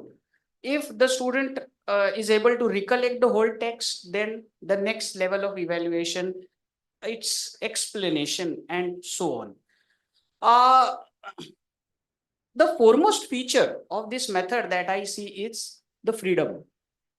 The freedom that is given to the student to choose his or her, area of expertise or study. But at the same time, the question that we all have in our mind is, do we have the freedom to give such a freedom to the student today? I have that question. Right? Isn't it? Because the number of students that we have in every class and the ratio of, teacher student ratio does not allow us to evaluate every student meticulously. So that is a constraint that we have today. One way is just forget about all these things and continue with what we are doing today. Another, a positive way of looking at it is, let us decentralize the things. We used to have small ashramas and viharas in older times. Why can't we have, a single teacher based or a group of teacher based educational institutes where students shall be directly associated with those teachers and shall be affiliated to any educational institute or university for the sake of evaluation, and a teacher shall be, in a better position to evaluate a student's performance. This may sound very ideal, I don't know, but this is one possible answer to it. Another thing, I would like to add something what I had already said. What is the purpose of examinations today? People, we all want a particular certificate so that we get a particular job. Even the NAC, when evaluates, the performance of the college, what they ask about a course is what is the vocational value of this course, isn't it? We have to answer this question. Is this course able to generate employability and vocational skill component? But what do we really mean by vocational skills? I shared my experience of a Pathashala where I said that boy was completely comfortable because he was emotionally more fit. Which course in the present education system inculcates this emotional fitness to the student? So when we talk about vocational skills, should we better call it life skills instead of just calling them vocational skills? So evaluation should be done in such a way that it will inculcate some life skills among students, and maybe our ancient education system has something to offer with regard to this. Thank you so much. Thank you so much. So I have a next question, which is to do with the package, placement and vocationality. So basically, when we talk about the main objective of education, as you rightly said, was to equip the students with good quality of education so that their understanding, their wisdom, and probably moksha could be one of their objectives at that time. Probably I don't know what is the current objective, but today, I think after the CAT examination, especially the IIMs and IITs, first thought of the student is, okay, I am A or I am B or I am C, but they also think that what is the final package which I am going to get. So most of the learning is hovering around the package centric learning rather than the knowledge centric or wisdom centric. So with the ancient thought of knowledge, wisdom and all, so how are we going to get there when we talk about, because the mindset changing from the package to wisdom, stable mindset and stability of mind and all that. So what is your view in terms of, yeah. Yeah, please, anybody please. Yeah, sir, regarding that, we can restore and restructure according to ma'am, our education system by taking insights from Upanishads. Because Upanishads emphasized and underscored on value-centric education. I think it is very important to incorporate value system. When we were students, there was a small book in Bengali, it's called Charitra Path. We used to study that book. But gradually and eventually this book was, omitted and it was removed. So I think this is very important. I mean, to inculcate values and ethics into our students. This is one. Secondly, games and sports, according to me, is very important. There should be at least thrice in a week in the schools and even the colleges and universities. Games and sports classes should be there and music classes should be there. Because games and sports actually enable us to understand and to inject the spirit of winning and loss, right? Because winning is equally important as loss. So this sporting spirit we need to inject into our young generation. Because what we usually observe that if they fail, if they secure less mark, they commit suicide. If they cannot win in the student election, they commit suicide because they are reluctant to accept, loss. But if we introduce games and sports, they will understand, yes, winning is as important as loss. And we should, inculcate this one. We should look as disappointment as opportunities for growth, self-discovery, and improvement. That is emphasized in the Kana Upanishad. Okay. So I think we should need to, highlight all these things and percolate this knowledge. Okay. By introducing games and sports and music classes. Thank you so much. Thank you so much. I would again sure. like to give some importance to the non-canonical education also. It is not that only the Brahmins were educated in ancient India. Those who learned the Vedas are the educated people is not the truth. There are many people, even till today, there are many people who are successful in their life. They have lived their life happily with a lot of money and they were not educated. Till the Britishers came, this was the system in India. We never had this public education like what we have today. So the education system in ancient India was completely different, as because we always see the education system in India, ancient India, from our own perspective, what we are used to see today, etc. Dr. Bapat is an expert on education system in ancient India. He would throw some light, more light on this. But then let me tell you that in those days, the son of a carpenter would be trained by his own father, and he would grow up observing his father and his own team, and he will be a successful person in his life. So in this way, people were educated. The son of a doctor was also a doctor. He probably did not have a choice, or it was very easy for him to learn the rules of the game. So in this way, even Dr. Shrinan, you can elaborate on this, but then we should see education in ancient India from various holistic perspective, not only from the academic perspective, where you have texts involved in them. What she means to say is that there were two parts, distinct parts of the ancient education system. One was the practical part, which was used which was useful for the livelihood. It was there definitely, but there was another part of the education system which there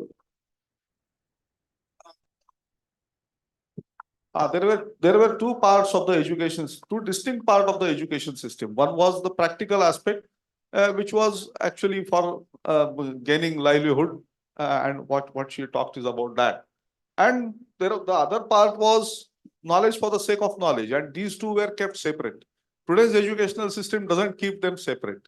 If we learn to, or if we introduce this, that there should be some part which is knowledge for the sake of knowledge, just do it because it should be done, and some part as the practical aspect of the life, then perhaps the educational system will have some balance. That's the point. Very nice. I think Dr. Suchitra Naik Madam is equally eager to share her views. So no, we would be very happy to have your views. Yeah.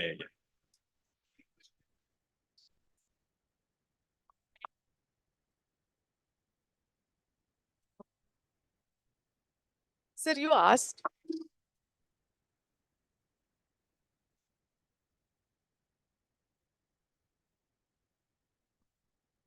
Hello. Yes. Sorry to encroach on your time, but I'm too much tempted to respond to this. Yeah. Sir, you talked about package-driven education. So I think we can't keep education separate from society, and as Madam said rightly, value system of the society. So it's not that our ancient wisdom has not looked at good life paradigm. There is something called as good life paradigm, and after that nishreyas comes. So but today we are losing sight of that side, and spirituality doesn't mean religiosity, but inner growth and the sense of fruitfulness. I'll just add one more point, because I have seen these children taking great packages. They have come up with wonderful startup without making any profit. They're doing it for the sake of society. These type of examples are there on one side, and on the other side they're losing the sight of what they want to achieve. No clarity. And such children are, as somebody mentioned in the panel, they're going towards suicide or maybe some other habits, because see, I want package, but what am I going to do of that? That you can learn from this ancient system. That's what I feel. Thank you. Thank you so much. Thank you so much for enlightening us on that. Yes. Great.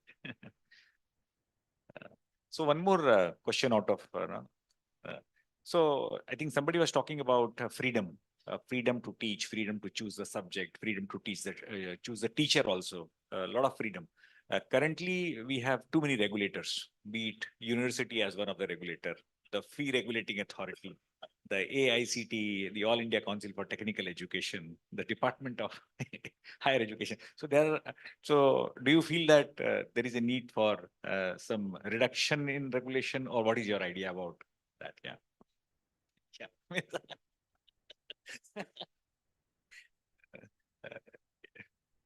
No, means it is only from the freedom of knowledge, kind of, yeah.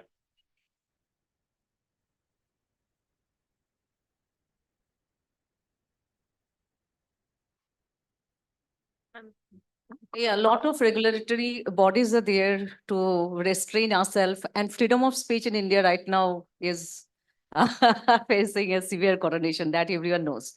So on the one hand, we are talking about research, seek for the truth. On the other hand, freedom of expression is getting, constrained by several things. So I think we should be given freedom of expression to carry on research, to find out the truth, to add our knowledge base. And nowadays, another thing is that paranoid is that the politicians are writing the history.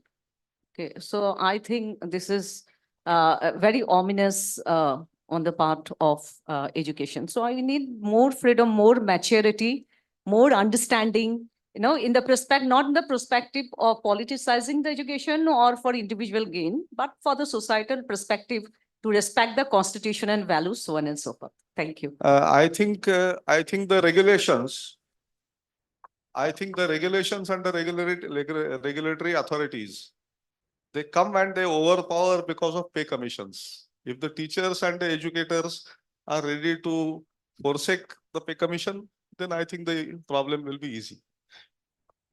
As far as national education policy is concerned, let us call it a national policy now instead of calling it new, because it seems that a nationwide consensus about acceptance of this policy has taken place. So I think this element of freedom has been considered in the national education policy. If I'm not wrong, now the student has a choice, has a freedom to choose the courses, not only of the same college. The student can choose the courses even from different college, different institutes, and different teachers. I know that there are number of practical constraints over this, but if we take this, optimistically, Yes. we can certainly go near the most ideal situation. Fantastic. Thank you so much. Last question, so that we also sum up with the time. I think the use of technology is pretty high now, and many things are going online. The application of artificial intelligence and all that is coming in. So, I think you rightly said that we are losing on the memory part of it. We are losing on the brain development part of it in terms of usage of AI. So it is quite possible that if you use AI for another 5 years, we may start losing thinking also. So from that perspective, how do you bring in the this concept of ancient knowledge, so that it becomes more relevant, with that? So this is something I think we should revive, isn't it? Today we talk about Bloom's taxonomy and whatnot, but even we had our own taxonomy. So grahana, dharana, manana, chintana, and it is very much relevant even today. So there are certain things which a student should recite at a particular age. Nididhyasana, right? So there are certain things which a student should recite at a particular age. Only if those things are by heart, we have the freedom to do nididhyasana, isn't it? So we should revive these things which can be more beneficial. That is the only option, I think, also, because that will help them even at younger age. If you make them recite certain difficult to pronounce scriptures or maybe verses, that will even help them clearing their speech, because at the end, later on in their own career, it will help them in their oratory also. And of course, memorization is the outcome of it. That is the most important wanted one. So I think we had some very interesting points coming out in terms of freedom, in terms of diversity, in terms of regulatory system, non-regulatory system, knowledge methodologies, or probably Bloom's taxonomy. Why do we use Bloom's? Can we have our own taxonomy? And no, Madam rightly brought out the skills which we already had in terms of metallurgy or this caves engineering and all. So I think we had some very good points, and we have seen that education as a system has always been evolving, and I think it evolves with context and concept and the era which we are in. So I think as a part of our old historic ancient knowledge, which is so rich and glorious, probably the mix of it with the contemporary will make the journey even more smoother and more meaningful. So the transformation of Indian education system is an ongoing journey, and with the introduction of National Education Policy or New Education Policy 2020, getting focused and online distance learning and everything coming in place, I think the transformation, however, requires a very systematic approach, as you all rightly said, and active stakeholder involvement, be it government, be it student, be it parents, be it corporate, and a commitment of improving the quality of education for the more meaningful purpose rather than only the package purpose or the business function, also humanity purpose.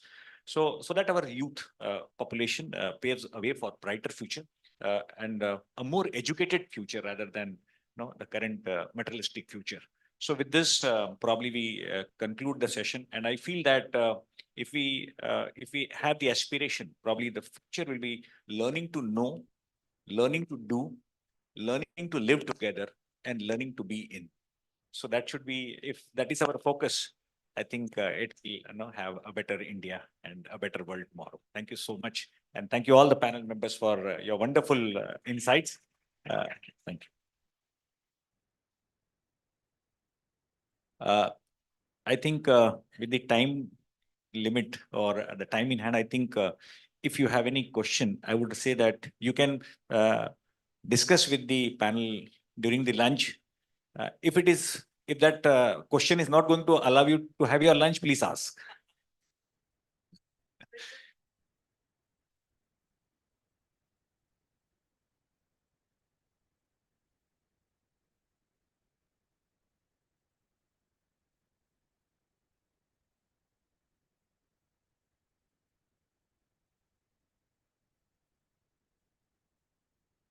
तर बघितलं तर Mumbai युनिव्हर्सिटीचा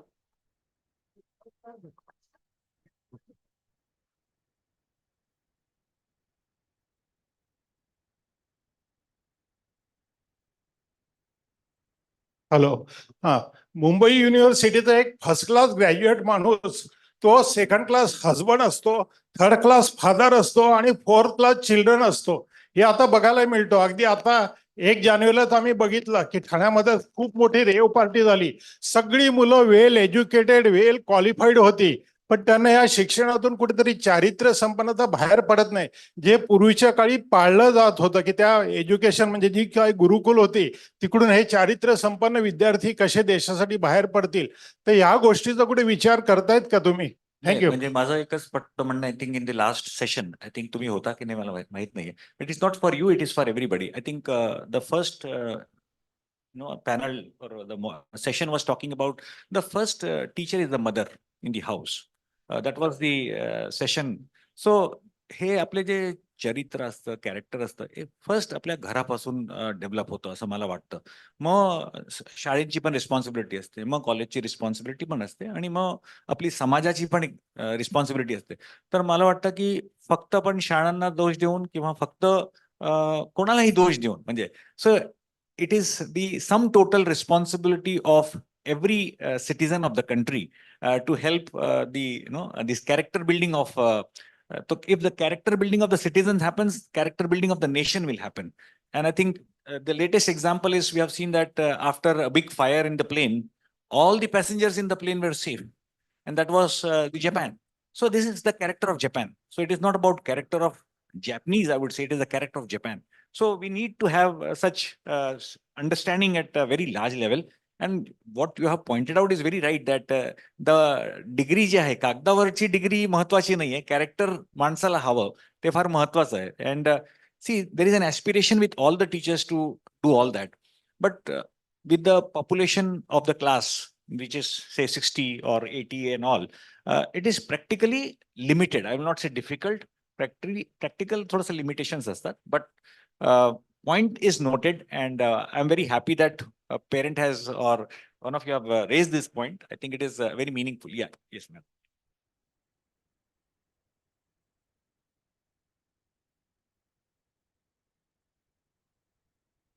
Unfortunately, 2 lectures are offered for this subject, and subject is so vast, and science students hardly have any background of these subjects. So telling them Veda itself takes 2 hours. What is Veda? And therefore only 2 hours are allotted to teach this subject, and that too only at first year. So this is the problem. Then how this knowledge which percolate, or how the liking for this subject anyhow take place. Then other point is there is flexibility, but I see hardly any flexibility, because in previous system at least students had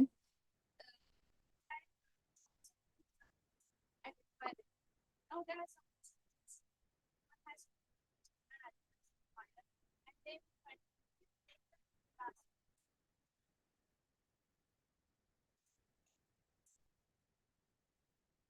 decisive enough to some are very decisive, they are very clear that they want to do something in particular subject and all, but 80% of them are not clear, because we do admissions and we have to counsel a lot for that, and no problem for that, we like to counsel, but still they are not convinced whether they like to continue with the subject or so.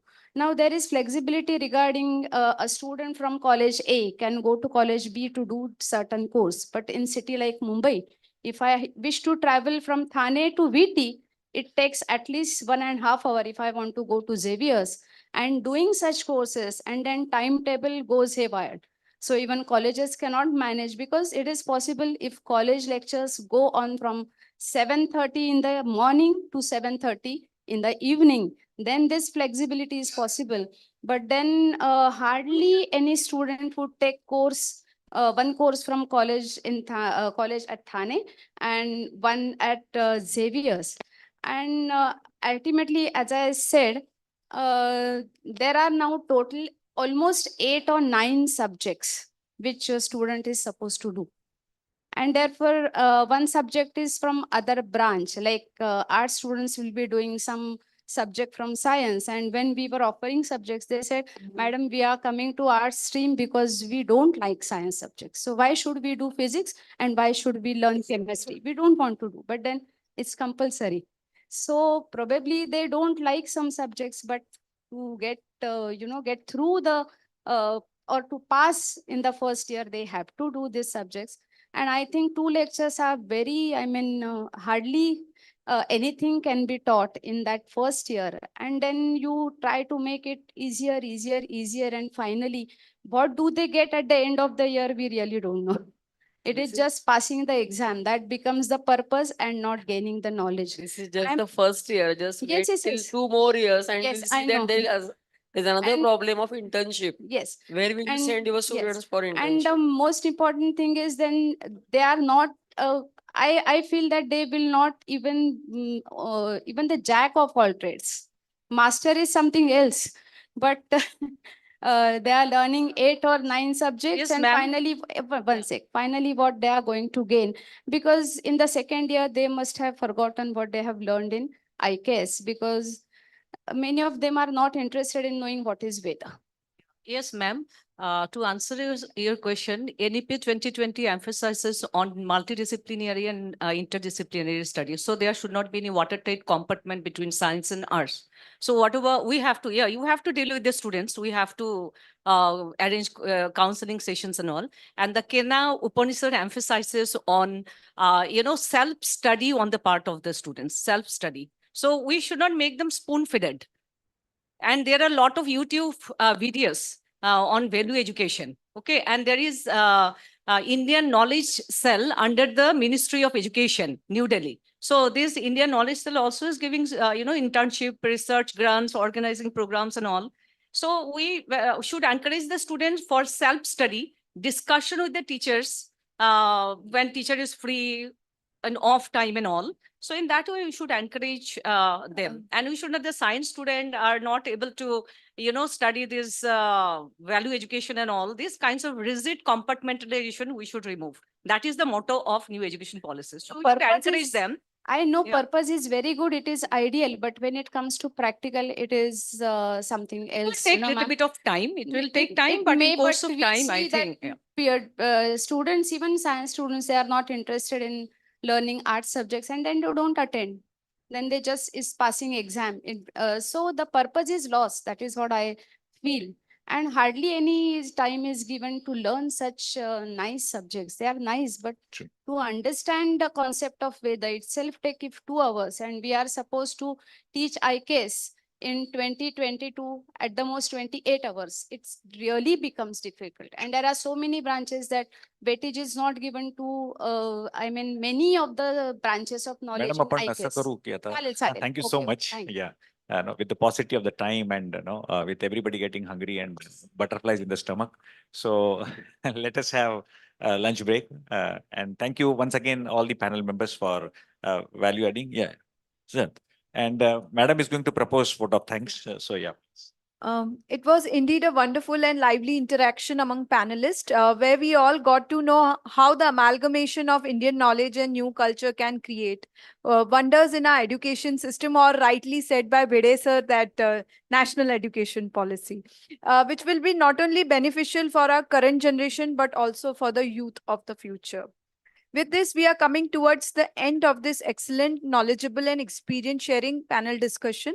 I would like to thank our panelists, Dr. Manjari Bhalerao, Dr. Prasad Bhide, Dr. Mausmi Chaudhary, and Dr. Srinand Bapat for contributing your time, thoughts, and experience along with us in this discussion. Special thanks to our moderator, Dr. Nitin Joshi, sir, for your energetic and professional facilitation of the panel discussion, which is a big contribution to the success of our conference. Thank you to all the dignitaries of the dais, teachers, and participants for your time and attention. With this, we end the session. We'll have the lunch break for half an hour, and sharp at 3, we are going to start with the 4 simultaneous sessions. The first will be in this hall itself, that is for the next plenary session. And the rest of the 3 would be the paper presentations at the different venues which are being there in the agenda. request to all the paper presenters to our post lunch just reach to the venue of your paper presentation and submit your PPT for the presentation to the technical team sitting over there. Yeah, thank you, sir. Thank you so much. A few announcements for the students. Students who have registered for this conference, they are having their registration numbers. They need to attend the session as per their registration number. 1 to 100 will be sitting in Thorle Bajira Auditorium, 100 to 120 in Katyan, 120 to 114 conference room, and 140 to 116 computer lab. Students, your attendance will be taken over there, so you have to attend those sessions in the respective venue. Thank you so much.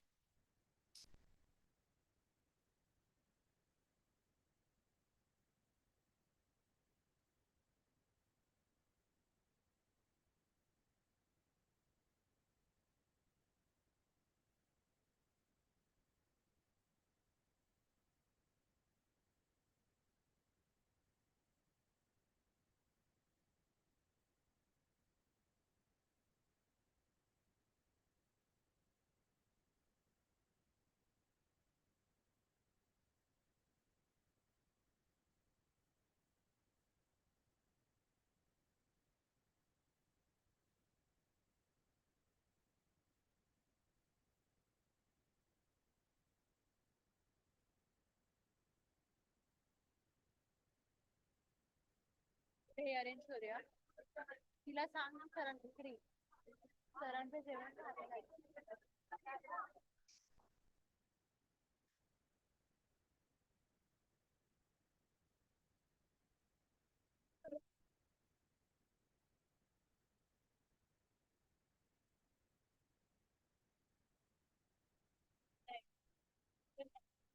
हम लोग next session का भी arrange करके रखेंगे paper लेकर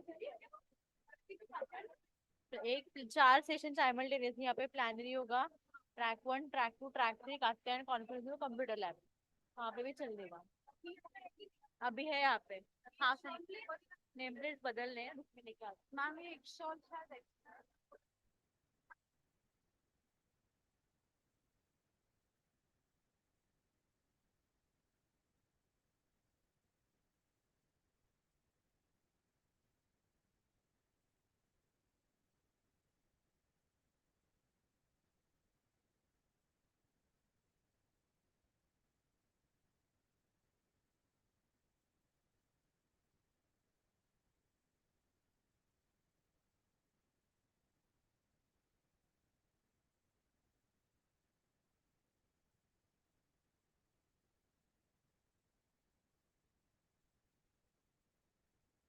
वहीं पे रख 3 चाहिए अभी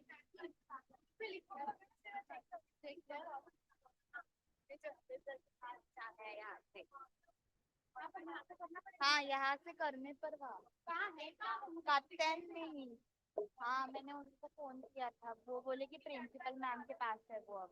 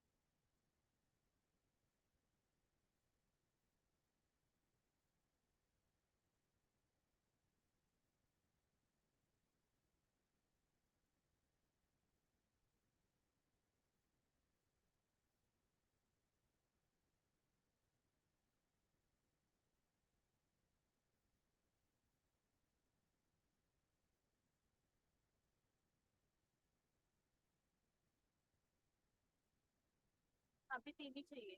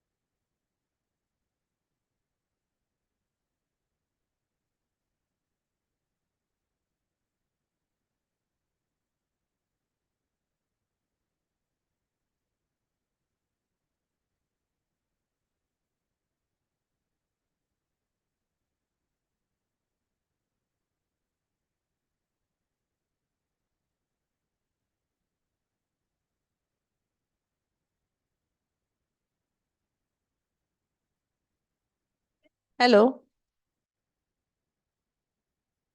हे मागे बसलेले सगळे स्टुडंट जेवण करून आलेले आहेत हे व्हॉलेंटियर. मग बसा.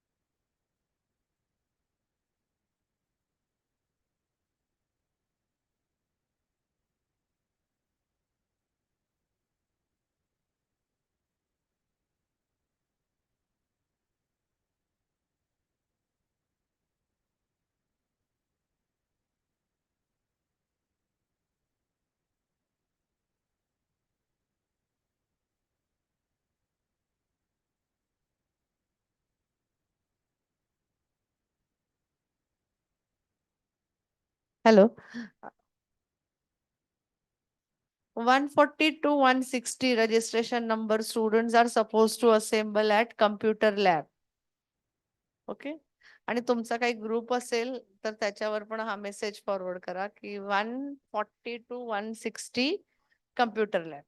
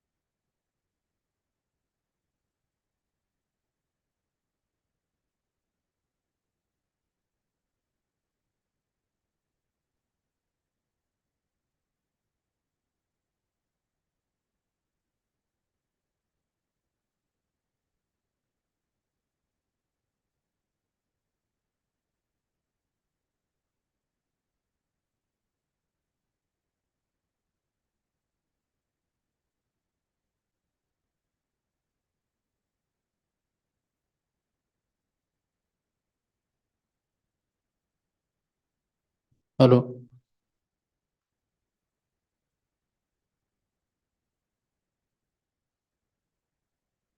हेलो हेलो हेलो हेलो आवाज कसे खर करतात ते काय कळत hello hello hello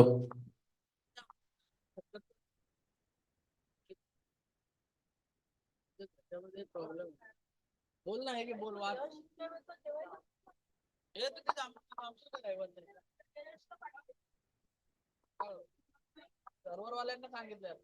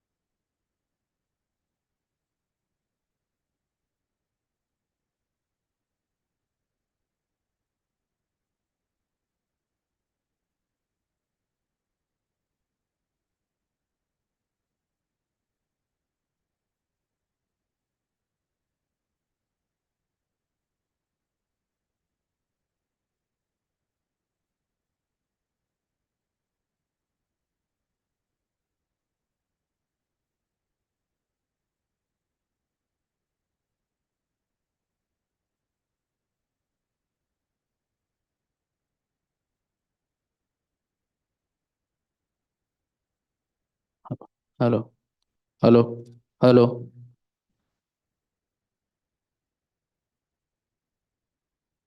hello hello hello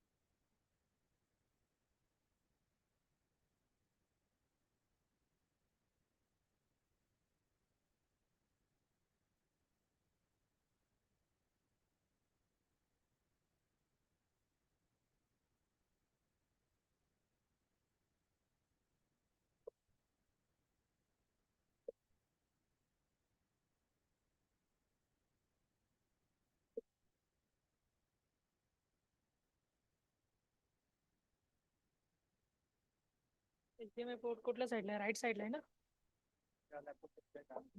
right साईडलाच असं.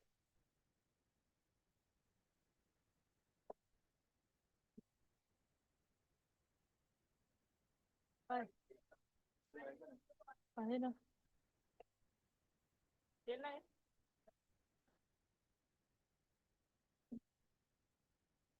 रोहित हे सेल आहे आहेत का?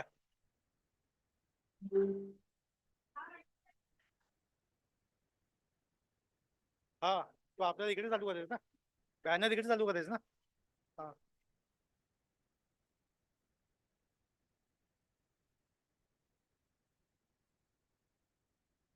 सेल आहेत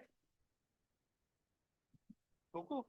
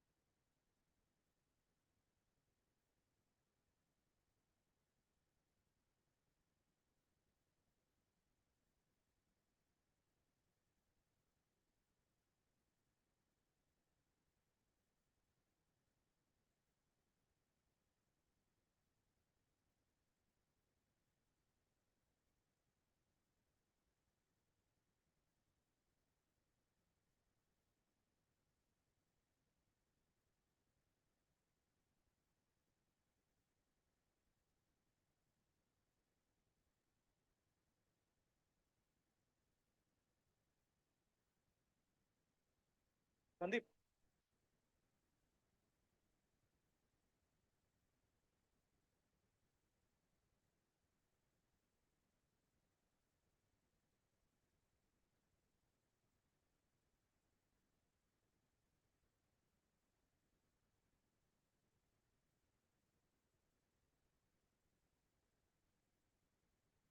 hello.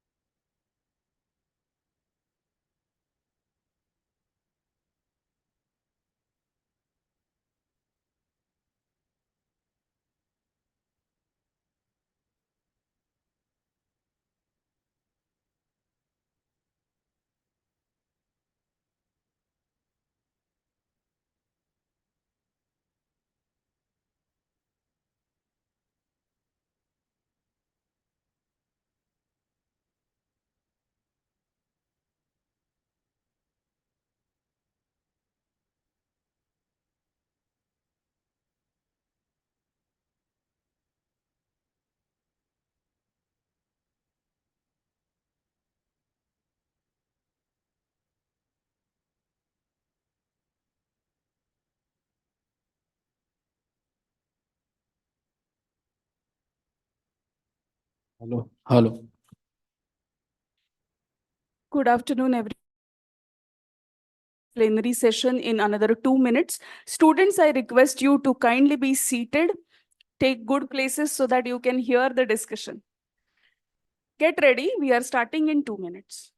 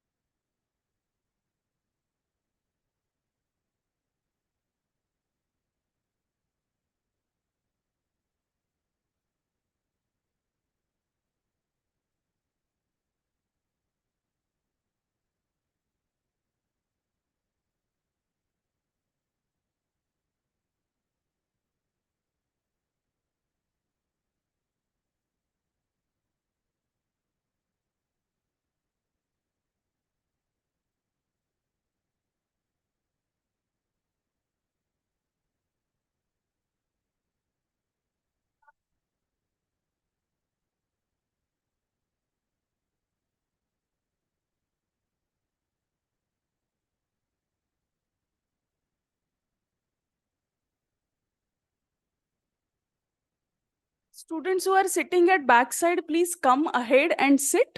Students sitting at the backside, come ahead.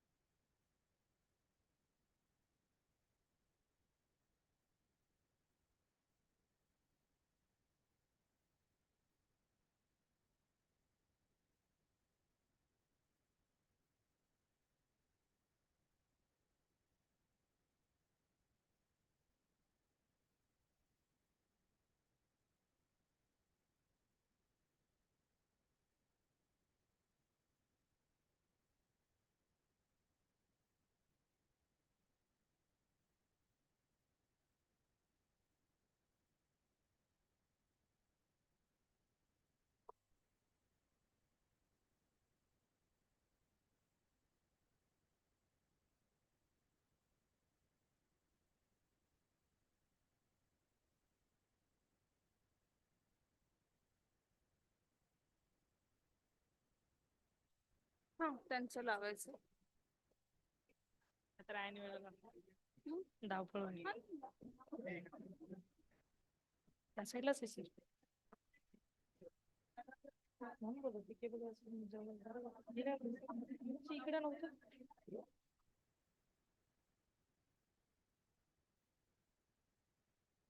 Full screen Hello, करतो ना hello, फुल स्क्रीन करू. hello, hello, hello, hello, hello.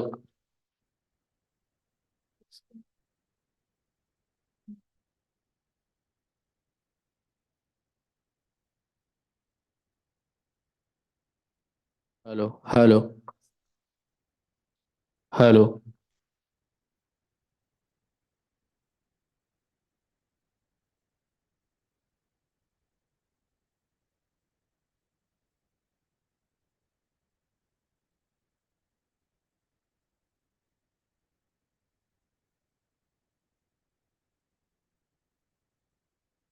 Check करायचं. हा, होते होते इथून मला करावं लागेल.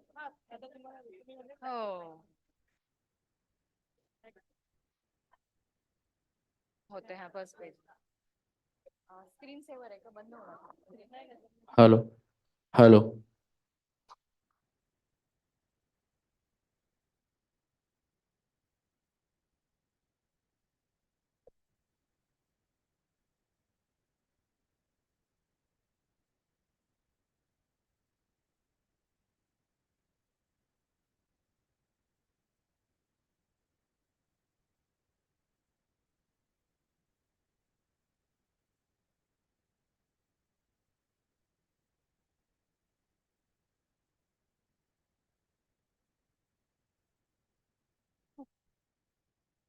Good afternoon, all.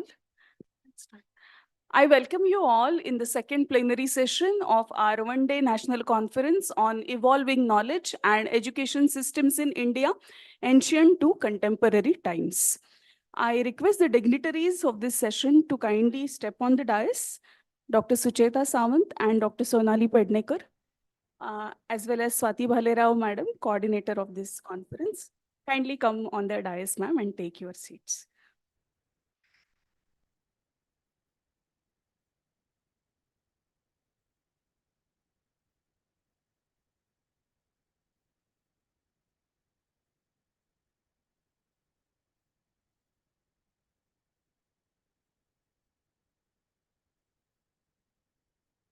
I once again welcome you all and I request Swati Bhalerao madam to kindly felicitate our guests, Dr. Sucheta Sawant.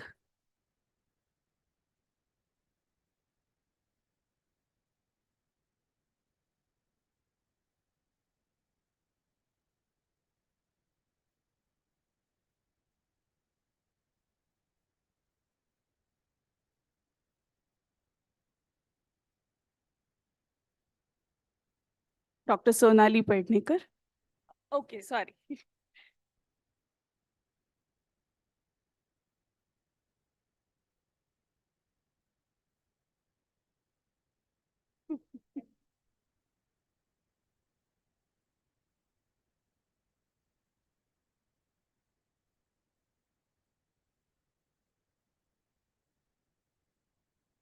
I request madam to kindly felicitate Dr. Sonali Pednekar.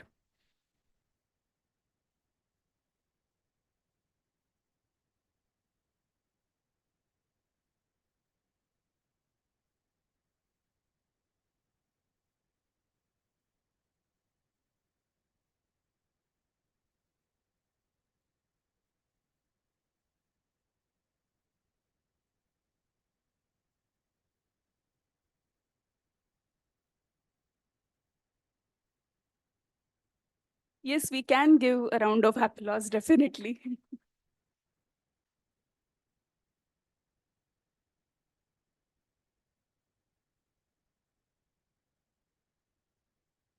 Thank you, madam.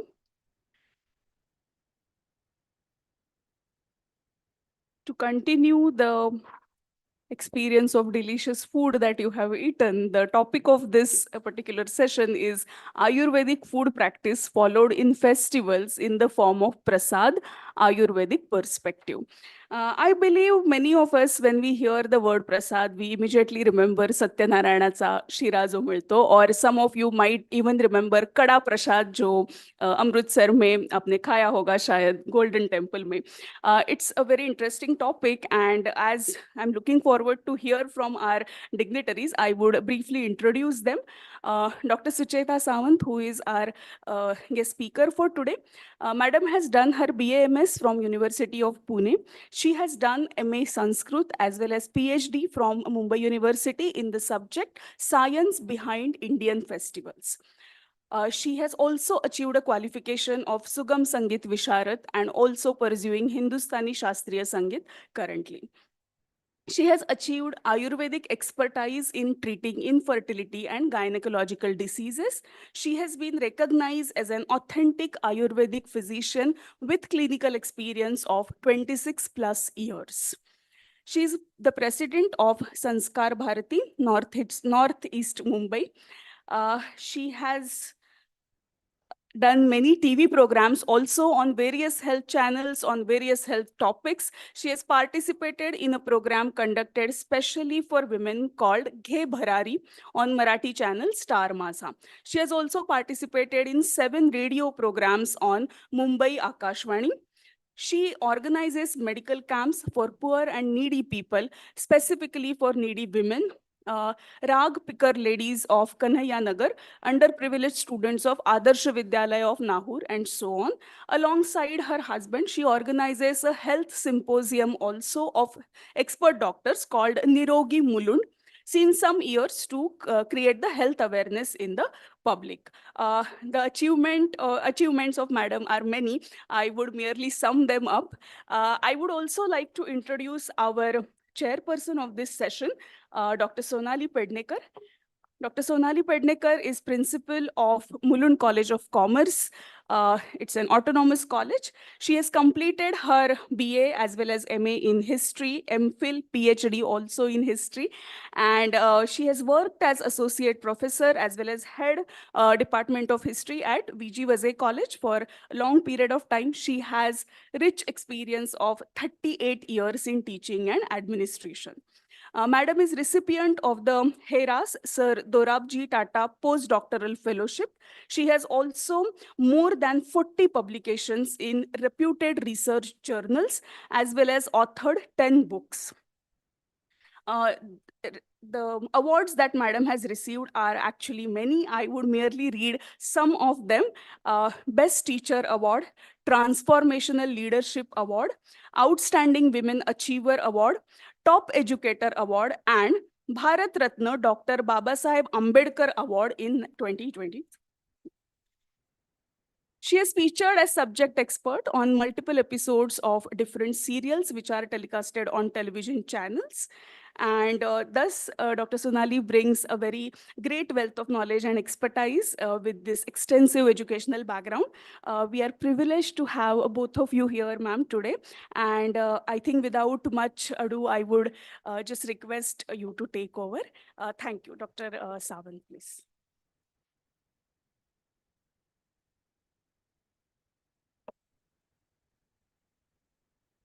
नमो नमः, प्रणाम, नमस्कार. जोशी बेडेकर विद्यालय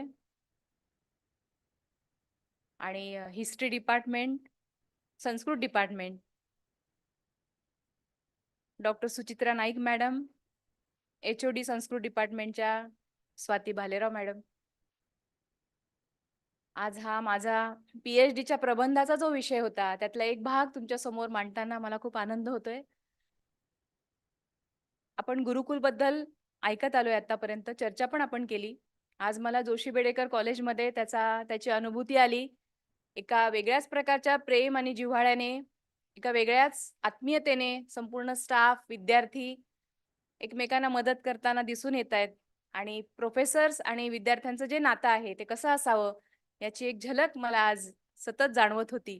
तुमचं सगळ्यांचं खूप खूप कौतुक आणि अभिनंदन करते आणि विषयाला सुरुवात करते. सणांमागील विज्ञान करताना प्रसादाचा जो विषय आहे, नैवेद्य, देवाला आपण निवेदयती, निवेदन करतो देवाला आणि ते ठेवतो. आपल्या पूर्वजांनी फार विचारपूर्वक सणांची योजना केली आणि त्या सणांच्या योजनेमध्ये त्यांनी प्रसादरूपी आयुर्वेदीय अशी औषधं पेरून ठेवली की त्या ऋतुचर्येमध्ये, आयुर्वेदामध्ये आयुष्कामी अध्याय आहे पहिला, त्याच्यामध्ये आयुष्याची कामना करणाऱ्यांसाठी आयुर्वेद आहे. ज्यांना चांगलं उत्तम दीर्घायुष्य जगायचं आहे त्यांच्यासाठी आयुर्वेद आहे. दिनचर्या सांगितली आणि ऋतुचर्या सांगितली. कसं दिनमान असावं जेणेकरून तुम्हाला आरोग्याची प्राप्ती होईल. दिनचर्या नंतर ऋतुचर्या सांगितली की त्या ऋतूमध्ये तुमचा कंडक कसा असायला हवा, आहाराचा आणि विहाराचा, जेणेकरून तुम्हाला स्वास्थ्य प्राप्त होईल. ते सांगताना जे औषध वापरलं जातं त्या ऋतुचर्येमध्ये, आश्चर्याची गोष्ट आहे की आपल्या धर्मज्ञांनी, आपल्या शास्त्रज्ञांनी, तेव्हा ना शाखांतर्गत अभ्यास होत असे. जे धर्मज्ञ असत त्यांचा आयुर्वेदाचा पण अभ्यास तगडा होता. त्यामुळे त्यांना माहिती होतं की आहारशास्त्र स्वच्छ केल्याशिवाय स्वास्थ्य प्राप्त होणार नाही समाजाला. सणांच्या रूपाने छोटे छोटे नेरेटिव्ह त्यांनी दिलेले आहेत आपल्याला की जे संपूर्ण भारतीय समाज आत्मीयतेने पाळत आला.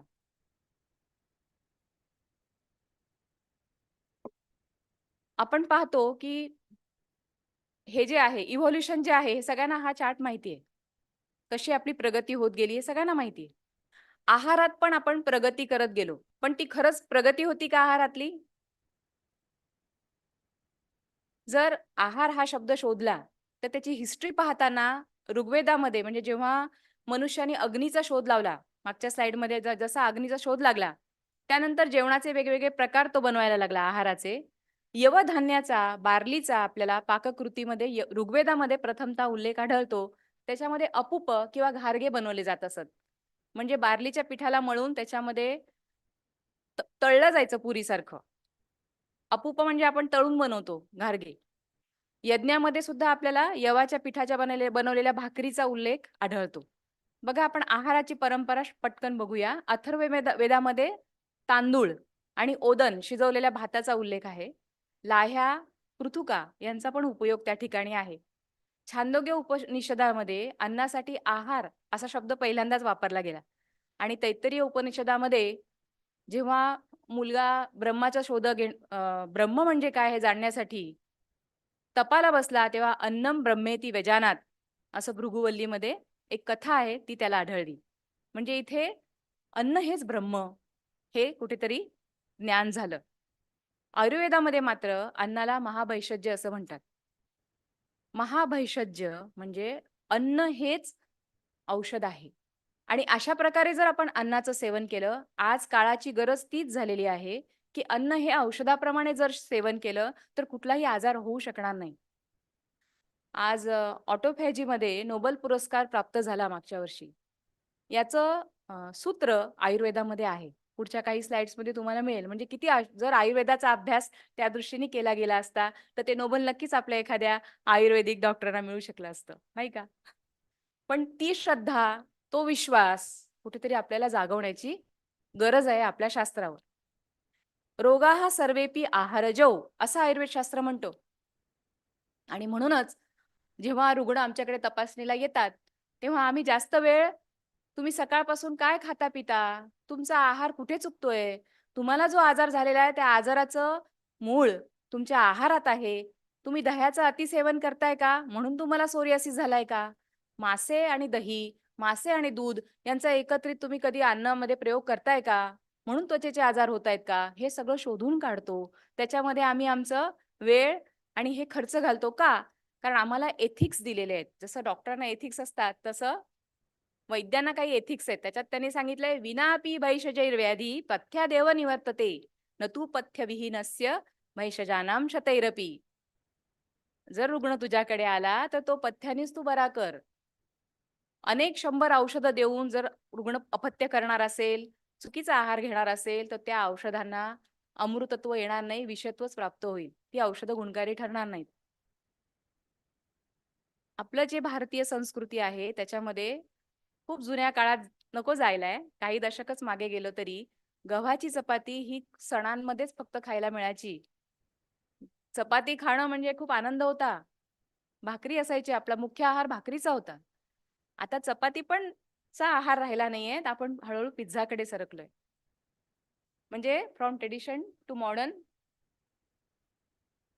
मोदक जे सर्रास बनवले जायचे त्याचं रूपांतर मुलांना आता मोमोज जास्त आवडतात. शेवया, गुळाच्या शेवया, तिखटाच्या शेवया, तांदळाच्या दुधातल्या शेवया हे न करता आपण नूडल्स. बरं ते नूडल्स पण कसे? चायनीज अन्न त्यांच्या पद्धतीने जर खाल्लं तर ते अपायकारक नाही होणार. पण इंडियन पद्धतीने फ्राय केलं जातं. सोया सॉस तेलामध्ये टाकून चवदार व्हावा म्हणून तेलात त्याचं सोया सॉस फ्राय करून भाज्या टाकल्या जातात आणि ते नूडल्स आपण खातो. म्हणजे ते किती आरोग्यकर आहे स्वतःलाच प्रश्न विचारा. All diseases are due to wrong food.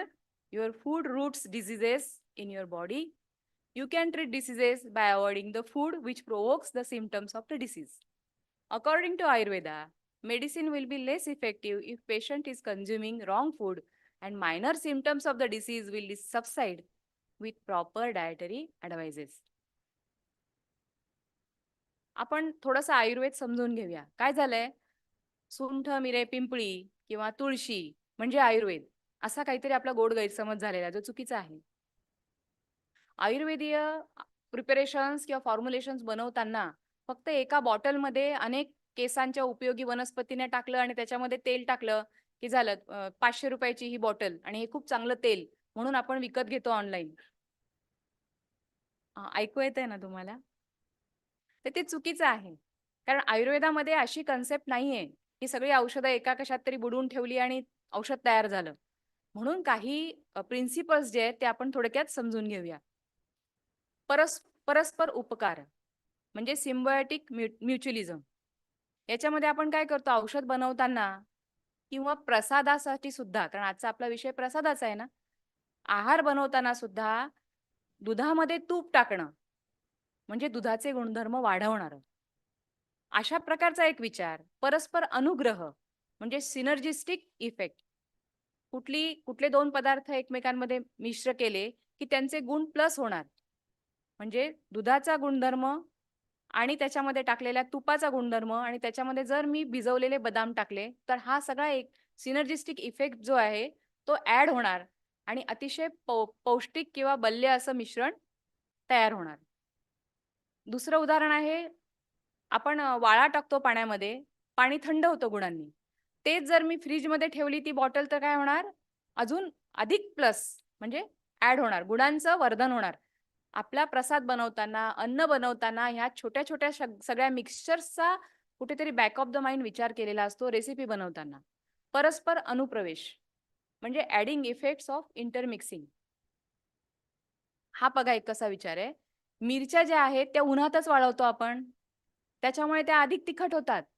गुणांचं Vardhan कसं झालं? चंद्रप्रकाशात आपण कोजागरीचं दूध ठेवतो, त्यामुळे ते अधिक शीतल होतं, म्हणजे ते अधिक पित्तशमन होतं. इतका सूक्ष्म विचार आपल्या आयुर्वेदीय किंवा भारतीय परंपरेमध्ये आहार किंवा औषध बनवताना केला जातो. म्हणून फक्त सुंठ मिरे पिंपळी म्हणजे आयुर्वेद असं समजू नका. आपलं एक औषध आहे त्रिभुवन कीर्ती रस, जे आपण सर्दी खोकल्यावर वापरतो सहसा. त्याला भावना द्रव्य बघा काय काय आहेत. तुळशीच्या पानांची भावना दिली आहे, धोत्र्याच्या पानांची, धत्तूरपत्र स्वरस आणि अद्रक रस याची भावना दिलेली आहे. एकाच वेळी तिन्ही टाकले जात नाहीत. औषध खलामध्ये सतत 7-7 दिवस घोटलं जातं तुळशीच्या रसामध्ये, पुन्हा 7 दिवस धोत्र्याच्या पानांच्या रसामध्ये खरलमध्ये हे केलं जातं, घोटलं जातं आणि नंतर आल्याच्या रसाच्या भावना. पुटावर पुटं चढतात त्या गुणांची आणि त्यावेळा ते औषध तयार होतं. म्हणजे औषध निर्माण तसंच आहार हा पण इतका सोपा नाहीये बनवणं. स्वभाव संसिद्धत्व, आपल्या कुठल्याही पदार्थामध्ये काही गुण जे असतात ते तुम्ही इथे खा, इथे प्या पाणी, किंवा तुम्ही जाऊन ऑस्ट्रेलियाला पाणी प्या, पाण्याने तुम्हाला आल्हादच मिळणार आहे, एक प्रकारची तृप्ती होणार आहे. हा त्याचा स्वभाव संसिद्धत्व आहे. हा पदार्थाचा नियत गुण आहे जो देशकालाप्रमाणे बदलत नाही. असे काही गुण असतात पदार्थामध्ये. काही गुण असतात की जे संस्कारोही गुणांतर धानम, म्हणजे जर संस्कार केले तर ते गुण बदलतात. असे काही गुण त्या पदार्थांमध्ये असतात. उदाहरणार्थ आलं, अद्रक. अद्रक कसं आहे, तिखट आहे रसाला, आणि अद्रक पोटामध्ये गेल्यानंतर ते सारक आहे, पर्गेटिव्ह आहे. त्याची जेव्हा आपण चुन्याच्या निवळीमध्ये भिजवतो ते 4-5 तास आलं, साल काढून नंतर उन्हामध्ये सुकवतो, त्यानंतर त्या आल्याची बनते सुंठ. सुंठीचा लगेच गुणधर्म बदलतो. सुंठ मधुर विपाकाची होते आणि ती ग्राही होते. म्हणजे जर जुलाब होत असतील तर सुंठीचं चूर्ण घेतलं तर जुलाब थांबतील. आणि जर पोट साफ होत नसेल तर आलं जर चाटलं तर आल्याने पोट साफ होईल. म्हणजे एकाच वस्तूचे, पदार्थाचे गुणधर्म संस्कारोही गुणांतर धानम. आपल्याला सुंठ आलं सगळं सारखंच वाटतं. एवढा खोल सूक्ष्म विचार आयुर्वेदाचा आहे आणि तो तुमच्यापर्यंत पोहोचवण्याचा कठीण आहे फार. 45 मिनिटांमध्ये तुमच्यापर्यंत मी कितपत पोहोचू शकेल, कारण आज 4.5 तास शिकल्यानंतर, जवळजवळ 24 वर्ष पूर्ण प्रॅक्टिस केल्यानंतर सुद्धा अजूनही वाटतं की आपल्याला ज्ञानार्जनाची गरज आहे. इतकं आयुर्वेद, कुठलंही शास्त्र इतकं खोल असतं, त्याची पूर्ण प्राप्ती तुम्हाला होऊ शकत नाही. गुणधर्म समजून घेणं जरा महत्वाचं आहे, म्हणून पटापट याच्यातून जाऊया, नंतर आपण गुढीपाडव्यावर येऊया. कुठल्याही पदार्थामध्ये 6 प्रकारचे रस असतात. आता हे रस पण त्यांनी कसे शोधले असतील हा विचार करा. हरड्याच्या झाडावरून एक हरडा पडला, तो हरडा चगळून बघितला, नंतर त्यांना लक्षात आलं की याच्यामध्ये 5 रस आहेत, लवण रस नाहीये हरड्यामध्ये. कुठेतरी आवळा खाल्ला होता, कुठेतरी बेहडा खाल्ला होता. ती झाडं एकत्र असणं तर शक्य नाही. आवळा, हरडा, बेहडा एकाच वेळेला फुलली, एकाच वेळेला त्यांना फळं आली, एकाच वेळेला 3 फळं पडली, ती त्यांनी चावून खाल्ली, त्यांचे गुण त्यांना कळले. असं शक्य आहे का? पण त्यांना हे सगळं अनेक वर्षांच्या, हजारो वर्षांच्या मनुष्यावरच्या ऑब्झर्वेशनवर लक्षात आलेलं आहे. कुठल्याही गिनी पिगवर, कुठल्याही प्राण्यांवर आयुर्वेदीय शास्त्राचे प्रयोग झालेले नाहीत. ते तुमच्या आमच्यासारख्या मनुष्यावरच झाले. हजारो वर्ष झाले. त्या निरीक्षणानंतर कळलं की हरडा, बेहडा, आवळा बीज काढून फक्त त्याचा जो वरचा भाग आहे, गुद्याचा भाग आहे, तो सुकवल्यानंतर, त्याचं चूर्ण केल्यानंतर, समप्रमाणात घेतल्यानंतर असे त्याचे इफेक्ट येतात. हे तर त्रिफळा तर किती सोपं साधं. अशी किती औषधं, किती कॉम्बिनेशन्स आयुर्वेदामध्ये आहेत. पदार्थाचं वीर्य, शीत आणि उष्ण 2 प्रकारे काम होतं. उष्णत्वाने, शीतत्वाने. रसाने काम होतं 6 प्रकारच्या. विपाक म्हणजे काय? ही एक कन्सेप्ट आहे. वीर्य आणि विपाक, जेव्हा आपण एखादी वस्तू खातो तेव्हा इथे जो परिणाम होतो तो रसांचा, आमाशयामध्ये जो परिणाम होतो तो विपाकाचा. 3 प्रकारचे विपाक सांगितलेले आहेत, मधुर, आम्ल आणि कटू. आणि वीर्य हे प्लीज मला जरा डिस्टर्ब होतोय. वीर्य जे आहे, जे रस आणि रक्त म्हणजे पदार्थ पचल्यानंतर रस रक्तात पोचल्यानंतर त्याचं शीतत्व आहे की उष्णत्व आहे हे ठरतं. म्हणजे तिसरा जो त्याचा परिणाम आहे पदार्थाचा तो उष्ण आणि एक शेवटचा प्रभाव म्हणून परिणाम आहे. प्रभावामध्ये काय होतं? Magical effect. एक्सप्लेन नाही करता येत प्रभाव. मध अनुष्ण आहे, पण मध कफनाशक पण आहे. मध घेतल्याने जाड मनुष्य बारीक होतो, बारीक मनुष्य जाड होतो. म्हणजे जर आपल्याला मध पाणी घेतो, आपण आंधळेपणे घेत असतो, पण आपण हा विचार नाही करत की मधामुळे वजन वाढू पण शकतं. तिळाचं तेल कृश व्यक्तीला जाड करतं, जाड व्यक्तीला कृश पण करतं. एकच गोष्ट कशा प्रकारे कार्य करते तर ती तिकडे त्याचा प्रभाव आहे. आता इथे एक मी उदाहरण दिले प्रभावाचं, की एक प्रकारची हरड्याची झाडाची जात आहे, त्याच्या खालून जर मनुष्य गेला किंवा बसला सावलीत तरी त्याचा प्रभाव इतका आहे रेचनाचा की तिथे मग त्याला द्रवमल प्रवृत्ती होते. अशा प्रकारचा हरडा असं सांगितलेलं आहे आणि आहे असा प्रकारचा हरडा. आहारातील वैविध्य. आता डायमेन्शन्स इन डाएट, भारतातला जो आहार आहे तो किती विविधतेने नटलेला आहे ते आपण बघूया. गहू घेतला एक पदार्थ तर त्याचे इतके प्रकार बनवता येतात गव्हाचे. इतके प्रकार आपली आई बनवत असते वेगवेगळे. चवीमधलं काय वैविध्य आहे? टेस्ट. तुम्ही कुकरमध्ये डाळ शिजवा आणि चुलीवरचं जेवण आणि गॅसवरचं जेवण. कढईच्या पितळी टोपामध्ये डाळ शिजवा आणि कुकरमध्ये शिजवा आणि तिला फोडणी. चवीमध्ये कमालीचा फरक आहे. म्हणजे हे जे आहे सगळा विचार आपल्याला जेव्हा आपण भारतीय आहारशास्त्राकडे बघतो तेव्हा एवढा सूक्ष्म विचार करून पहा कन्सेप्ट्स. आयुर्वेद काय म्हणतो? समदोषः समाग्निश्च समधातु मलक्रियाः प्रसन्न आत्मेंद्रिय मनः स्वस्थ इति अभिधीयते. दोष समस्थितीत, अग्नी समस्थितीत, सप्तधातू समस्थितीत आणि मलाच्या ज्या क्रिया आहेत त्या पण समस्थितीत. फक्त एवढंच नव्हे तर शारीरिक आणि मानसिक पण 3 घटक आहेत. प्रसन्नता, आत्मा मन यांची प्रसन्नता जर असेल म्हणजे शरीर स्वस्थ आहे आणि मन दुःखी आहे त्याला स्वस्थ म्हणत नाही आयुर्वेद. म्हणजे मानसिक विकार, शारीरिक विकार, व्याधी आणि आधी या सगळ्यांचा विचार करून आयुर्वेद शास्त्र तयार झालं. किती सोपं आहे याला रिपेअर करणं? तर विकारो दोष वैषम्यम साम्यम प्रकृती उच्यते. यातला विकार आपल्याला दूर करायचा आहे म्हणजे दोष साम्य त्रिदोष आहेत ते साम्य स्थितीत आणायचे. आता ह्याचा काय संबंध आहे? आपल्या सगळे जे पदार्थ आपण खातो ते सगळे पंचमहाभूतात्मक आहेत आणि आपलं शरीर सुद्धा पांचभौतिक आहे. आपला आहार आणि आपलं शरीर पांचभौतिक आहेत. त्यामुळे पांचभौतिक चिकित्सा केली, पंचभूतांचा विचार करून चिकित्सा केली, उष्णत्व शीतत्व डोक्यात ठेवून जर चिकित्सा केली तर चिकित्सा सहज साध्य आहे. हेच आपण सकाळपासून रात्री झोपेपर्यंत जे जे खातो त्याच्यामध्ये जर हा विचार केला की आता बाहेर ऋतू कुठला सुरू आहे, बाहेर थंडी आहे का, मग मी उष्ण पदार्थ खाल्ले पाहिजेत का? या थंडीमध्ये जर मी सीताफळ शोधून खाऊन बघितलं, पेयर असतं बघा, पेयर जर खाल्लं तर मला शिंका येणारच. थंड पदार्थ, थंड पाणी जर मी खाल्लं म्हणजे बाहेर शीतत्व आहे आणि तुम्ही जर थंड पदार्थ खाल्ले मग चिकित्सा किती सोपी आहे. आजारी न पडणं किती सोपं आहे जर तुम्ही जिभेवर नियंत्रण ठेवलं तर. हे जर तर लक्षात ठेवा.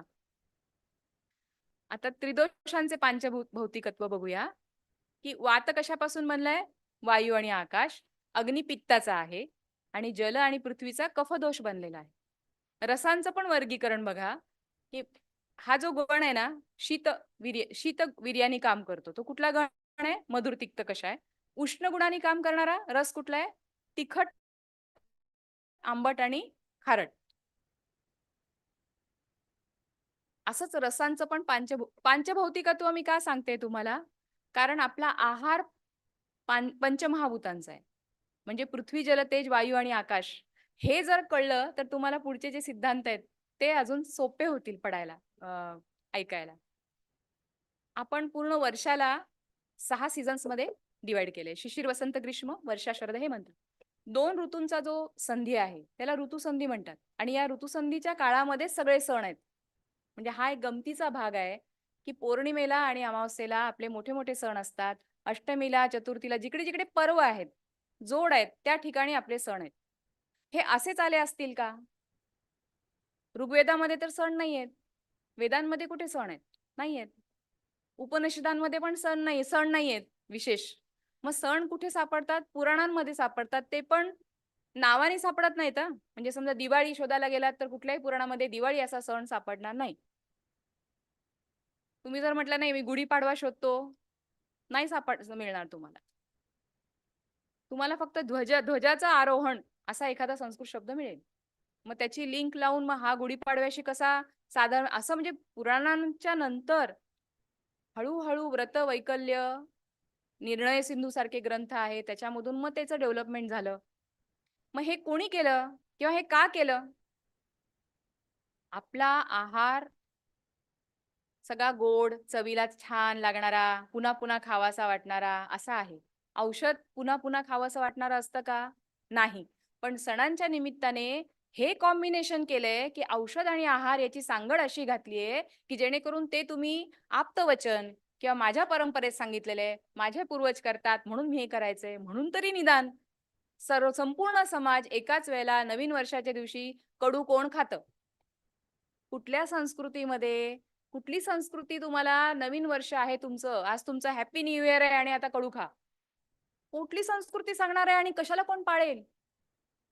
आम्हाला एवढं स्वादिष्ट जेवणाची अरे जे श्रीखंड कधीतरी दह्यात टांगून ठेवलं जायचं, मग आम्ही वाट बघायचो कधी चक्का बनतोय, मग दुसऱ्या दिवशी तो चक्का फेटून त्याचं श्रीखंड बनायचं. ते आपल्याला सर्रास वर्षभर सहज सोपं उपलब्ध आहे. मिष्टान्नांना तर काही अर्थच राहिला नाहीये. पूर्वी एखाद्याला जेवण देणं म्हणजे केवढं मोठं काम होतं ते. आता तुम्ही कोणाला किती जेवण द्या, काही नाही वाटत लोकांना पण आणि देणाऱ्यालाही काही वाटत नाही, घेणाऱ्यालाही काही वाटत नाही, कारण ते सहज झालंय. त्याच्या मागचं जे शास्त्र होतं ते शास्त्र आपण विसरलोय. जस्ट आपण पाहूया की 2 ऋतूंच्या याच्यामध्ये कसा सण ठेवलेला आहे बघा. शिशिर आणि वसंत म्हणजे वसंताची सुरुवात होते तीच मुळी गुढीपाडव्याने होते. वसंत आणि ग्रीष्म अक्षय तृतीयेने होते. ग्रीष्म वर्षा वटपौर्णिमा येते. शरद आणि हेमंत दिवाळी येते आणि हेमंत आणि शिशिरमध्ये मकर संक्रांत येते. असं का केलंय की 2 ऋतू एकमेकांना जिकडे जुळतात तिथे सण का ठेवलाय, मोठे सण का ठेवले? ऋतुसंधी हा जो काळ असतो त्याच्यामध्ये आपलं शरीर जे असतं ना त्याला आपण ऍक्लिमेटायझेशन म्हणतो. मनालीला किंवा त्या बाजूला गेलो लेह लडाखला की आपल्याला दम लागायला लागतो ना, तिथे ऑक्सिजन कमी आहे. त्या लोकांना होत नाही त्रास. मग आपल्याला सांगतात की नाही 2 दिवस तुम्ही इथे खाली तळावरच थांबा, मग चढायला सुरुवात करा, तुमचे लंग्स तयार होतील ऑक्सिजनसाठी, कमी ऑक्सिजनसाठी. आपला जो ऋतू असतो त्या ऋतूमध्ये आपण एक प्रकारचा आहार खात असतो. तो ऋतू बदलायला लागतो. दुसऱ्या प्रकारचा आहार जर लगेच खाल्ला तर शरीर त्याला कम्पॅटेबल नाही, मग आजार होतात. कारण तिथे आपलं बल कमी झालेलं असतं. म्हणून अशी योजना केली आहे की एक ऋतू संपत आला की त्याचे शेवटचे 7 दिवस आणि येणाऱ्या ऋतूचे सुरुवातीचे 7 दिवस असा हा जो पंधरवडा आहे तो पंधरवडा म्हणजे ऋतुसंधी काळ. ज्यावेळी संक्रामक रोग वाढतात, शरीराचं बल कमी होतं, अग्नीचं बल कमी होतं, हवेमध्ये सुद्धा सायंटिफिकली विषाणू वाढलेले असतात, जीवजंतू वाढलेले असतात.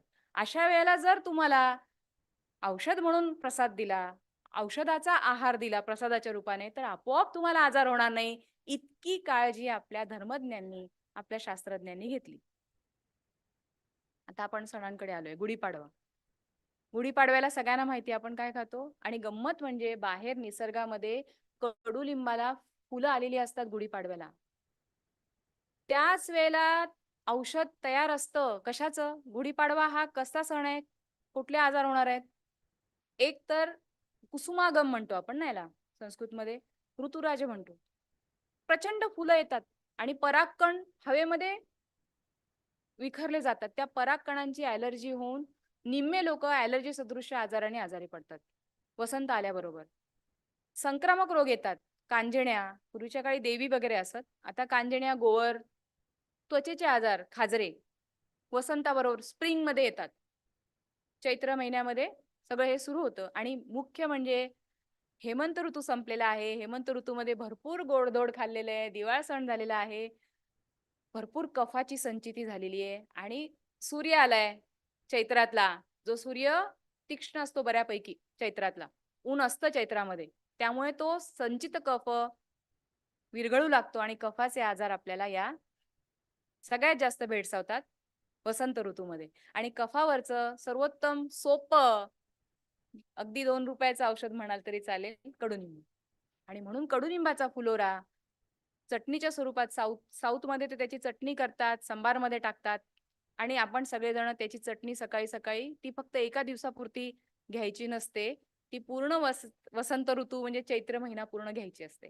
म्हणजे तुम्हाला कफाचे आजार, ॲलर्जीचे आजार, सर्दी, पडसं, खोकला, ताप, त्वचेचे आजार होऊ शकत नाहीत. तुमची रोगप्रतिकार शक्ती पण चांगली राहते आणि वसंतातील कफाचे रोग दूर होतात सहज. हे एक बघूया आपण. काळाचं विभाजन कसं केलंय हे पण एक कन्सेप्ट आहे वेगळी, ती पण बघूया. आपलं जे बल आहे शरीराचं ते आयुर्वेदानुसार 3 प्रकारचं असतं. सहज म्हणजे आपण आईच्या पोटातूनच घेऊन आलो. प्रकृतीतः आपल्यामध्ये जे बल आहे ते सहज. कालज तुम्ही कुठल्या वयाचे आहात, 60च्या नंतरचं तुमचं बल आणि 25चं तुमचं बल, म्हणून हे कालज. आणि ऋतू, कुठला ऋतू चाललाय. वर्षा ऋतूमध्ये सगळ्यात कमी बल आहे. बघा इथे जर तुम्ही बघितलं, हा जो चार्ट बनवलेला आहे, शिशिर मध्ये तुमचं बल आहे ते उत्तम आहे, वसंतामध्ये मध्यम आहे, ग्रीष्मामध्ये एकदम कमी. इकडे वर्षामध्ये एकदम कमी आहे, शरदमध्ये तुमच्या शरीराचं बल मध्यम आहे आणि हेमंतामध्ये सगळं शरीराचं बल उत्तम आहे. थंडीमध्ये उत्तम बल आहे. अग्नी बघितला तर अग्नी पण तसाच जाणार आहे. अग्नी पण सेम बलाप्रमाणेच तुमचा अग्नी जाणार. भूक उत्तम लागणार शिशिरामध्ये, वसंतामध्ये भूक कमी लागणार आणि उन्हाळ्यामध्ये नुसतं पाणी प्यावंसं वाटेल, भूक लागणार नाही. हे सगळे म्हणजे मॅथमॅटिकल सिद्धांत आहेत. फक्त आपल्याला काय होतं, त्याचं आपल्याला आपल्या शास्त्राचं आपल्याला नॉलेज नाही, की असं सांगून ठेवलेलं आहे हे आपल्याला माहिती नाहीये, किंवा त्याच्यावरची श्रद्धा आपली कुठेतरी कमी झालीये, तीच वाढवायची आहे. आजच्या या अशा प्रकारच्या उपक्रमामधून आपल्याला तेच साध्य करायचंय. काल बघा कुठला आहे, उत्तरायण, दक्षिणायन. आदान काल म्हणजे काय, आपलं कॅलेंडर जे आहे ना तो सौर पद्धतीने चालतं, बरोबर ना, सूर्याप्रमाणे चालतं. आदान म्हणजे आचूषण करणं. सूर्य तुमच्या संपूर्ण प्रकृतीतून, तुमच्या शरीरामधून, सृष्टीमधून बल हिसकावून घेतो, म्हणून आदान शब्द वापरलाय. तो हळूहळू तो हिसकावून घेतो. ग्रीष्मामध्ये तो सगळ्यात जास्त बल तुमचं काढून घेतो शरीरातलं. तिकडे दक्षिणायनमध्ये काय आहे, विसर्ग काल. विसर्ग म्हणजे धबधब्याला पण आपण विसर्ग म्हणतो ना, भरपूर स्रोत, बलाचा भरपूर स्रोत होतो वर्षामध्ये, शरदामध्ये वर्षामध्ये कमी, शरदामध्ये मध्यम आणि हेमंतामध्ये जास्त. सूर्य दान करत चाललाय, बल देत चाललाय अधिकाधिक, बरोबर उलट येते. आता थोडस वसंत म्हणजे वसंत ऋतू म्हणजे आपल्या उपनिषदांमध्ये जर पाहिलं तर एका पक्षाची उपमा दिली आहे त्याला, आणि पक्षाच्या मुखस्थानी वसंत ऋतू असं म्हटलंय. आयुर्वेदामध्ये कडुनिंब जो आहे ते मुखाशी शुद्धी करणार आहे. आज आपले जे सगळ्यांचे टूथपेस्ट असतात त्याच्यामध्ये मीठ आलं. मीठ होतं का पूर्वी? नव्हतं. कोळसा पण आला. म्हणजे पूर्वी आपल्याला भारतीयांना अज्ञानात काढलं जायचे की कोळशाने आणि मिठाने हे लोक दात घासतात म्हणून. पण आता त्या सगळ्या टूथपेस्ट मध्ये काय काय आलं, मीठ पण आलं, कोळसा पण आला. आणि ते उलट सांगतात की हमारे टूथपेस्ट में नमक है, म्हणजे किती चांगली. हा, चारकोल आहे आणि कितना अच्छा. कडुनिंब कधी येणार? सगळ्या डेंटिस्टला त्यांची दुकानं बंद करावी लागतील जर कडुनिंब आला तर. नीम फक्त चित्र आहे. कडू टूथपेस्ट नाहीच काढले कोणी अजूनही. कडू लागणारी कडू रसच आहे जो दातातले कृमी, फक्त दातातले कृमी नव्हे, म्हणजे पूर्वीच्या काळी आपल्या 60च्या वरच्या सुद्धा आजोबांचे दात संपूर्ण असत, कारण नीमचा दातून केला जाईल. तर नीम हा असा प्रकार आहे की जो कृमीनाशक आहे, कंडुग्न गणामध्ये चरकांनी घेतलेला आहे, त्वचेचे आजार दूर करणार आहे. आणि आपण आयुर्वेदामध्ये उलटीसाठी नीम वापरतो. वसंतामध्ये पंचकर्म कुठलं केलं जातं? वमन. आणि वमनासाठी कडुलिंबाचा फक्त रस जरी प्यालो आपण वसंतात तरी सर्व आजार दूर होऊ शकतात. म्हणजे एकच सण नीट समजून घ्या, हेच संपूर्ण सणांना वर्षभरातल्या लागू पडतं. हा विचार करून बघा की नवीन वर्षाच्या सुरुवातीला आम्ही कडुलिंब का खातो, कडू का खातो. त्याच्या मागचं तुम्हाला मी सायन्स थोडक्यात आधीच्या स्लाइड्स मध्ये सांगितलंय. त्याचं जर कोरिलेशन तुम्हाला करता आलं तर तुम्हाला आपोआप ते ज्ञान मिळेल. आपण पुढेच जाऊया थोडं. हे रेफरन्सेस आहेत सगळे ग्रंथांमधले, की कसं कडुनिंब औषधी आहे. नुसतंच मी बोलते कंडुग्नय जंतुग्नय नव्हे, तर दीज आर द रेफरन्सेस. ही एक रेसिपी दिलेली आहे की सगळे आता रेसिपी नवीन नवीन शोधतायत ना, पण ह्या रेसिपी पर्यंत अजूनही कोणी पोहोचलेलं नाही. बघा, कवळी पानं जी आहेत ती तुपामध्ये परतून त्याच्यामध्ये सैंधव हिंग आणि ताकामध्ये जर शिजवून घेतली तर कडुनिंबाच्या पानांची भाजी बनू शकते, जी आपण कारल्याच्या भाजीप्रमाणे खाऊ शकतो. आणि ती औषधी पण आहे. खाली त्याचे गुणधर्म लिहिलेले आहेत. इंग्लिशमध्ये पण लिहिले, तुम्हाला सहज समजतील. चैत्रामध्ये दुसरा कुठला सण येतो? चैत्री नवरात्र असते, चैत्रा गौरी. त्याच्यामध्ये आपण वाटली डाळ आणि कैरीचं पण हा प्रसाद असतो ना, घरोघरी हळदी कुंकू करून आपण देतो. त्याच्या मागे पण काही शास्त्र असू शकतं का? चैत्रामध्ये उष्णता वाढलेली आहे. आंबट कैरीच्या रसामुळे काय होणार? अग्निवर्धन होईल. तुम्ही जे काही खाणार ते पचेल आणि हीट जी असते, उष्णता, ती कमी होईल. म्हणजे तुम्हाला प्रिकली हीट पावडर्सचा खर्च वाचला. बरोबर आहे. डॉक्टरांकडे नाक फुटतंय, रक्त येतं नाकातून म्हणून जातो, तो खर्च वाचला. रक्तस्राव होतो पाईल्स मधून वगैरे उन्हाळ्यामुळे, तो वाचला. वैशाख येतो ना पुढे, वैशाख म्हणजे हे कंटिन्यू करायचंय. चैत्र आणि वैशाख फक्त एका दिवसासाठी नसतो प्रसाद, त्या संपूर्ण ऋतूसाठी असतो, हे लक्षात घ्या. सगळ्यांचे गुण सांगितलेत. चणा कसा आहे, पचायला थोडा जड आहे ना, चणे पचत नाहीत, म्हणून कैरीचं कॉम्बिनेशन आहे की जेणेकरून मग ते चणे पचतील. आणि ते कोरडे आहेत चणे, कफाचं सगळं चूषण करतात, म्हणून कफ कमी होणार, असं कॉम्बिनेशन केलेलं आहे.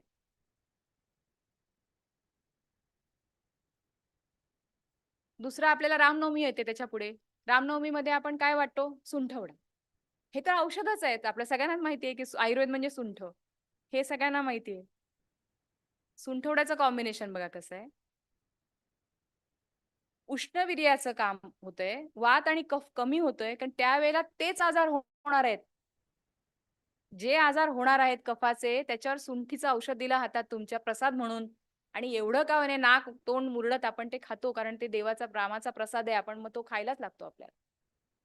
म्हणजे हे सगळं खूप विचारपूर्वक आपल्या सण संस्कृतीमध्ये आपल्या पूर्वजांनी पेरलेलं आहे. तुम्ही वाचू शकता, बोल्ड टाईप आहे.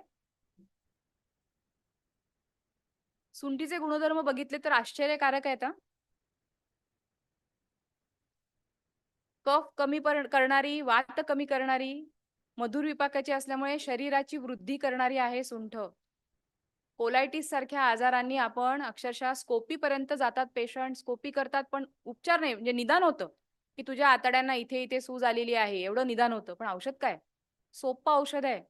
सुंठीचं पाणी नियमित घेणं, सुंठ आल्याच्या रसातून घेणं, इतकी सोपी सोपी औषधं असतात, पण ती आपल्याला माहिती नाहीयेत. कारण सुंठीचे गुण बघा काय आहेत.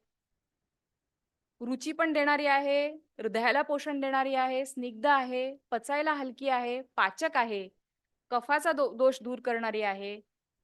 गळा ज्यांना खूप बोलावं लागतं, गावं लागतं गाणं, किंवा कफाने त्यांचे गळे खराब झालेले आहेत, त्या सगळ्यांना एवढासा सुंठीचा तुकडा जर चघळला तर आपण 2 तास सहज लेक्चर घेऊ शकतो. आता आपण अजून पुढच्या सणाला जाऊया. अक्षय तृतीयेचं जेव्हा मी पीपीटी साठी चित्र शोधत होते, तेव्हा मला कुठेही पाणी दान केलं जातंय असं चित्र, किती दुर्दैव आहे की मला एकही मिळालं नाही. मला सुवर्णदानाचं चित्र मिळालं, कारण हे नाही आहे. आणि खरं तर अक्षय तृतीयेमध्ये आपल्याला जलदान सांगितलेलं आहे. मोठ्या मोठ्या नद्या असतात, त्या नद्यांचं शुद्धीकरण जे आता सुरू केलेलं आहे. म्हणजे जे जुनं पुराणातलं जे होतं ना, ते सगळं आता बाहेर येतंय आणि त्याप्रमाणे सरकार धोरणं आखून मुद्दाम त्या गोष्टी करतंय. ही आपल्यासाठी खूप चांगली गोष्ट आहे की जलदान म्हणजे तलाव, विहिरी यांची निर्मिती करणं, नद्यांचं शुद्धीकरण करणं, ज्या गावांमध्ये पाणी नाहीये अशा ठिकाणी पाण्याचे टँकर्स पाठवणं, पाणी दान करणं, हे अक्षय तृतीयेचं खरं तर असा सण आहे हा साजरा करायचा. पितृतर्पण केलं जातं. नवीन मडकं आणा, नवीन मडक्यामध्ये आंब्याची पानं, वाळा वगैरे टाकून ते पाणी देवासमोर ठेवा. आणि आमरस हा या सणाचा नैवेद्य काय असतो? प्रसाद मँगो ज्यूस असतो. त्याचे बघा काय काय गुण आहेत. आंबा बरोबर त्याच वेळेला कसा आला? कारण त्यावेळेला शरीराचं बल कमी झालेलं आहे.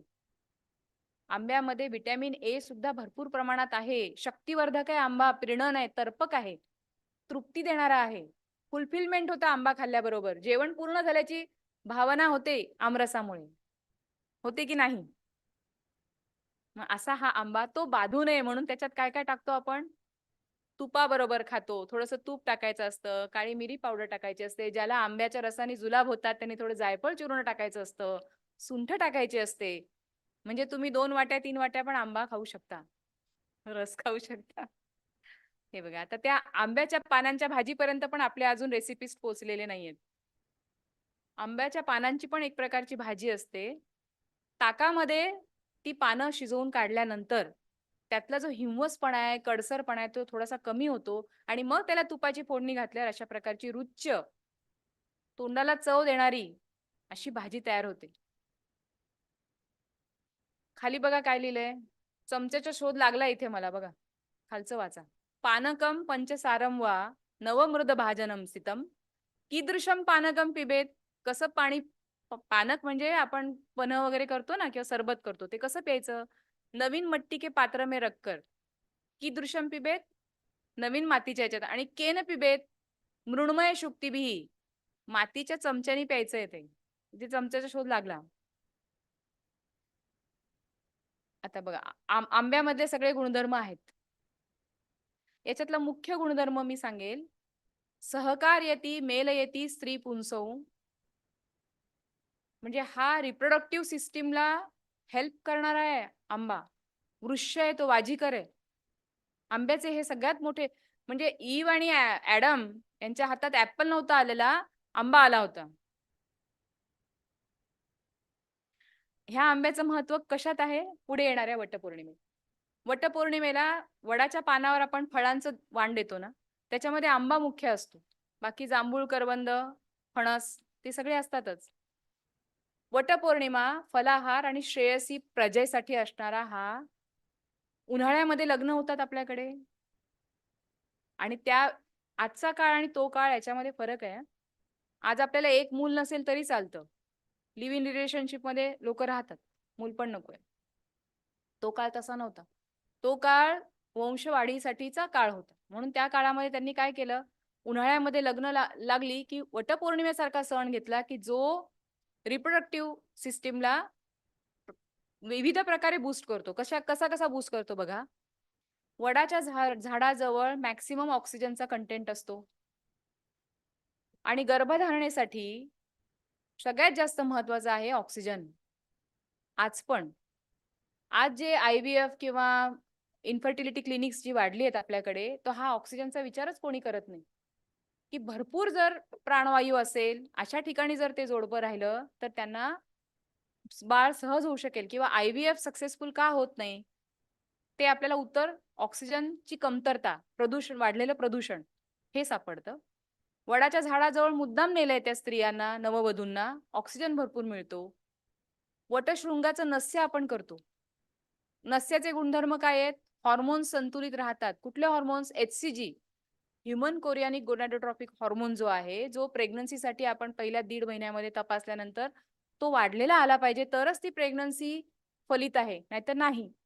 नस्य केलं की ऑल्फॅक्टरी नर्व डायरेक्ट जाऊन पिच्युटरीच्या अँटेरियर चेंबरमध्ये उघडते आणि पिच्युटरी मधूनच सगळं हॉर्मोनल होत असतं. म्हणजे तुम्ही बाहेरून हॉर्मोनचं सप्लाय करणारं औषध घेणार आहात की तुमचे हॉर्मोन सुचारू व्हावीत अशी सोपी नस्य विधी करणार आहात. पुढे पण अजून त्याचा उपयोग दिलेला आहे की वडाच्या सालीच्या काड्याने अपत्य मार्गाचं धावन केल्यास तिथला जो pH असतो, तिथला pH जर ऍसिडिक असेल तर सिमेन जे असतं ते अल्कलाईन असतं. हे लक्षात घ्या. स्पर्म्स जास्त मोटाईल, जास्त जिवंत अल्कलाईन याच्यात राहतात. गर्भधारणा न होण्याचं पण हे एक मोठं कारण असतं. तो pH जर आपण अल्कलाईन केला, सहज सोपं वडाच्या काड्याचं धावन पानांच्या सालीच्या, तर आपोआप फर्टिलिटी वाढू शकते.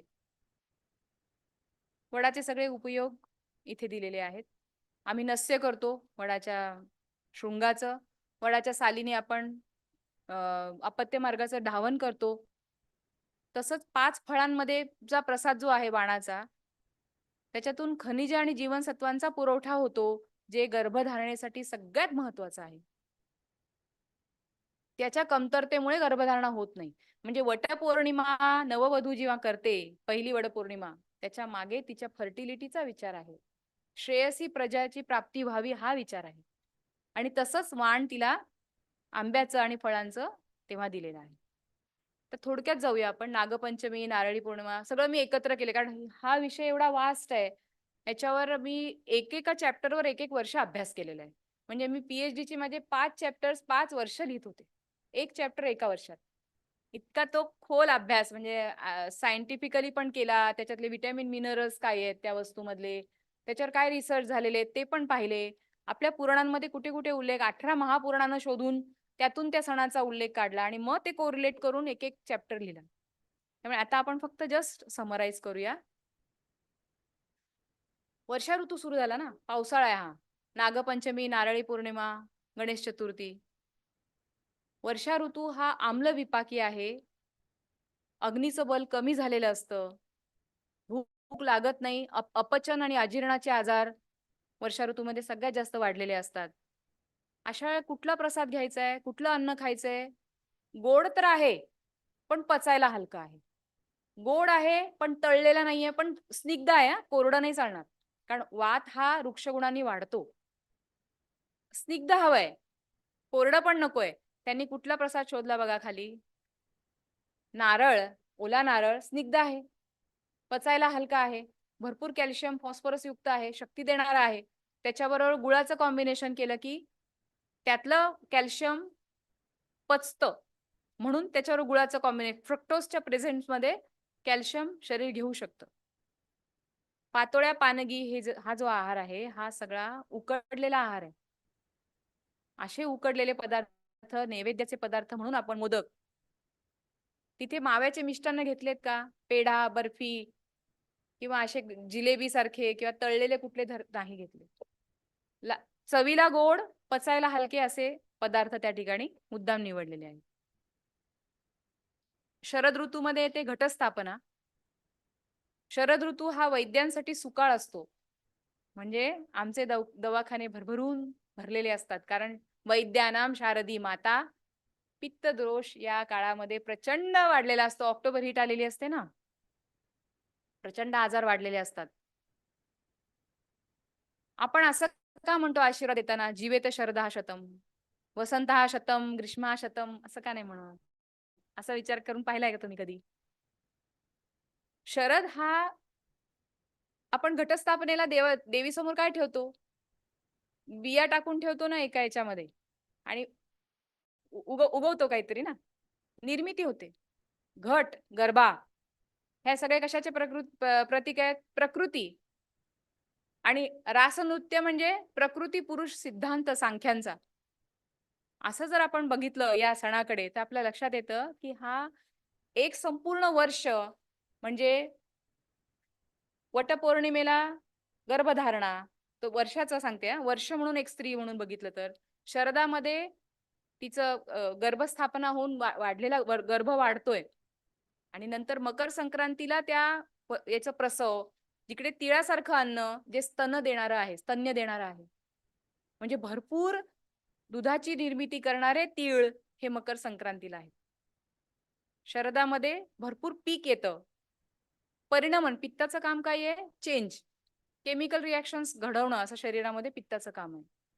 तर त्या असा जर विचार केला तर लक्षात येतं की पोषण स्त्रियांचं जास्तीत जास्त व्हावं म्हणून हे सगळे सण, घटस्थापनेला नवरात्रीचे जे 9 दिवस आहेत ते गर्भिणी अशी कल्पून तिला 36 भाज्यांचा नैवेद्य आपण देवीला देतो.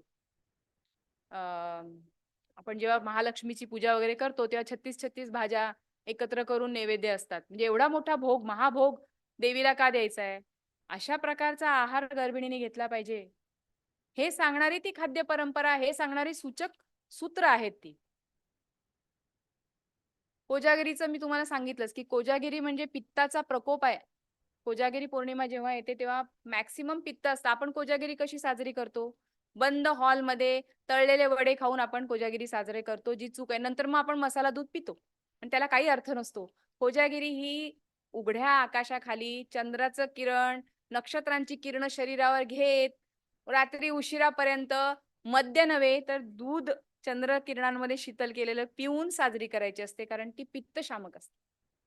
पित्त कमी होणार शरीरातलं. आता हा शेवटचा सण आहे आपला वर्षभरातला. मकर संक्रांतीला आपण तिळगुळाचं वाटप करतो.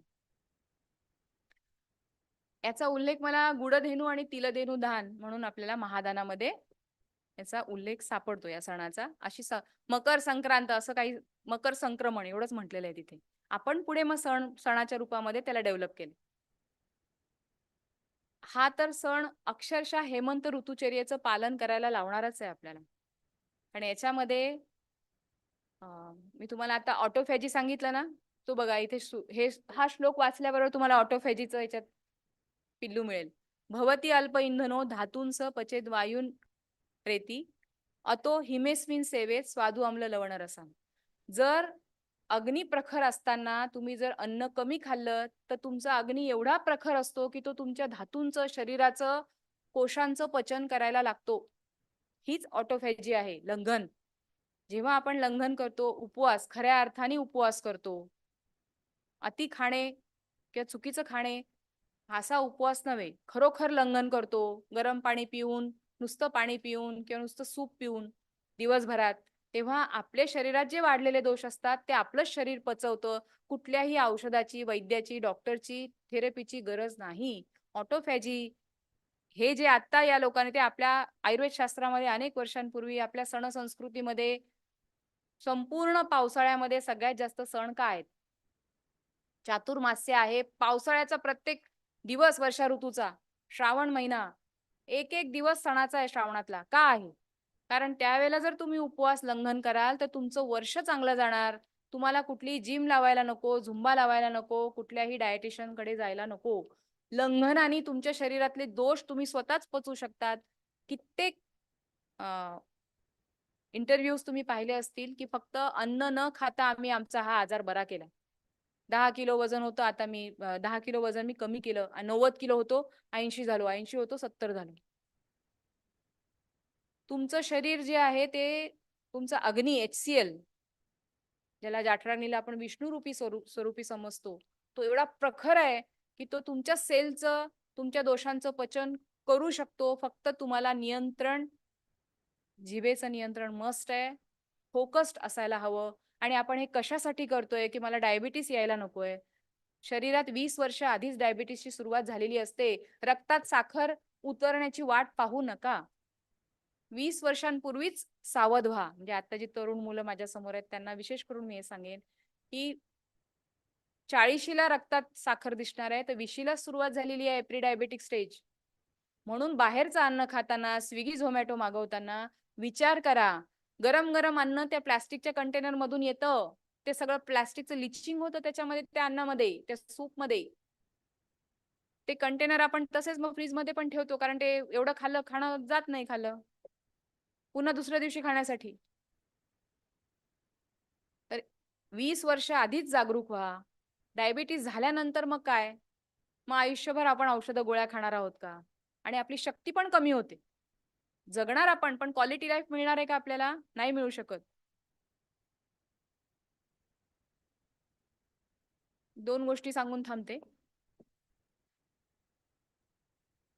का मी शास्त्रज्ञ म्हणते आयुर्वेदातल्या आहार, त्याचं फक्त एक झलक तुम्हाला येऊ देत की कॅल्शियमचं आधुनिक शास्त्रज्ञांच्या मते तिळातल्या कॅल्शियमचा काही उपयोग नाही शरीराला. कारण तिळाला जे ऑक्झॅलिक ऍसिड असतं सालीमध्ये, त्यामुळे कॅल्शियमचं पचन होऊ शकत नाही. म्हणजे आयुर्वेद जो दावा करतो किंवा आम्ही जे म्हणतो की तीळ खाल्ल्याने कॅल्शियम वाढतं, ते चुकीचं आहे. पण आपल्याकडे लुंचित तीळ केले जातात. तीळ थोडेसे पाण्याचा हपका मारून गोधडीमध्ये किंवा घुंगळीमध्ये भरडले जातात, त्याची तुसं पाखडली जातात आणि नंतर तिळाचा उपयोग, म्हणजे हा तिथे श्लोक आहेत लुंचित तिळाचे. अणुतेल बनवताना आयुर्वेदामध्ये श्लोक आहेत की तिळाची सालं काढून मग तीळ वापरायचे. त्यांना कसं माहिती होतं की तिळाच्या सालीमध्ये ऑक्झॅलिक ऍसिड असतं, ज्याच्या प्रेझेन्समध्ये तिळातील कॅल्शियम शरीर घेऊ शकत नाही. म्हणजे किती निरीक्षण शक्ती आचाट होती. कॅल्शियम फ्रक्टोजच्या प्रेझेन्स मध्येच शरीराला सहज आहे पचवायला. म्हणून तिळगुळ घ्या, गोड गोड बोला. हा परवलीचा शब्द का शिकलोय, वर्षानुवर्ष शिकलोय. कारण तीळ गुळाबरोबरच खावेत, अन्यथा तिळाचा काही तुम्हाला उपयोग नाही. हे सांगण्यासाठी किती सोपं आहे. तिळगुळ घ्या म्हणजे आपलं जे आहे ते किती सोपं वाटतं ना आपल्याला, पण त्याच्या मागे किती शास्त्र असतं, की गुळातल्या फ्रक्टोजच्या प्रेझेन्समध्ये तिळातलं कॅल्शियम सहज शरीर घेणार आहे, अन्यथा घेणार नाहीये. लुंचित केलेले जर तीळ असतील, काढलेले, तर ते कॅल्शियम सहज, आणि आम्ही तसेच खातो बाबा. तुम्ही परकीय खाद्य संस्कृती तसे बघता तिळाकडे, पण आम्ही तीळ तसेच खातो. आमची आई तीळ पाण्यामधून काढून उन्हात वाळवून भरडून मग बनवते तिळगुळ.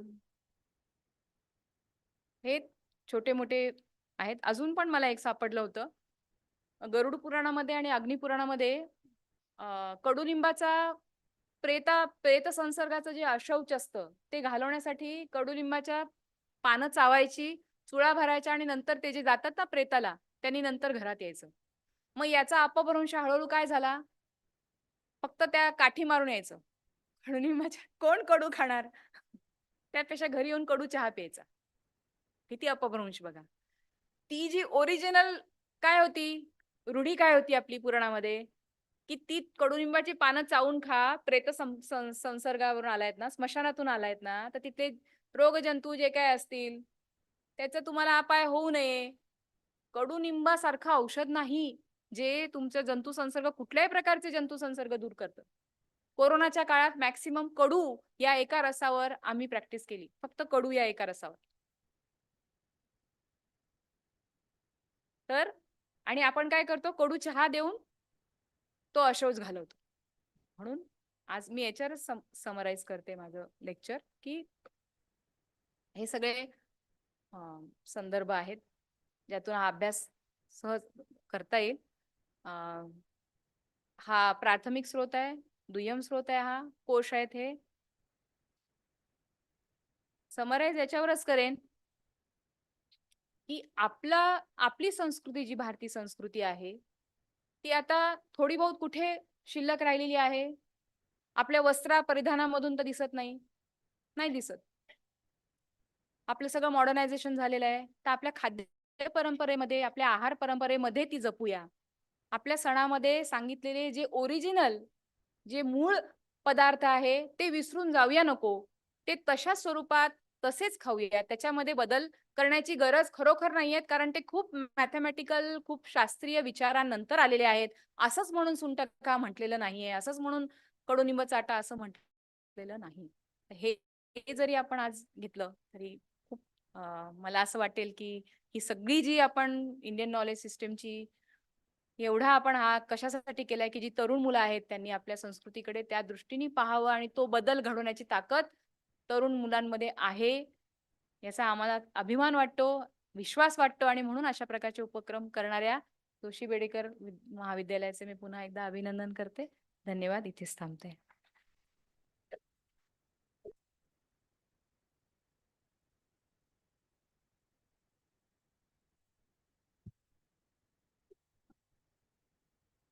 हो हो, अर्थात. त्यांचा एखादा क्वेश्चन घ्यायचा की म्हणजे एखादा आपण वेळेनुसार अर्थात म्हणजे so lifestyle coaching, nutrition coaching असं खूप नवीन प्रोफेशन सध्या येत आहेत. But it was quite fascinating to see the roots of all that are actually there in our culture already.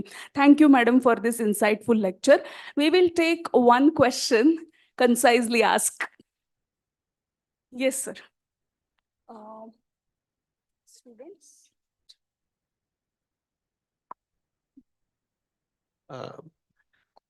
पहिला म्हणजे तुम्ही अगदी कमी वेळात खूप खूप ज्ञान म्हणजे जितकं दिलं त्याबद्दल पहिले आभार. खूप छान प्रेझेंटेशन होतं. मला फक्त स्पेसिफिक असं विचारायचं होतं, पित्त प्रकृतीबद्दल तुम्ही एकदा असं आता म्हणालेला याच्यात की आलं किंवा ते कुठलं पाणी, असं सुंठीचं पाणी किंवा असं, पण पित्त प्रकृती म्हणजे उष्ण आहे आणि याचं पण जर आपण गुणधर्म घेतला तर ते उष्ण टाईपच आहे. तर त्याला त्रास होणार नाही का पित्ताला? पित्त वाढणार नाही का जनरली? कारण असं बऱ्याच कधी कधी म्हणजे तुम्ही विपाक आणि ह्याचं पण म्हटलं, पण असं बरेच पदार्थ आहेत की म्हणजे कारण आपली जनरली एक प्रकृती एक डॉमिनंट असते आणि एक सबसिडियरी असते. तर जनरली हे केलं तर ते केलं तर हे, असं काहीतरी देवानीच आपल्याला संभ्रमात टाकलंय असं कधी कधी वाटतं. हो त्याबद्दल थोडंसं- आले आले लक्षात माझ्या. प्रकृती प्रकृती आहे ना ती त्रिदोषच असते, तिन्ही दोषांची असते. कोणाकोणाची कफ पित्त वातपित्त, पित्त कफ किंवा कफ पित्त वात अशी वेगवेगळी असते. म्हणून कोणी टीव्हीवर कधी आयुर्वेदीय याचा फॉलो करू नका. आणि तिथे सांगितलंय तुम्हाला सुंठीचं पाणी प्या. तर सुंठीचं पाणी प्रत्येकच हॉलमध्ये बसणाऱ्या प्रत्येकालाच सुंठीचं पाणी सूट होणार नाही. आलं आणि सुंठ याचं पाणी जर घेतलं, सॉरी सुंठ आणि आवळा ते मी सांगितलं, किंवा आवळा चूर्ण आणि सुंठ चूर्ण एकत्र करायचं, ते पाण्यात टाकून घेतलं तर पित्त प्रकृतीच्या व्यक्तीला पित्त प्रकोप होणार नाही, पित्त शमन होईल. कारण आवळा हा पित्त शामक आहे आणि सुंठ मधुर विपाकाची पित्ताचं पचन करणारी, म्हणजे हे कॉम्बिनेशन पित्त प्रकृतीला चालेल. आवळा सुंठ समप्रमाणात एकत्र करून पाण्यामधून तुम्ही घेऊ शकता, किंवा आवळ्याच्या रसामध्ये थोडीशी सुंठीची चिमूटभर पावडर टाकून आवळा रस घेतला, गोड पण विदाउट साखर नाही, कारण पित्ताला मधुर रस आवश्यक आहे. मधुर रसाने पित्त शमन होतं. तसं घ्यायला हरकत नाही. आणि ज्यांना सर्दी कफ होतो, नेहमी सूज आहे शरीरावर, सकाळी उठल्याबरोबर नाक व्हायला लागतं, शिंका येतात, अशा लोकांनी सुंठीचं पाणी घेतलं, म्हणजे सुंठीचा एवढा तुकडा 1 लिटर पाण्यामध्ये उकळून नंतर ते पाणी आपण कॅरी केलं दिवसभर तर ते चालेल. ज्यांना उष्णता खूप जास्त आहे त्यांना आपण सब्जा सांगतो, सब्जाच्या बिया भिजवून ते पाणी, ज्यांना उष्णता खूप आहे अशा लोकांना ते घ्यायला सांगतो. म्हणजे खूप वेगवेगळं आहे, प्रत्येक प्रकृतीप्रमाणे वेगळं औषध आहे. आणि जगामध्ये असं कुठलंही वनस्पती किंवा वेल नाहीये की जे औषध नाही. म्हणजे हे किती व्हास्ट आहे हे पण बघा. म्हणजे वैद्य कमी पडेल. कुठलाही एक माणसाची बुद्धी आहे ना, जो अभ्यास करतोय आयुर्वेदाचा, कमी पडणार आहे. इतकं शास्त्र आहे ते, इतक्या प्रकृती समोर बसलेल्या असणार आहेत की तुम्हाला चालणार, यांना चालणार नाही, यांना चालणार, तिसऱ्याला चालणार नाही. म्हणून परीक्षण करून घेणं, प्रकृती निदान करून घेणं आणि त्यानुसार मग चिकित्सा करणं. म्हणजे सर्रास कॉमन जनरलाइज्ड असं कुठलंही गायडन्स नाही देऊ शकत आयुर्वेद शास्त्रामध्ये. किंवा आपल्या सगळ्यात ज्या शास्त्र आणि कला आहेत ते म्हणून गुरुगृही जाऊन शिकलं जातं, 1 to 1 घेतलं जातं. कारण प्रत्येक शिष्य हा निराळ्या बुद्धिमत्तेचा असतो, प्रत्येकाकडे आकलन शक्ती पण वेगळी आहे. त्यामुळे ते पिंडे पिंडे मतिर्भिन्न आहे जे आपलं आहे ते त्यानुसार. Thank you, madam.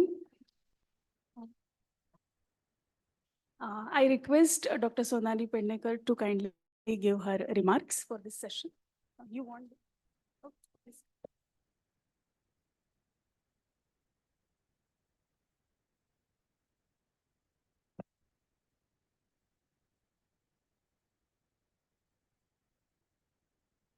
Namaskar. Hearty congratulations to Joshi Bedekar College for organizing this kind of a conference. I must appreciate everybody involved in it, the management, the principal, all the staff and students, everybody who has played a role in bringing together the entire day's proceedings. And I'm indeed blessed and lucky to be invited here to listen to Dr. Sucheta Sawant for all that she had to share about Ayurvedic practices, about our diet. Many of these things we've all been doing and we've all been knowing since childhood. But somehow, somewhere, we've lost the science of it. We've lost the logic behind it. We've lost, why we need to do it. And I think that's where a conference like this comes into importance. It is to reinforce the knowledge that is there within every one of us. I think even today, all of us know that कडुलिंबाचं पान हे आपण गुढीपाडव्याला खाणं उपयुक्त आहे. पण how many of us actually do it? How many of us understand why we are doing it? And the essence of NEP's IKS is to bring this knowledge back, revive all this, and get it back to the generations who don't know the logic. Being a teacher for so many years, one thing I have realized is the generations now need a science and a logic to be convinced into doing something. Maybe some people like us who've grown up in the last century, we've grown up saying आईने सांगितलं, आजीने सांगितलं, आजोबांनी सांगितलं, वडिलांनी सांगितलं हे कर म्हणून ते करायचं. त्याच्यावर वाद नाही, प्रश्न विचारायचे नाहीत. आपल्या घरातली ही परंपरा आहे आणि आपण तशीच चालू ठेवायची. पण today the children don't need it like that. They don't think about it like that. They will ask questions. We have taught them that. Independent thinking, स्वतःचा विचार करा, प्रश्न विचारा. And so now they need to be convinced about the science of it. Today, Dr. Sucheta Sawant has convinced us with that kind of knowledge. But one, few observations that I have, which are of, great interest to me when she was talking. And she just said, when she summarized it, की इतकं सगळं ज्ञान आहे आयुर्वेदात की एक वैद्य कमी पडेल. तसंच, all of this is related to our land, our part of the country. But the whole knowledge system about Ayurveda or the medicines or the way we eat, what we eat, is all based on our long history, our unique geography. Apल्या Bharatat, there are variations of geographical, diversities. And each of these regions will have their own unique ways of eating to deal with their history and to deal with their geography. So when she talks about Vata Savitrila apan kai khato, it is primarily for the coastal regions. When she talks about Modak, it is again, Western India based. Naral, Tandoor, all of that is what is found in our land.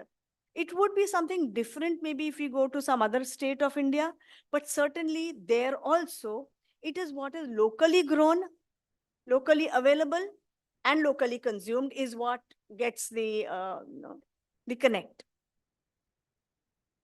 Another observation that I would like to put across is, the entire process of Bharatiya Khadya Sanskriti is not only about eating. It's about a lot of emotion that goes into preparing that meal and the emotion that goes into eating it as a social group. So the food that we eat and whatever we put into it, there is a lot of emotion, vibrations, the good feeling of the cook that gets into it. So therefore, एकच recipe follow करूनही दोन व्यक्तींनी तीच recipe तशी तंतोतंत follow केलीत तरी ते पदार्थ वेगळे लागतात.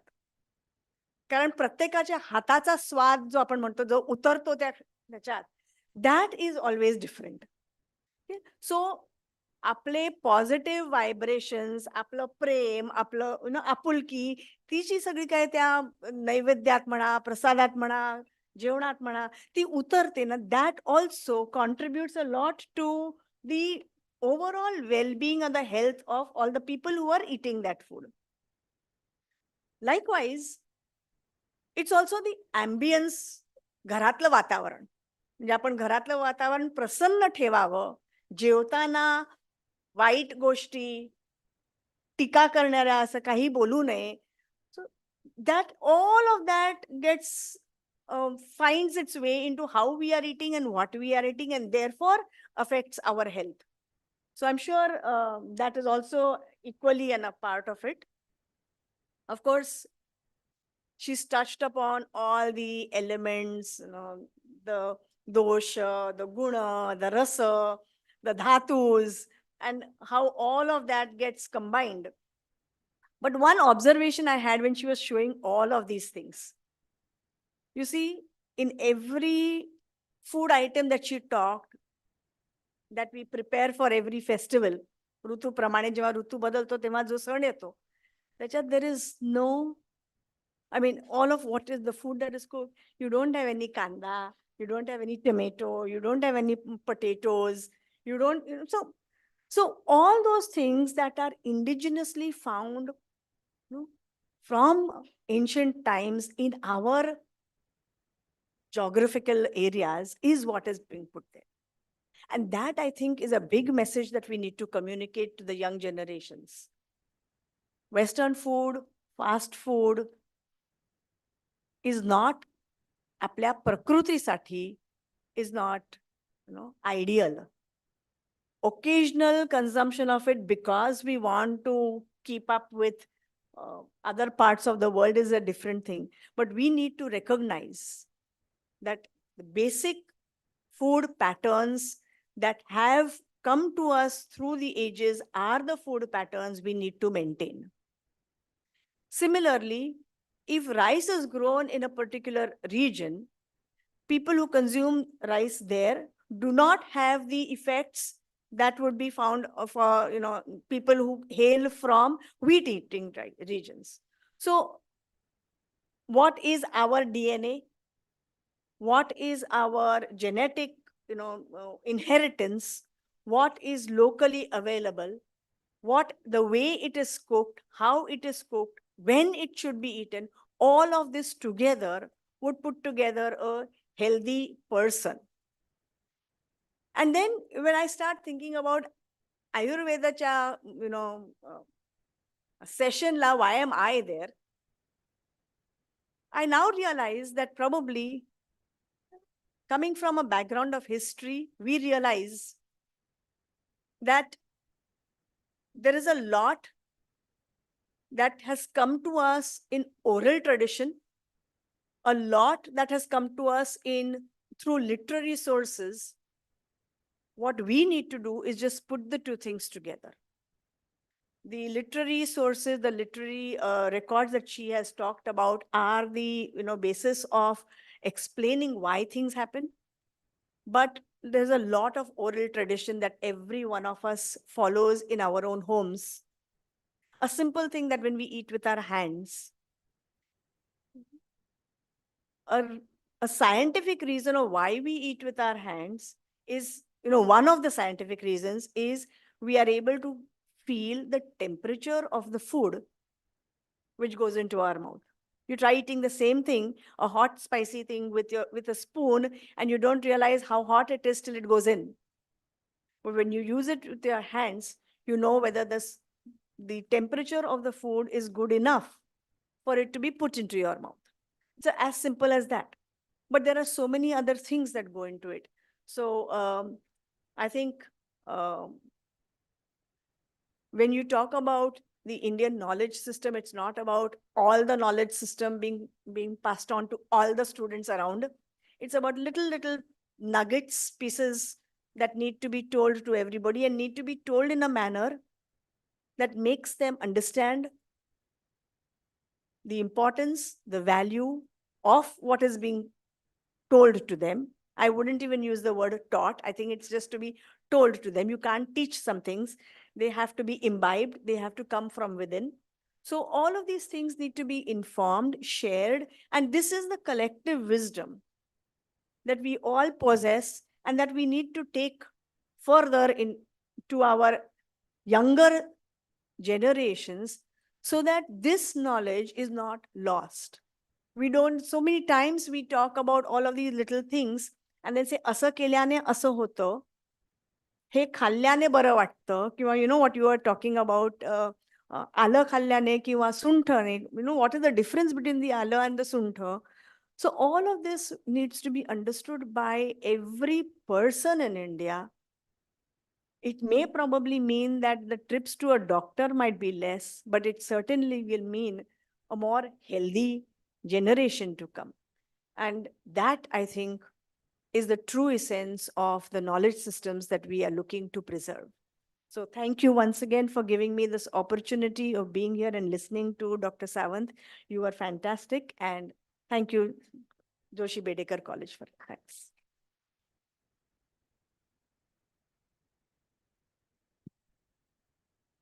I thank Dr. Sucheta Sawant for her real insightful speech. I thank Dr. Sonali Pednekar madam for her beautiful summary. I thank Swati madam for being with us, and I thank all the dignitaries of the dais as well as students. We sum up this session now. We will take a short break for tea, just 10 minutes, 8 to 10 minutes, and come back immediately for valedictory. Teachers as well as dignitaries, the tea will be served outside of this auditorium on the same floor, and students, you have to go to the canteen for having your tea. Thank you very much. Come back in 10 minutes. Students, you have to come back after having tea downstairs.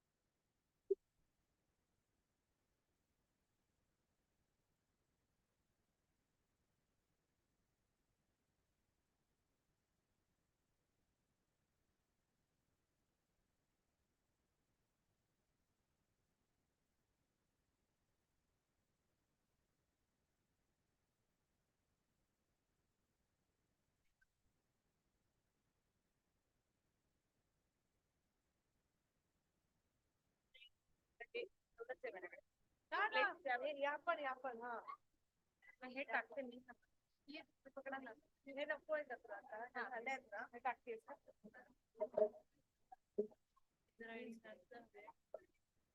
सगळ्या एकत्र आहे त्या सगळ्या एकत्र आहे panellist Indrani मॅडमची दिसत असेल ना आता काढली होती काय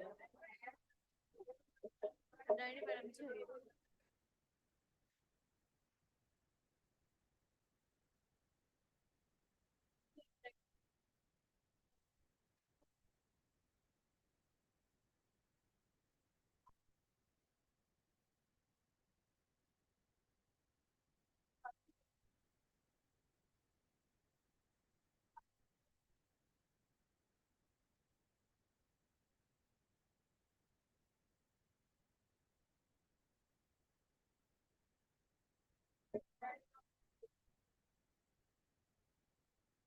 Hello.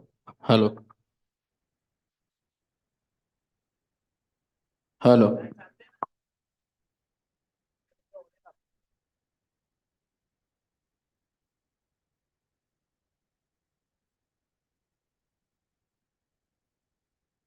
लेके आइए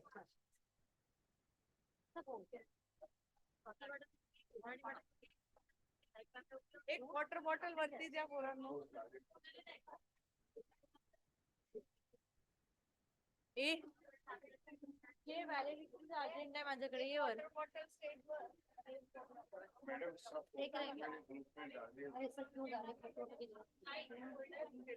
फोल्डर आधीचेच एक्झिस्टिंग फोल्डरच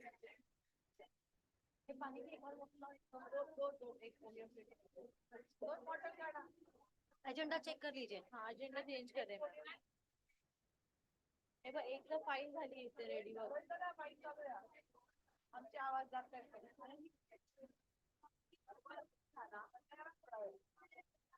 आमचे आवाज सुमधूर नाही त्यात पेन कमी आहे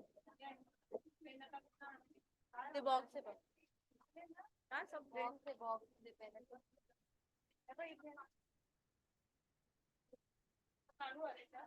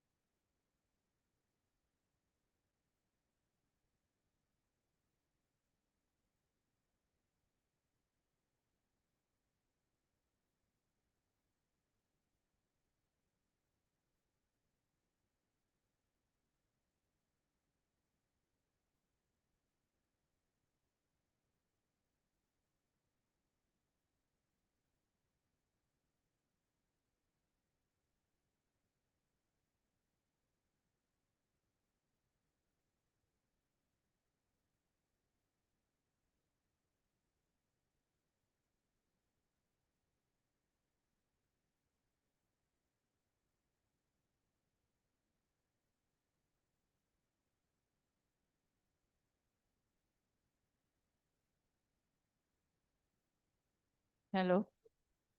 Hello.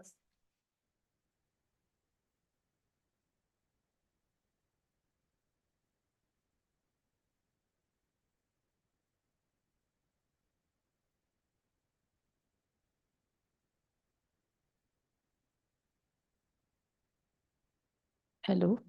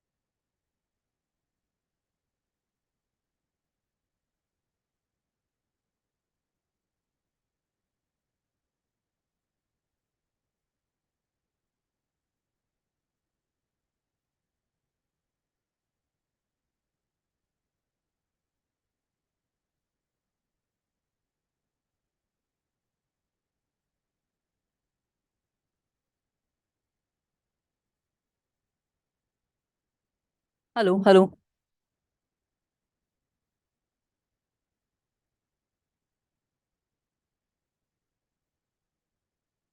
Hello, hello. I request everybody to settle down, and those who are outside, if they have finished with their tea, to come into the hall so that we can begin with the next session.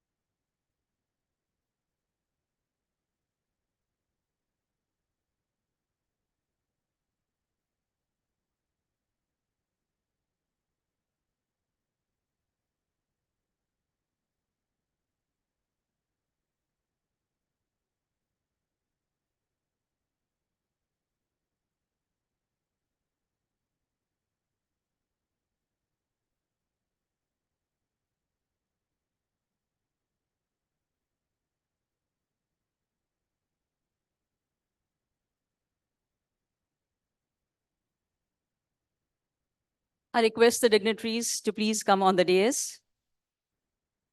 Dr. Zamkhedkar sir, Naik madam, Shinde sir, Bhalerao madam, and Indrani madam.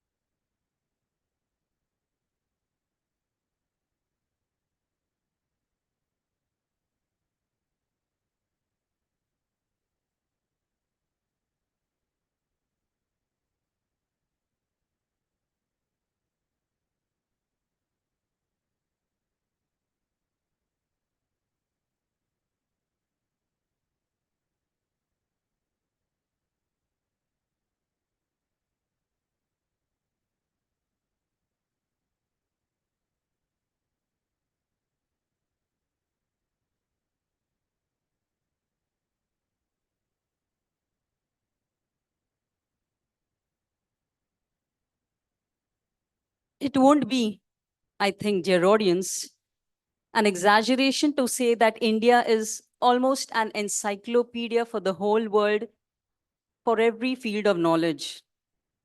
But to access that knowledge, one needs education, and hence the significance of this workshop, for this conference. So welcome everybody at the next and the last segment of the conference, the valedictory session. We welcome the dignitaries on the dais, Dr. Arvind Zamkhedkar sir, Principal Dr. Suchitra Naik madam, Subhash Shinde sir, Bhalerao madam, and Indrani Roy madam. I also take the opportunity to appreciate on behalf of the college the contribution and kind gesture of our sponsors for the conference, Ankit Sports, Green Apple, Kasba Stores, Parsik Bank, Bank of Maharashtra, Thane Bharat Sahkari Bank, and Money Connect. I now request Naik Madam to felicitate our guest speaker, Dr. Zamkhedkar sir.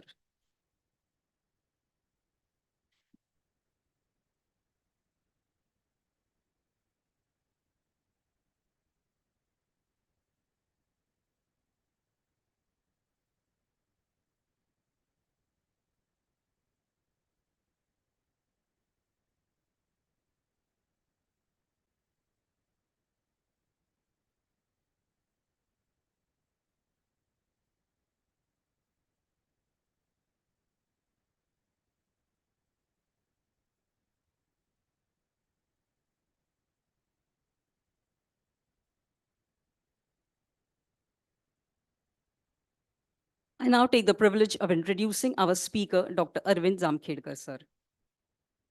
Dr. Arvind Zamkhedkar is an alumnus of the Deccan College Postgraduate Research Institute, Pune. He has served as assistant professor of Ardha Magadi in Sri Shivaji VP Sanstha's College at Dhule. In 1977, he joined the Directorate of Archaeology and Museums and served there as the director till July 1997. In Mumbai, he is closely associated with institutes of culture and higher learning like the Anantacharya Indological Research Institute, Mumbai, KJ Somaiya Center for the Buddhist Studies, Mumbai, Center for Archaeology, University of Mumbai. He presently was a chancellor of the Deccan College, Pune. He was a chairman of the Indian Council of Historical Research, New Delhi. He is a recipient of the degree of D.Lit of Tilak Maharashtra Vidyapith. He is a recipient of the Netherlands Government Reciprocal Fellowship. He has served as president of Maharashtra Itihas Parishad, Indian Archaeological Survey, Art Historical Society of India, and many more bodies. He has been consultant expert for the National Museum Ministry of Culture, Government of India, Kedarnath Museum, Parliament Museum, Museum for Freedom Struggle, Museum for Partition, and many more. During Sir's tenure as Director of Archaeology and Museums, for declaration as protected sites and monuments under the State Act, the amount spent for conservation of protected monuments increased from rupees 30,000 to 1 crore. He was the ex officio member of the Heritage Conservation Committee of the Mumbai Metropolitan Regional Development Authority, as also the BMC right from its inception. This was, of course, a condensed introduction of Sir, which is much lengthier than what I have just told you. I now request Sir to give the valedictory address on this occasion. Over to you, sir.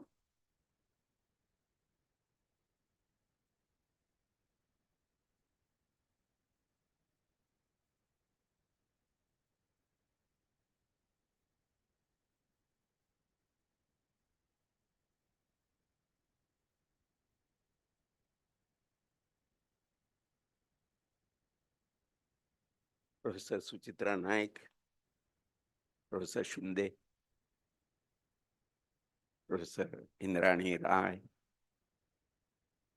and many dignitaries whom I have been seeing right from the morning, and friends.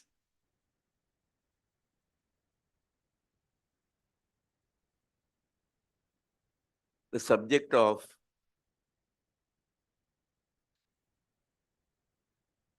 Indian knowledge system and systems, you can say, has been discussed for last more than 5 years. Some of the things, the way I knew them, for example, was when we were together in a seminar in Deccan College. There were so many experts from different disciplines that had gathered there, right from linguists, archaeologists, sociologists.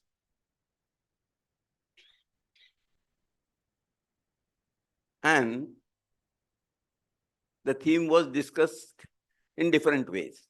But one of the things which remained in your mind all the time was a lecture by one of my friends, Professor Shinde, who was Vice Chancellor at that time. Because there were so many abstract things which were discussed, such as, you can say, philosophy, worldview, and so many other things. But what attracted the attention of the people was when Professor Shinde spoke about Mohenjo-daro and Harappa, or you can say what is many times called the Saraswati civilization. What impressed people was that, well, in India before some 5,000 years, there was a civilization which was very prosperous, which has left, you can say, great heritage in the form of so many mounds and other things which have been there, which is being excavated for more than now 100 years, because Mohenjo-daro was discovered in something like 1920, 22. And people were amazed that, well, this civilization, which has so many contradictions, it was a great civilization. And at the same time, there were no monuments like the pyramids or ziggurats, and huge, you can say, sculptures and so many other things which we see in all the West Asian civilizations, including the Egyptian civilization. But what impressed was, and then it was told that, well, it was one of the most populous civilizations also. Scholars who have tried to estimate, there are methods now to know what must have been the population of a given, you can say, deserted archaeological site. Scholars said that, well, the population of Mohenjo-daro must have been more than 1 lakh at that time. It was the most populous city in the world. And what impressed was the chessboard type of pattern of city layout. But what, in a way,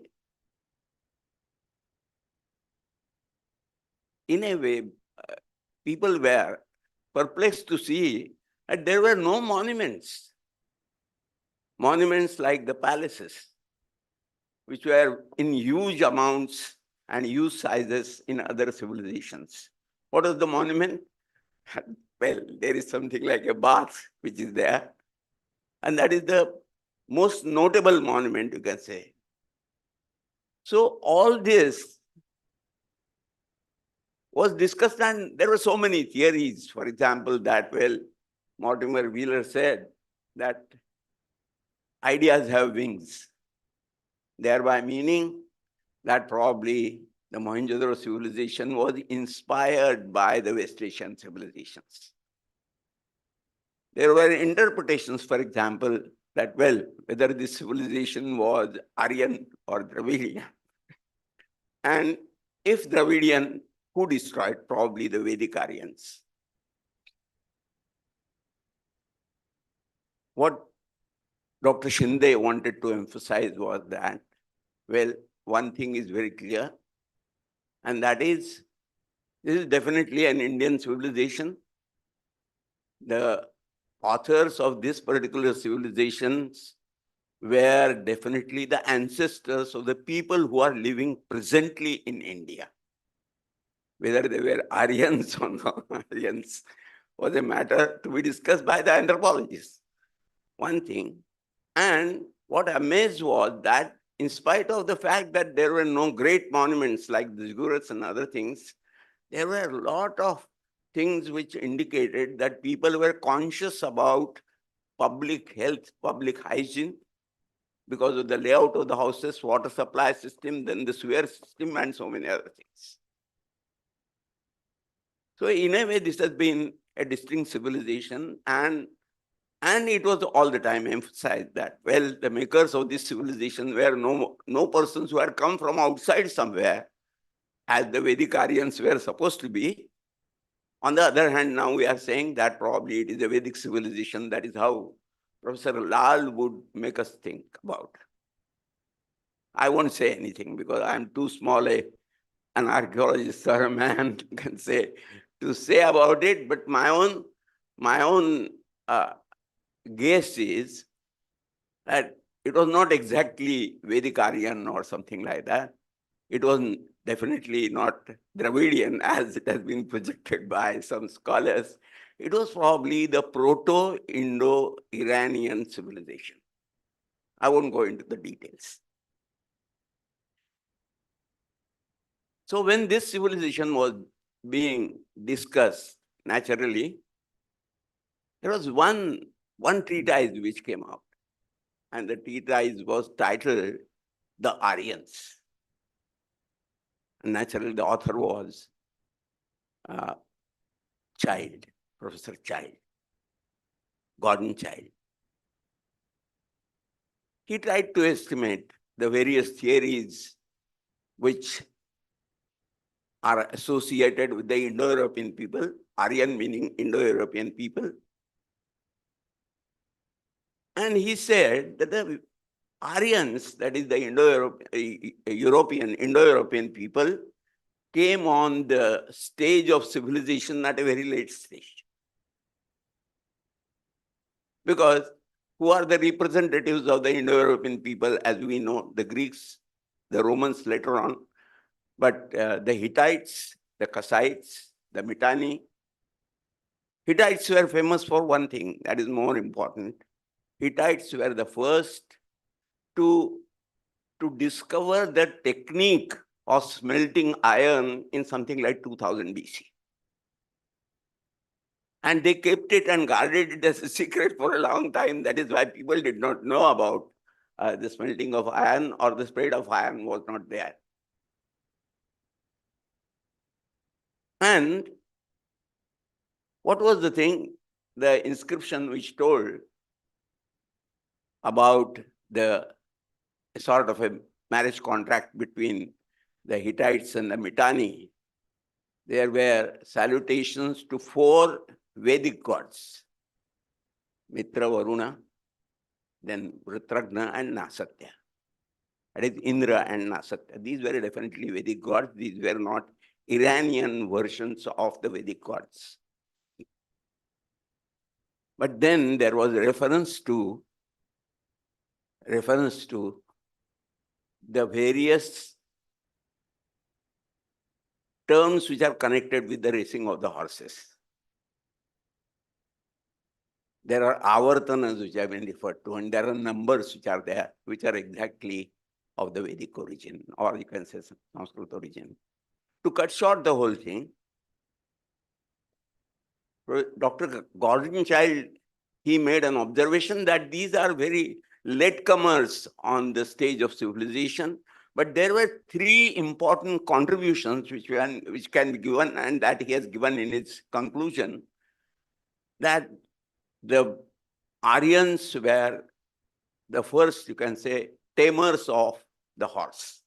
Domestication of horse was done round about, say, something like 3000 BC, and these people have done it, because then again in that marriage contract, or as it is called, the inscription which was found in Turkey. So domestication of horse. Second thing he said was the Aryans provided the first ethical rulers of the civilization. If we see all the other West Asian civilizations, we'll find, and if you see, there is a very good series, and I have gained my knowledge, or you can say I can revise my knowledge, because in inter-arts, it was compulsory for us to study world history, and especially the old history. In that, whether it is Assyrian, Babylonian, or any other civilization, Egyptian civilizations, the basic thing which they do is that they fight with each other, destroy each other, and one of the most important things, they bring other people, defeated people, they turn them into slaves. This is very significant. If we see the analysis which was done by Marx, he says that after that initial great period, the golden period to which we are trying to reach now after getting industrialization, the era of all the civilizations, their basic economy was based on labor.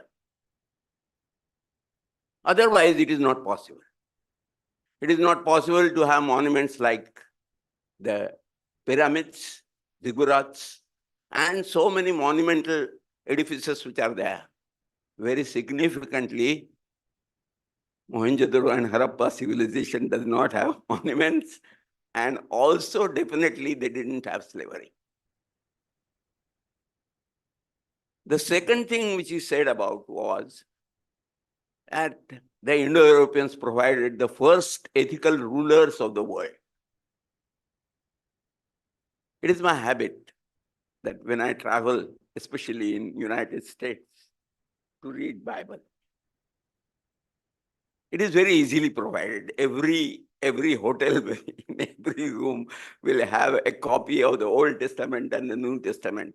In those days, I was interested in trying to understand how the temple is conceived in different civilizations. So I wanted to know more about what is called the tabernacle.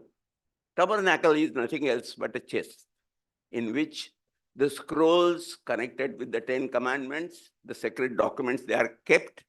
And it is always usually kept in a tent in the case of the Jews, because their history is really, meaning, full of, you can say, pitiful things. All the time they started their exodus in something like 2100 BC, and from then on, they have been moving all the time, being chased by their enemies all the time. And in that, I came across a story, and the story was about Cyrus the Great, as it is called. It is remarked by the commentators who write on Bible that Alexander is not called the Great by the Bible. It is only Cyrus the Second, who has been called the Great. What is the story? The story goes that after the Babylonians and Assyrians, their successors were the Iranians, the Persians. the Zoroastrians, as we can call them. And when he became the emperor, he declared that all my subjects are my children. And therefore, there will be nobody in my empire a slave. There is a further story which amused me also, and it shows the type of attitudes which were there in those times, religious attitudes which are there. So, all the Jews, you see, Jews were enslaved by practically every civilization, whether it is Assyrians, Babylonians, or Chaldeans, or Egyptians. In fact, the great cinema, which I saw in my young age, the Ten Commandments, very clearly shows that Moses was brought up in a royal house by a princess, but he was originally a Jew. And for fear that he will be killed or something like that, his mother floated him in a basket, and that was caught up by an Egyptian princess. And she brought up, there was every possibility that he could have become the king, the pharaoh. But he realized that, well, the persons whom he is seeing as slaves, they are like him. There was an affinity, and therefore the whole story, you know, that he fought with the pharaoh. But the basic thing was, the fight was between two gods. Not between, in a way we can say, between Moses and the pharaoh. It was between two gods, and those two gods were fighting. So his god was repelling all the diseases and other things which were coming. The pharaoh's god was bringing all the different types of perils to the colony of the slaves. When he left and went back, as I told you, that at that time, when Cyrus declared that all the Jews, all the slaves will be free now. So all over the Jews who were there, all over, spread all over the empire, they came to Israel because that was their land. They came and requested the descendant of the brother of Moses, because Moses did not have any children. And they said that we should be accepted as back into our own brotherhood. It was evening, it seems, when they were talking. So he said that, well, we'll make a decision tomorrow. In the night, Jehovah, the God of Jews, came in his dream. He said, I am a jealous God. If you accept these people who have come back now to Israel, the men have married women who are of different religion, who are worshippers of a different God. And women have married men who worship different gods. I don't want to enter all these foreign gods into my sacred home. And next day, naturally, the chief told that you cannot be accepted. Why I emphasize these two things particularly is that as students of archaeology, we are told that, well, the mythology changes. And one of the great, you can say, gifts of the civilization, along with philosophy, is monotheism. The god has his representative as the king.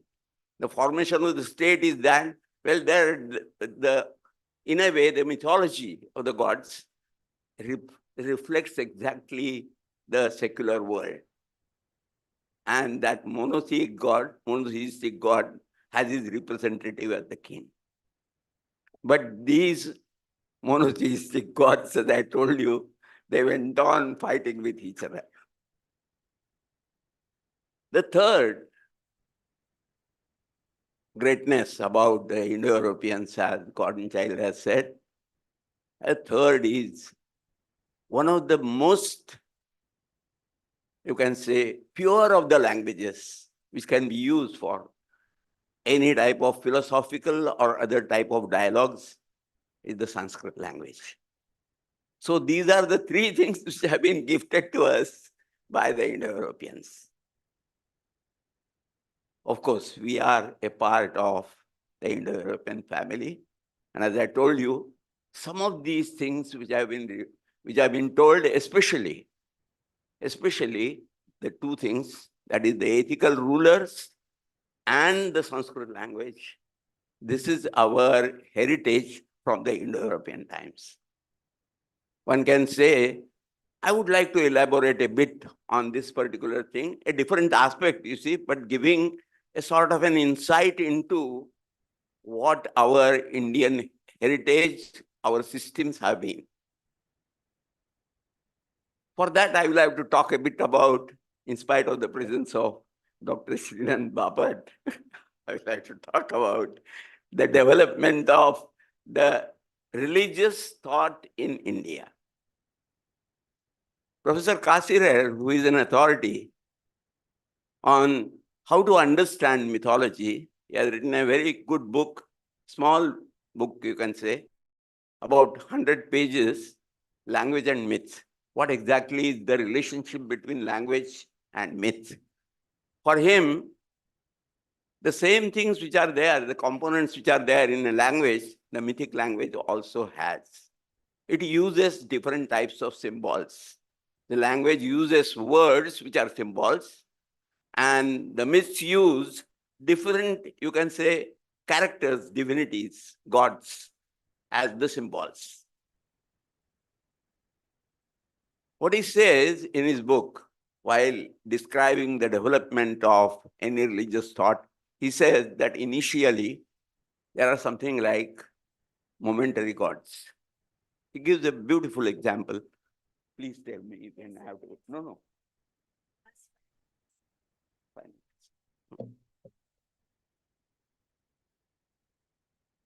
Cutting short the whole thing, Kasirer says that from polytheism, you come to monotheism.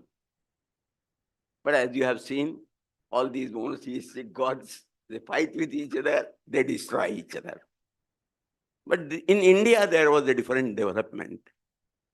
And that development is that, well, it goes to monism. The thing which is there in our Upanishads, you can say, to cut again short the whole thing, this development did not come in a very simple way. And it has affected our complete way of religious thinking. Earlier, it was thought that, well, performing the sacrificial ritual, one attains Swarga. Darsha Purnamasaabhyam Swarga Kamo Yajata. And that was the ideal. That, well, you perform the Darsha Purnamasa, lead a very religious life, and then you attain Swarga. There was no talking much about the immortality. It was thought that, well, sun is immortal and one becomes one with the sun. And that is left in our concept of Shraddha, for example. And a departed soul, first of all, lives in Vasuloka, then he lives in Rudraloka. And after that, when he reaches Aditya Loka, he becomes immortal. He is not, in a way, totally, you can say, disregarding the theory of, you can say, Punarjanma and other things, the karma theory. When the karma theory came at the end, before that, there was a stage in which, if the sacrifice is performed, you attain Swarga, the highest thing. But then the Brahmanas tell you that the sacrificial rituals are so important, they are so significant, that if you know the significance of that, then also you will reach Swarga. So you will find that there is now a change which is happening. And that is that more than ritual, the knowledge is more important. And what is that first principle? The first principle is Brahman. It cannot be understood by your simple, you can say, knowledge which you get through the senses and other things. It is transcendental knowledge. And so knowledge is more important. even than the ritual which is performed. Ritual is important. It will lead you to so many things. But the knowing the significance of the ritual, that knowledge, and that knowledge ultimately is yourself, because Brahman, you are a manifestation of Brahman. And that is why we will say that all these ideas regarding our type of secularism, that is, you can say what we call now Sarva Dharma Samabhava. In fact, it was said that Ekam Sat Viprava Hudavadanti. There can be so many names, but the principle is the same. Krishna says that, well, even if there is a person who does not know the proper ritual, if he worships his God through all his devotion, then his worship reaches me, the first principle. So Krishna does not differentiate, the Lord does not differentiate, the Parabrahma does not differentiate between these things. What I mean to say, that because of this type of way of thinking, an innate, you can say, basic tolerance about the religious behavior, thought, and worship of other type of groups is there. This is reflected, then again, in the morning, Professor Ernst was very clear about so many things. I will give you another example. How it is reflected in the earliest Buddhist inscriptions. See, Ashoka says that everybody should be taught about his own things, and therefore there should be a Mahamatya, Dharma Mahamatra. And what he should do, he should even teach the Pakhanda to the Pakhandins. And for that, the state is doing all this effort. There is another thing which shows that the religious thought, which is there common in the Upanishadic and the Buddhist thing, is very common. I'll give you, there are 4 Mangalas which have been told. Chattari Mangalani. That is what Ashoka says. And you have to respect the Brahmanas as also the Shramanas. Very clear. And well, Shramana and Brahmana, there is no difference. They are to be respected. Then you have to respect your mother and father. And you have to respect your you can say servants. Those are what are called they are Dasa Bhritakas. Dasa is a slave. So slavery was there. But at the same time, Bhritakas was there. One who was Bhriti, one who was given a livelihood. So he was a paid servant. They should be respected. And the 4th, he says that, well, all the bhutas should be respected. All the jivas should be respected. And he gives a long list. I had read a paper in which about 360 animals have been specified why they should not be. They should not be killed on all the 7th or 8th day and the 15th day of a month. There is a very curious explanation which has been given by Shankaracharya in one of his expositions on Brihadaranyaka Upanishad. Why the jivas are not to be killed on Amavasya day? The belief is that all the jivas from the Pitraloka, they come on Amavasya day to the earth. And if you kill any being, for that matter, even the fetus will be killed, no? So this is the way, but the explanation again given by Ashoka is very wonderful. He says, Kimiti parakkamemi, why am I exerting to see that Bhuta Daya should be there? He says, Bhutanam, I am of course translating in Sanskrit, Bhutanam anrinyam gacheyam. I am indebted to all the beings in this world. It is very parallel to the Panchamahayajnas, wherein Bhuta Bali is there.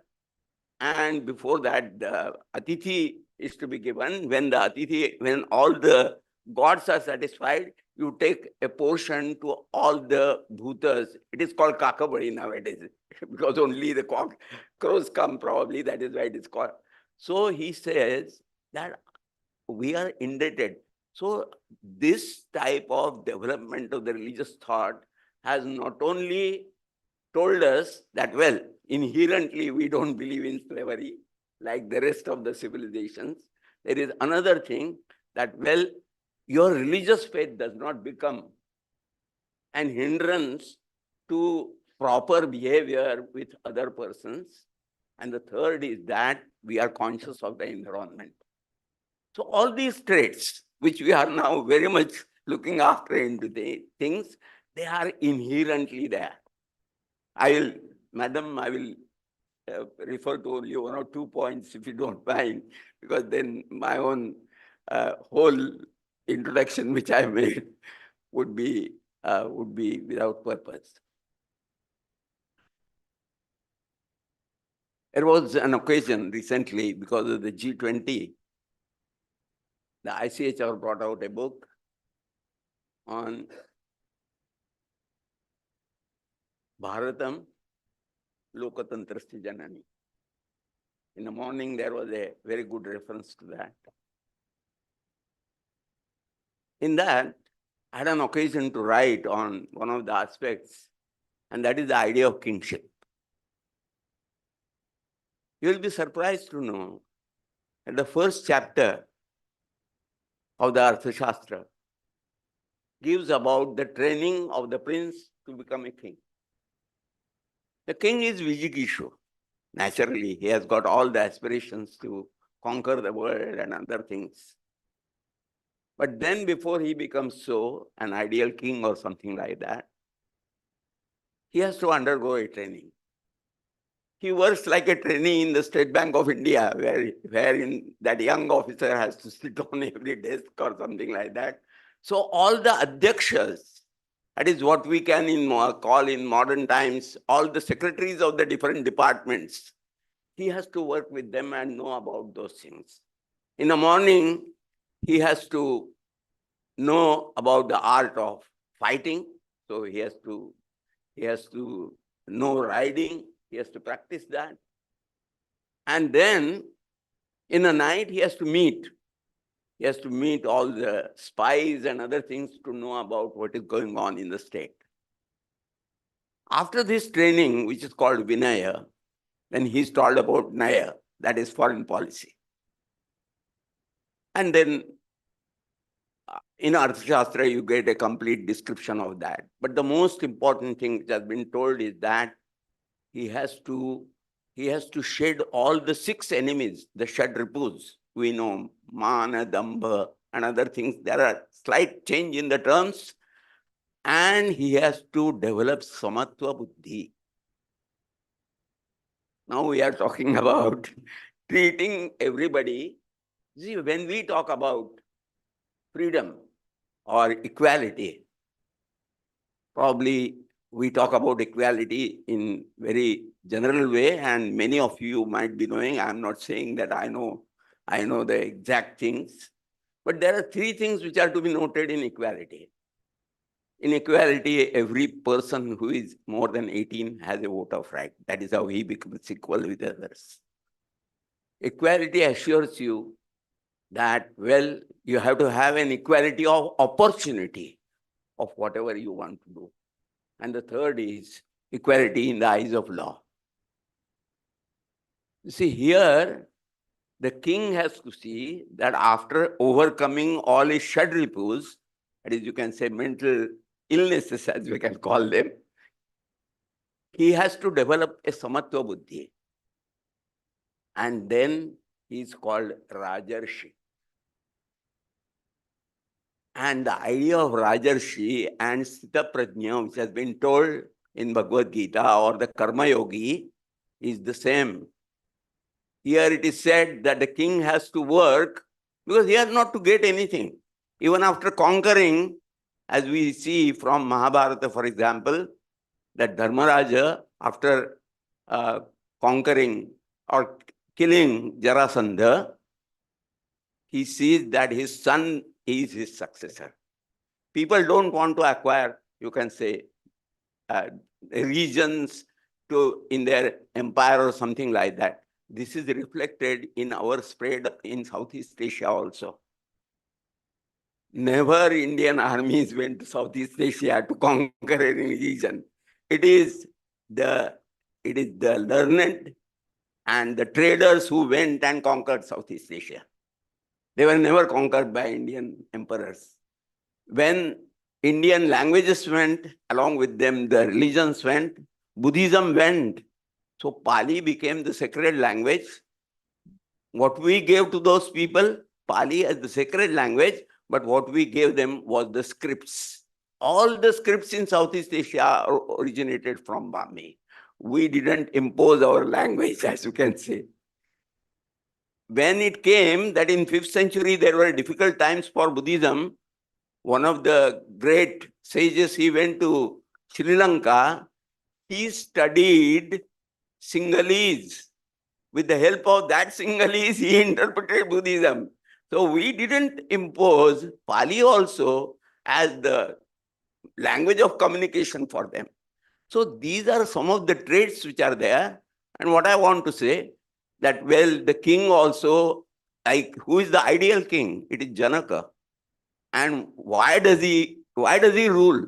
Because it is for the Lokayatra. The same principle has been told by Chanakya also. So it is not only our religious way of thinking, it is our ideas about the king and other things which are there. That is why, in a way, Indian, I would say, the whole knowledge system, that is basically philosophy and other things. I was going to refer to Sushruta also in the presence of Dr. Pawan. I will tell you a story about Bahudaji Lad. You might be surprised to know that before some 100 or more than 100 years, there were 6 asylums for the lepers. And there was a special ward in the Grant Medical College. And it was very difficult. It was supposed to be an illness which was difficult to overcome. Bahudaji Lad, who was one of the first graduates of the Grant Medical College, he studied Sushruta. And he studied in detail Kushtha. Of course, leper is the last stage of that. I'm not again going to go into the details. He found out that Tivaraka was the tree. Its seeds as also its leaves. So he used to get mounds of leaves of that tree. And may I tell you that he was successful in curing at least more than 100 people. He was still experimenting because he was the person who was trained and initiated in European medicine, but with the help of Sushruta, combining both his experimental abilities and also his knowledge of Sushruta, he could do that. In short, what I want to say, that well, our knowledge systems are very rich. I need not talk about Jyotisha, I was going to talk about that. You see, to predict a Surya Grahana, one has to do so many exercises of, you can say, with the help of laptops and so many other things. In Bangalore, people have been trained in traditional Jyotisha, and within some 5 minutes, they will predict when the Surya Grahana or Chandra Grahana is going to be there. So our systems are, our mathematics, our, you can say, Rajya Shastra, our medicine, they have got lot of things, and those will have to be brought out. There was a sort of a thinking in our mind that Indians talk only about moksha or something like that. Even the Vedanta Sara, which is the manual for, you can say, Vedanta, it says, Abhyudaya and a Nishreyasa Praptaye. Abhyudaya is equally important. And therefore, the point which was that we had developed, for example, the Damascene sword, which was famous all over the world, the iron went from the Hyderabad region. We excavated a site and we got the purest variety of iron objects belonging to 6th, 7th century BC. A Japanese person came to me and he told me, what is the secret? I said, I don't know the secret. Probably they have found out the best ore in that region. That is how they produce. So we have got so many other things. Similarly, the bronze casters of Kerala. Again, all these things, so Abhyudaya and Nishreyasa, in both the things, we have paid our attention. And for our Abhyudaya and Nishreyasa, we will have to properly try to understand our knowledge systems. This is the only what I can say after listening to all these, you can say, learned persons who are sitting here, and with my own understanding of the Indian civilization. Thank you.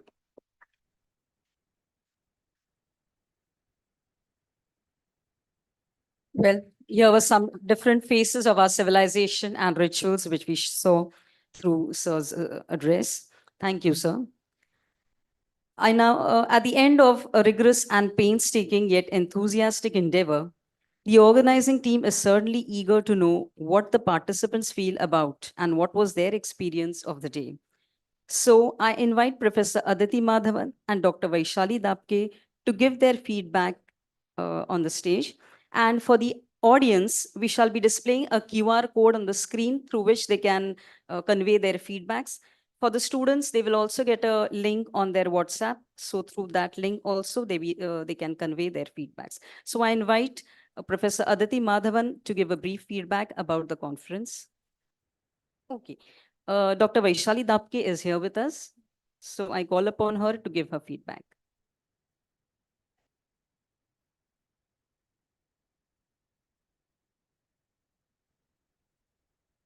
नमो नमः. सर्वप्रथम जोशी पेडेकर महाविद्यालय स्वायत्त म्हणजे आयोजक management आणि मुख्य म्हणजे इतिहास आणि संस्कृत विभागातले सगळे प्राध्यापक यांचा मी मनपूर्वक अभिनंदन करते की आत्ता जो अतिशय चर्चेचा विषय आहे NEP आणि विशेषतः त्यामध्ये प्राचीन भारतीय शास्त्रांचं अंतर्भाव कसा करायचा, तर हा विषय त्यांनी या कॉन्फरन्ससाठी निवडला आणि म्हणून बरंच विचारमंथन या कॉन्फरन्समधनं आमच्या समोर आलं. विविध प्रकारच्या सत्रांद्वारे इथे या विषयावर चर्चा झाली. स्थिरप्रज्ञ बौद्ध विचारांची समकालीन प्रस्तुतता हे सैद्धांतिक विषय झालेच, परंतु त्याच्यानंतरच्या पॅनल डिस्कशनमध्ये हे सगळं ज्ञान आज कसं आणता येईल ह्यावरही एक चांगलंच चर्चासत्र घडून आलं, ज्याच्यामध्ये काही अंशी प्रेक्षकांना आणि श्रोत्यांनाही वाव दिला गेला. ही उत्तम गोष्ट आहे, कारण हल्ली एकतर्फीच सगळं बोलणं होत असतं आणि वेळच नसतो, तर तसाही वाव मिळाला. आयुर्वेदानुसार उत्सवांचं उपयोजन मला ऐकायला नाही मिळालं, परंतु विषयच खूप छान होता आणि हा तर म्हणजे अगदी असं म्हणता येईल की प्राचीन भारतीय ज्ञानाचं उपयोजन कसं करायचं हे या विषयाद्वारे एक शाखा म्हणून, एक उदाहरण म्हणून आपल्यासमोर नक्कीच आलं असेल. विविध चर्चासत्रांच्या आयोजनातही विद्यार्थी, प्राध्यापक आणि इतर बऱ्याच मंडळींनी सहभाग घेतला आणि त्यामध्येही प्राचीन भारतीय ज्ञानाचा आजच्या काळाशी असलेली समकालीन प्रस्तुतता ह्या विषयाला अनुसरून खूप छान शोधनिबंध चं सादरीकरण झालं. NEP मध्ये इंटरडिसिप्लिनरी विविध कार्यक्रमांना खूप महत्त्व आहे आणि शेजारी शेजारी असले की बरेचदा पटत नाही, परंतु इतिहास आणि संस्कृत हे विषय खरं तर हातात हात घालून जातात आणि त्यांनी मिळून इंटरडिसिप्लिनरी एखादा कार्यक्रम कसा आपण चर्चासत्रासारखा आयोजित करू शकतो ह्याचा एक वस्तुपाठ आपल्याला ह्या कॉन्फरन्सद्वारे घालून दिला असं म्हणता येईल. आत्ता जामखेडकर सरांचं व्याख्यान ऐकल्यावर असं वाटलं की हा कळसा अध्याय होता, की जे काही आपण दिवसभरात ऐकलं त्या सगळ्याचं थोडक्यात सार आणि केवढा तरी मोठा धांडोळा विविध संस्कृतींमधनं एक छोटासा फेरफटका मारून आपण आल्यासारखं वाटलं आणि म्हणून मी म्हटलं की हा खरं तर कळसाध्याय आहे. आमच्यासाठी ही बौद्धिक मेजवानी होती. खूप वेळा जेवण वगैरे झालं की नंतरच्या चर्चासत्रांना डोळे मिटायला लागतात, परंतु असं झालं नाही, डोळे उघडले सर्वार्थाने असं मी म्हणू शकेन. बौद्धिक मेजवानी बरोबर प्रत्यक्ष मेजवानी ही खूप छान होती. व्यवस्थापन अतिशय छान होतं. विद्यार्थ्यांचे हसरे चेहरे सतत आमच्या मदतीला उत्सुक होते सगळे विद्यार्थी. यामध्येच प्राध्यापकांनी त्यांना दिलेलं प्रशिक्षण हे दिसून येतं आणि प्राध्यापकांमधली ही एकता दिसून येते. तर सगळ्यांचं मी अभिनंदन करते. पुढच्या वर्षीचा विषय तुम्ही आधीच सांगितलाय, तर म्हणजे व्यवस्थापन कधीपासून सुरू करायला पाहिजे हेही आपल्याला कळतं आणि त्याही जरी तुम्हाला शुभेच्छा देते की तीही कॉन्फरन्स अशी छानच होईल. तर एवढं म्हणून मी निरोप घेते. धन्यवाद मला इथे बोलायची संधी दिल्या.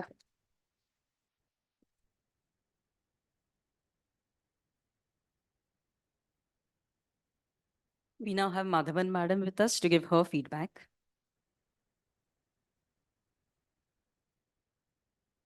Susayam, thank you madam for calling me Madhavan madam instead of professor, because professor बनने के लिए बहुत सारे पापड़ बेलने पड़ते हैं, तो I don't want to disrespect that particular title.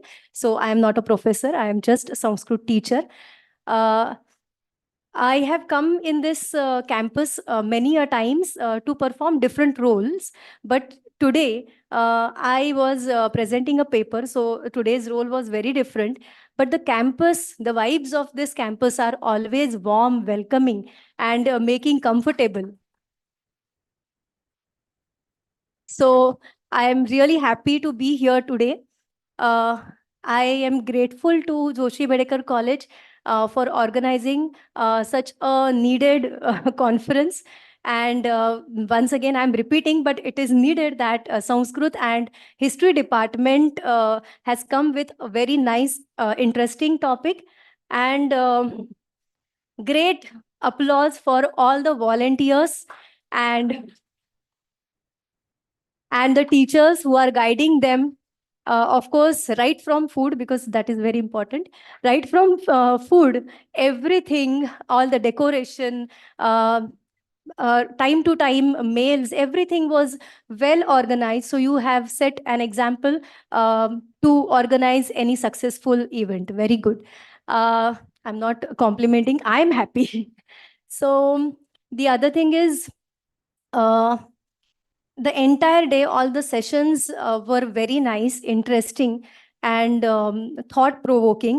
We got to hear all the experienced and scholars' thoughts.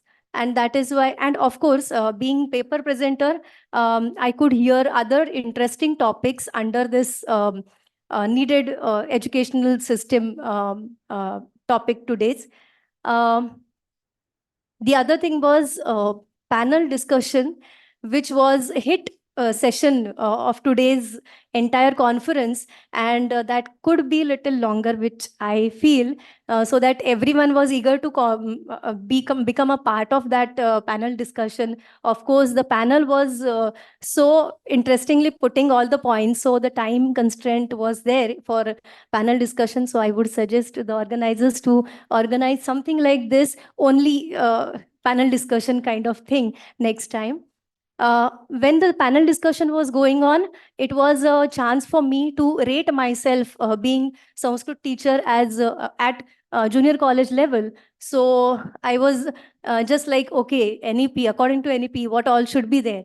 And is it happening, being a teacher, is it happening there? And I'm really happy that I could tick many points before coming and before the NEP is introduced. Right from 2013, when I have joined, many things are already happening in our Sanskrit department. And the activities like science exhibition, any kind of exhibition, paper presentation, and the most hit event of our college, that is intercollegiate and inter-school Sanskrit Mahotsav, Dhruva Sanskrit Mahotsav, which all is an example of interdisciplinary learning, appointing a student according to his potential, all the points which were put in the panel discussion. So I'm really enriched today coming here and taking away all the good thoughts while leaving this premises. Thank you very much. Dhanyavadaha. Thank you. I now call upon the coordinator of the conference, Professor Swati Bhalerao, to offer an overview and also to propose the vote of thanks. धन्यवाद madam. कधीच एकदाचं vote of thanks संपतं असं होत असेल ना, पण आधीच माफी मागते, कारण मला सगळ्यांना धन्यवाद जर मी दिलं नाही ना, तर आमची परिषद पूर्णच होणार नाही.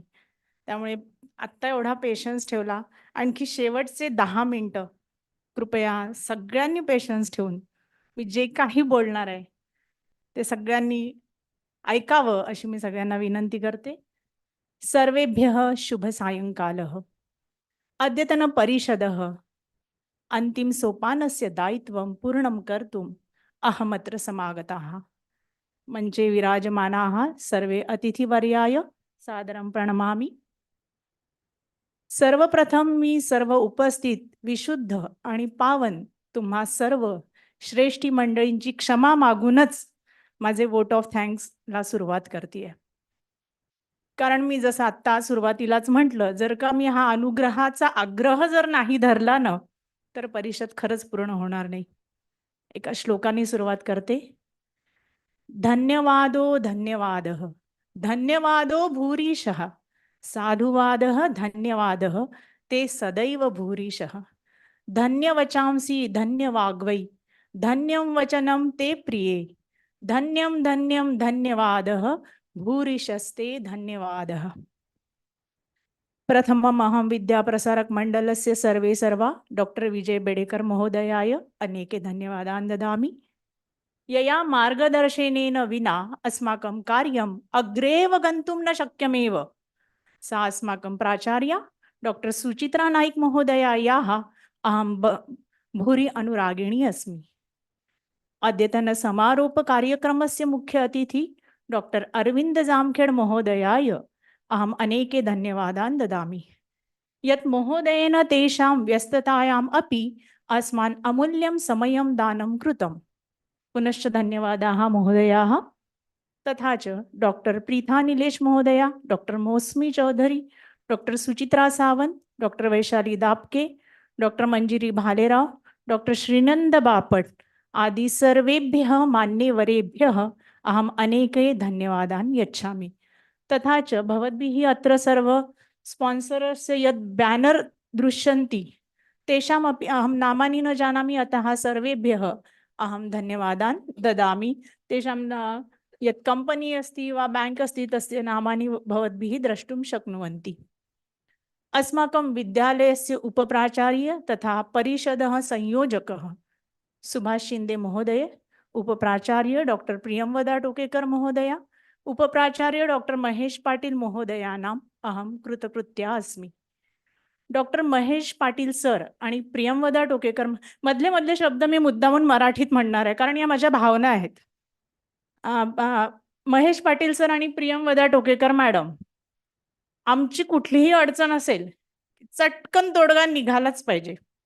कारण काय आहे की आम्हाला निर्णय घ्यायचा आहे तर महेश पाटील सरांना आम्ही फोन करणार आणि सर लगेच शिंदे सरांच्या केबिनमध्ये यायचे आणि झटझट निर्णय घ्यायचे. त्यामुळे खरंच पाटील सर आम्हाला तुमची खूप मदत झाली. अनेके अनेके धन्यवादाः महोदय. कनिष्ठ महाविद्यालयस्य उपप्राचार्या छाया कोरे, समन्वयिका अंजलि कोरे महोदयेभ्यः भूरि भूरि धन्यवादाः. महाविद्यालयस्य सर्वे समन्वयकाः, सर्वे विभागप्रमुखाः, सर्वेभ्यः अहम् अनुगृहीता अस्मि. डॉक्टर अर्चना प्रभुदेसाई, आपने ही हमें राह दिखाई असे म्हटले तरी अतिशयोक्ती होणार नाही. कारण अगदी आमच्या कामाच्या पहिल्या दिवसापासून महोदयांनी आम्हाला खूप मार्गदर्शन केले आणि काम पूर्ण कसे करायचे याच्या टेक्निक त्यांनी आम्हाला सांगितल्या. आपल्या हातात असणारे झोली बॅग म्हणजे आपल्या महाविद्यालयाचे स्टार्टअपच्या अर्चना महोदया समन्वयिका आहेत. महोदय अनेके धन्यवादाः. महाविद्यालयस्य कार्यालयस्य कुलसचिवा अधीक्षका मनाली आंबोकर महोदया, संजय पाटील महोदय, पराग शिंदे एते सर्वे अपि धन्यवाद पात्राणि एव सन्ति. अधुना समितयः म्हणजे कमिटीज. सगळ्यात पहिले accounts committee, C Atul Raut sir, Sanjay Patil, Parag Shinde sir आणि रुपेश झगडे सर, सर्वेभ्यः अनेके धन्यवादाः. Sponsorship committee, CA YS Prasade, doctor Neelam Shaikh ma'am, प्राध्यापक नितीन पागी सर, प्राध्यापक संजय पाटील, पराग शिंदे आणि आमचे लायब्ररियन जरी नसले तरी सरांचा आशीर्वाद आणि शुभेच्छा आम्हाला केव्हाच मिळाल्या. सर वेळोवेळी फोन करून सांगत होते शिंदे सरांना की सर मी जरी नसलो तरी अप्रत्यक्षरित्या मी तुमच्या पाठीशी आहे आणि माझ्या खूप शुभेच्छा आहे. म्हणून आपणास त्या सरांचे मी धन्यवाद देते. नंतर certificate committee, doctor Madhavi Arekar, miss Supriya More, miss Sheetal Chabukswar, miss Kadambari Khairnar आणि ऑल्विन कारवालो. सुंदर अक्षरातले सर्टिफिकेट आपल्याला वेळेत मिळाले. माधवी महोदयांच्या या समितीचे खूप खूप आभार. रजिस्ट्रेशन कमिटी, प्राध्यापिका सिंधू, मॅडम तुमचं आडनाव घ्यायला थोडासा मला त्रास होतो म्हणून प्राध्यापिका सिंधूच म्हटलं मी, ना 280 बरोबर. हां. प्राध्यापिका कल्पना नय्यर, प्राध्यापिका पूर्वा गायकवाड, डॉक्टर मुग्धा केसकर आणि प्राध्यापिका भक्ती गायकवाड. सिंधू महोदयांच्या मदतीने या संपूर्ण समितीने आपणास सर्वांस किट तर दिलीच, पण त्यासोबत नाश्ता आणि जेवणाचा कुपन रूपी परवाना देखील दिला. नाहीतर त्याच्याशिवाय आपल्याला जेवण मिळणं कठीण होतं, कारण कुपन हा आपला परवाना. तर म्हणून थँक्यू मॅडम, खूप खूप थँक्यू. प्रेस आणि पब्लिसिटी कमिटी, त्याच्यासोबत रिपोर्ट रायटिंग कमिटी, डॉक्टर संतोष राणे, डॉक्टर विमुक्ता राजे, प्राध्यापिका मानसी जंगम, प्राध्यापिका राजश्री माने, प्राध्यापिका पूजा माळवे आणि प्राध्यापिका पूर्वी शाह. या समितीने आपल्या परिषदेचा प्रत्येक महत्त्वाचा मुद्दा आपल्या लेखणीच्या मदतीने कैद करून ठेवला आणि ज्याचा फायदा पुढील दिवसाच्या परिषदेचे सर्व रिपोर्ट्स जेव्हा मागतात ना, तेव्हा आम्हाला खरंच खूप होणार आहे. नाही तर एवढी त्रेधा तिरपीट उडते ना, त्याचे फोटो कुठे आहे, हा रिपोर्ट्स कुठे आहे. मग ही जी कमिटी काम करते ना, त्याचा पूर्ण वर्षभर आम्हाला फायदा होतो. आणि विशेष म्हणजे नॅक सगळ्यांना माहितीच आहे, IQSCच्या कोऑर्डिनेटर मॅडम इथे बसल्याच आहे. त्यामुळे या समितीने आमचं काम खूप छान केलंच असेल अशी अपेक्षा ठेवून त्यांना मी खूप धन्यवाद देते. नंतर अँकरिंग कमिटी, डॉक्टर सुजा राय, मिस अंजली पुरंदरे, प्राध्यापिका वेदवती परांजपे, डॉक्टर झरणा तोलानी आणि डॉक्टर अर्चना नायर. आरंभ भला तो सब भला. या न्यायाने सुजा महोदयांच्या या समूहाने उत्कृष्ट गोड आवाजात सुसंवाद साधत परिषदेचा आलेख सतत चढत ठेवला. सर्व समितीची मी खूप आभारी आहे. Reception committee, doctor Rashmi Agnihotri, doctor PP Joshi, doctor Sangeeta Mohanty, प्राध्यापिका अदिती पाडगावकर, डॉक्टर उर्मिला शेटवे आणि प्राध्यापक रोहित बापट, CS रोहित बापट. पाहुण्यांना लागणाऱ्या सगळ्या रिक्वायरमेंट्स राणी महोदयांच्या समितीने हसत पूर्ण केल्यात. त्यांनी सर्व तयारी आधीच करून ठेवली आणि आपल्या पाहुण्यांचे स्वागत खूप हसत मुखाने केले. परिषदेला यशस्वी करण्यास मोलाचे योगदान दिले. सर्वेभ्यः अहम अनुगृहीतास्मि महोदया. टेक्निकल कमिटी, डॉक्टर सागर ठक्कर, प्राध्यापिका तृप्ती कौतिकवार, प्राध्यापक शशिकांत वाघेरे, प्राध्यापक रणजित वर्मा, महेश दुधभाते सर, प्राध्यापिका तेजस्विनी नाडगौडा मॅडम.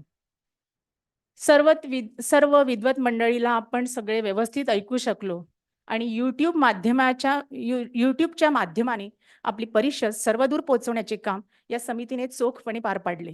अजूनही ते सुरूच आहे, कारण मी पण आता मेरी आवाज सुनो असे म्हणत माईकचा पुरेपूर फायदा करून घेते आहे. म्हणून या टेक्निकल कमिटीचे खूप खूप आभार. Hospitality committee, doctor Anil Dhawale, प्राध्यापक प्रफुल्ल भोसले, प्राध्यापिका मधुरा जोशी, प्राध्यापक सुदाम अहिरराव, प्राध्यापक रुपेश महाडिक सर. ढवळे सर नीट आहे का? एअरपोर्टवर पाहुण्यांना घ्यायला गेलेली आपली पांढऱ्या रंगाची इनोवा काय दिमागदार दिसते. याचं वर्णन जर तुम्हाला ऐकायचं असेल ना, तर ढवळे सरांकडून ऐकायचं. सर्व पाहुण्यांना हसतमुखाने रिसीव्ह करण्याची मोठी जबाबदारी, मोठी या शब्दावर मी पुन्हा एकदा स्ट्रेस देईल, मोठी जबाबदारी ढवळे सरांनी आणि त्यांच्या समितीने द ग्रेट सांभाळली. सगळ्यांनी इव्हॉल्व काम sir.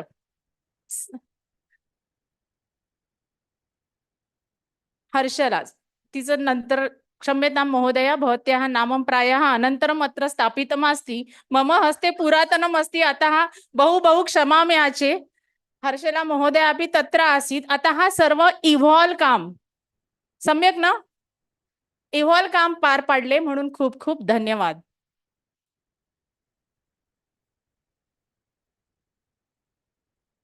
Publication committee, doctor Suchitra Naik, librarian Narayan बारसे महोदय, डॉक्टर इंद्राणी रॉय, डॉक्टर अर्चना प्रभुदेसाई, डॉक्टर श्वेता आहिरे, प्राध्यापिका अक्षता शेनॉय.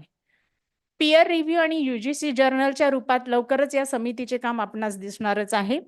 नंतर आहे स्टेज आणि hall arrangement committee, doctor Jayashree Singh, doctor Prakash Jangale, प्राध्यापिका अर्चना डोईफोडे, डॉक्टर अविनाश वाघमारे आणि डॉक्टर विनोद चांदवानी, प्राध्यापिका सायली राजे. स्टेज कसा असावा? असा असावा, एवढंच मी म्हणेल. तर स्टेज कसा असावा? तर असाच असावा, प्रत्येक क्षणी अलर्ट राहून येणारी, मागणी पटकन पूर्ण करणारी.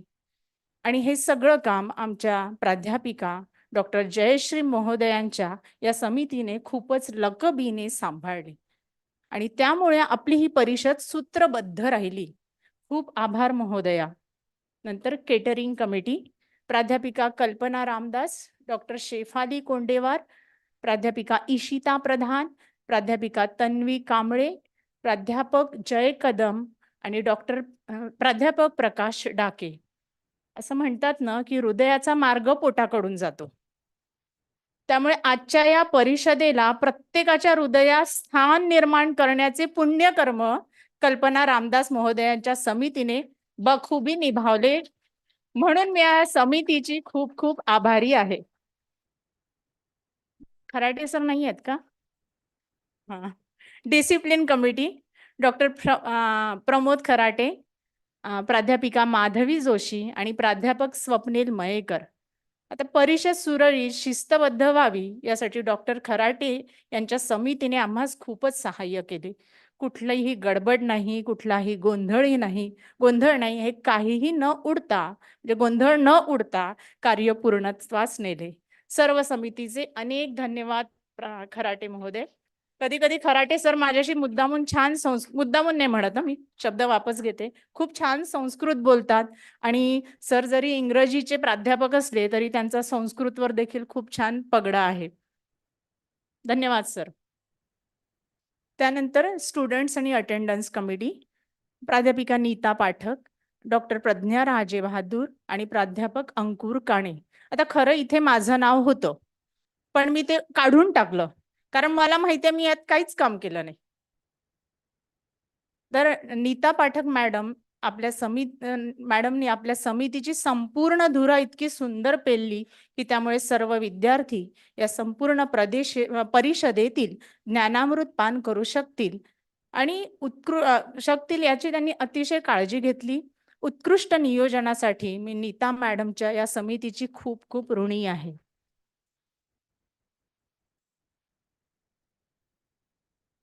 मला माहिती आहे माझं हे वोट ऑफ थँक्स खूप मोठं आहे, तरी पण ज्यांच्यामुळे या परिषदेस 4 चांद लागले असे मला म्हणावेसे वाटतं. कारण तर ती कोणामुळे असेल तर आपली ही व्हॉलेंटियर्स म्हणजेच विद्यार्थी चमू.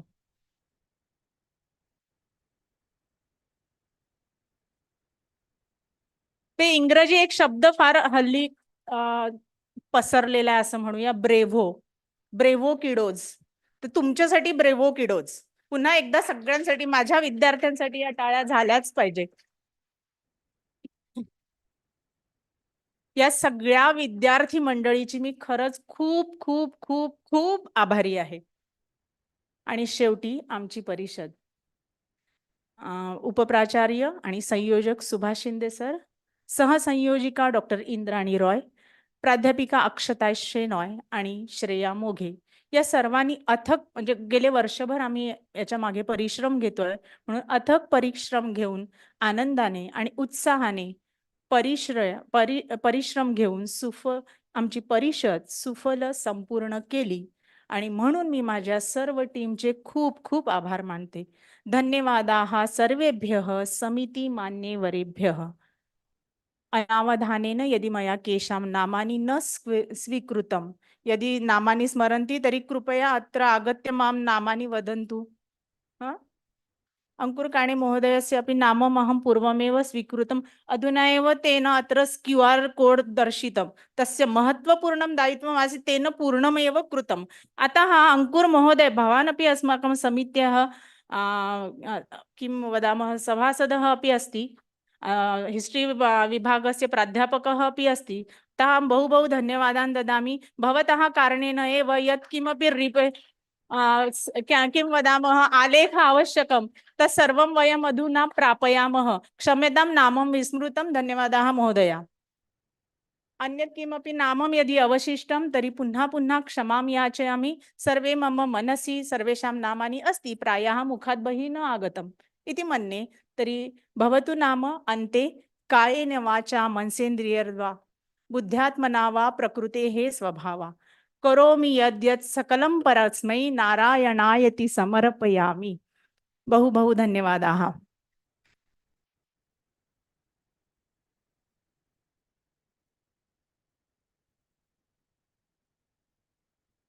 On behalf of Madam Principal and entire administrative team and college, I would like to thank Swati Bhalerao Madam, not only for giving fantastic vote of thanks, but taking painstaking efforts in the organization of this particular conference. And I realized her various hidden qualities during this last 1 month, and she has really made lots of efforts. So, Madam, hats off to you and thank you from the bottom of the heart.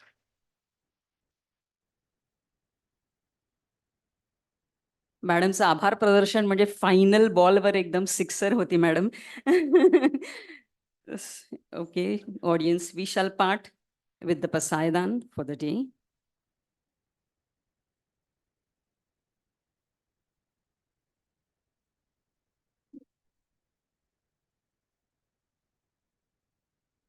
आता विश्वात्मके देवी येणे वाग्यज्ञे तोषावे तोषोनी मज द्यावे पसाय दान हे जे खळांती व्यंकटी सांडो तया सत्कर्मी रतिवाढो भूता परस्परे पडो मैत्र देवांचे दुरितांचे विश्वस्वधर्म सूर्य जो देवांशील तो तेला प्राणी जात वर्षत सकळ मंगळी ईश्वर निष्ठांची मांदियाळी अनवरत भूमंडळी भेट तू भूता चला कल्पतरू ते आरह चेतना चिंतामणी से गाव बोलते जे अर्णव पीयूषाचे चंद्रबिंबे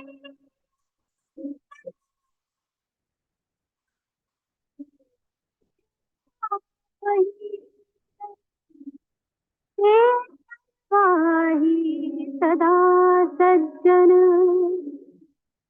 सोय रे हो तू किंबहुना सर्व सुखी पूर्ण होनी तिही लोकी भजिजो आदि पुरुषी अखंडित आणि ग्रंथोपजीवे विशेषी लोकीये दृष्टादृष्ट विजये हो आवे येथ म्हणे श्री विश्वेश्वराव हा होईल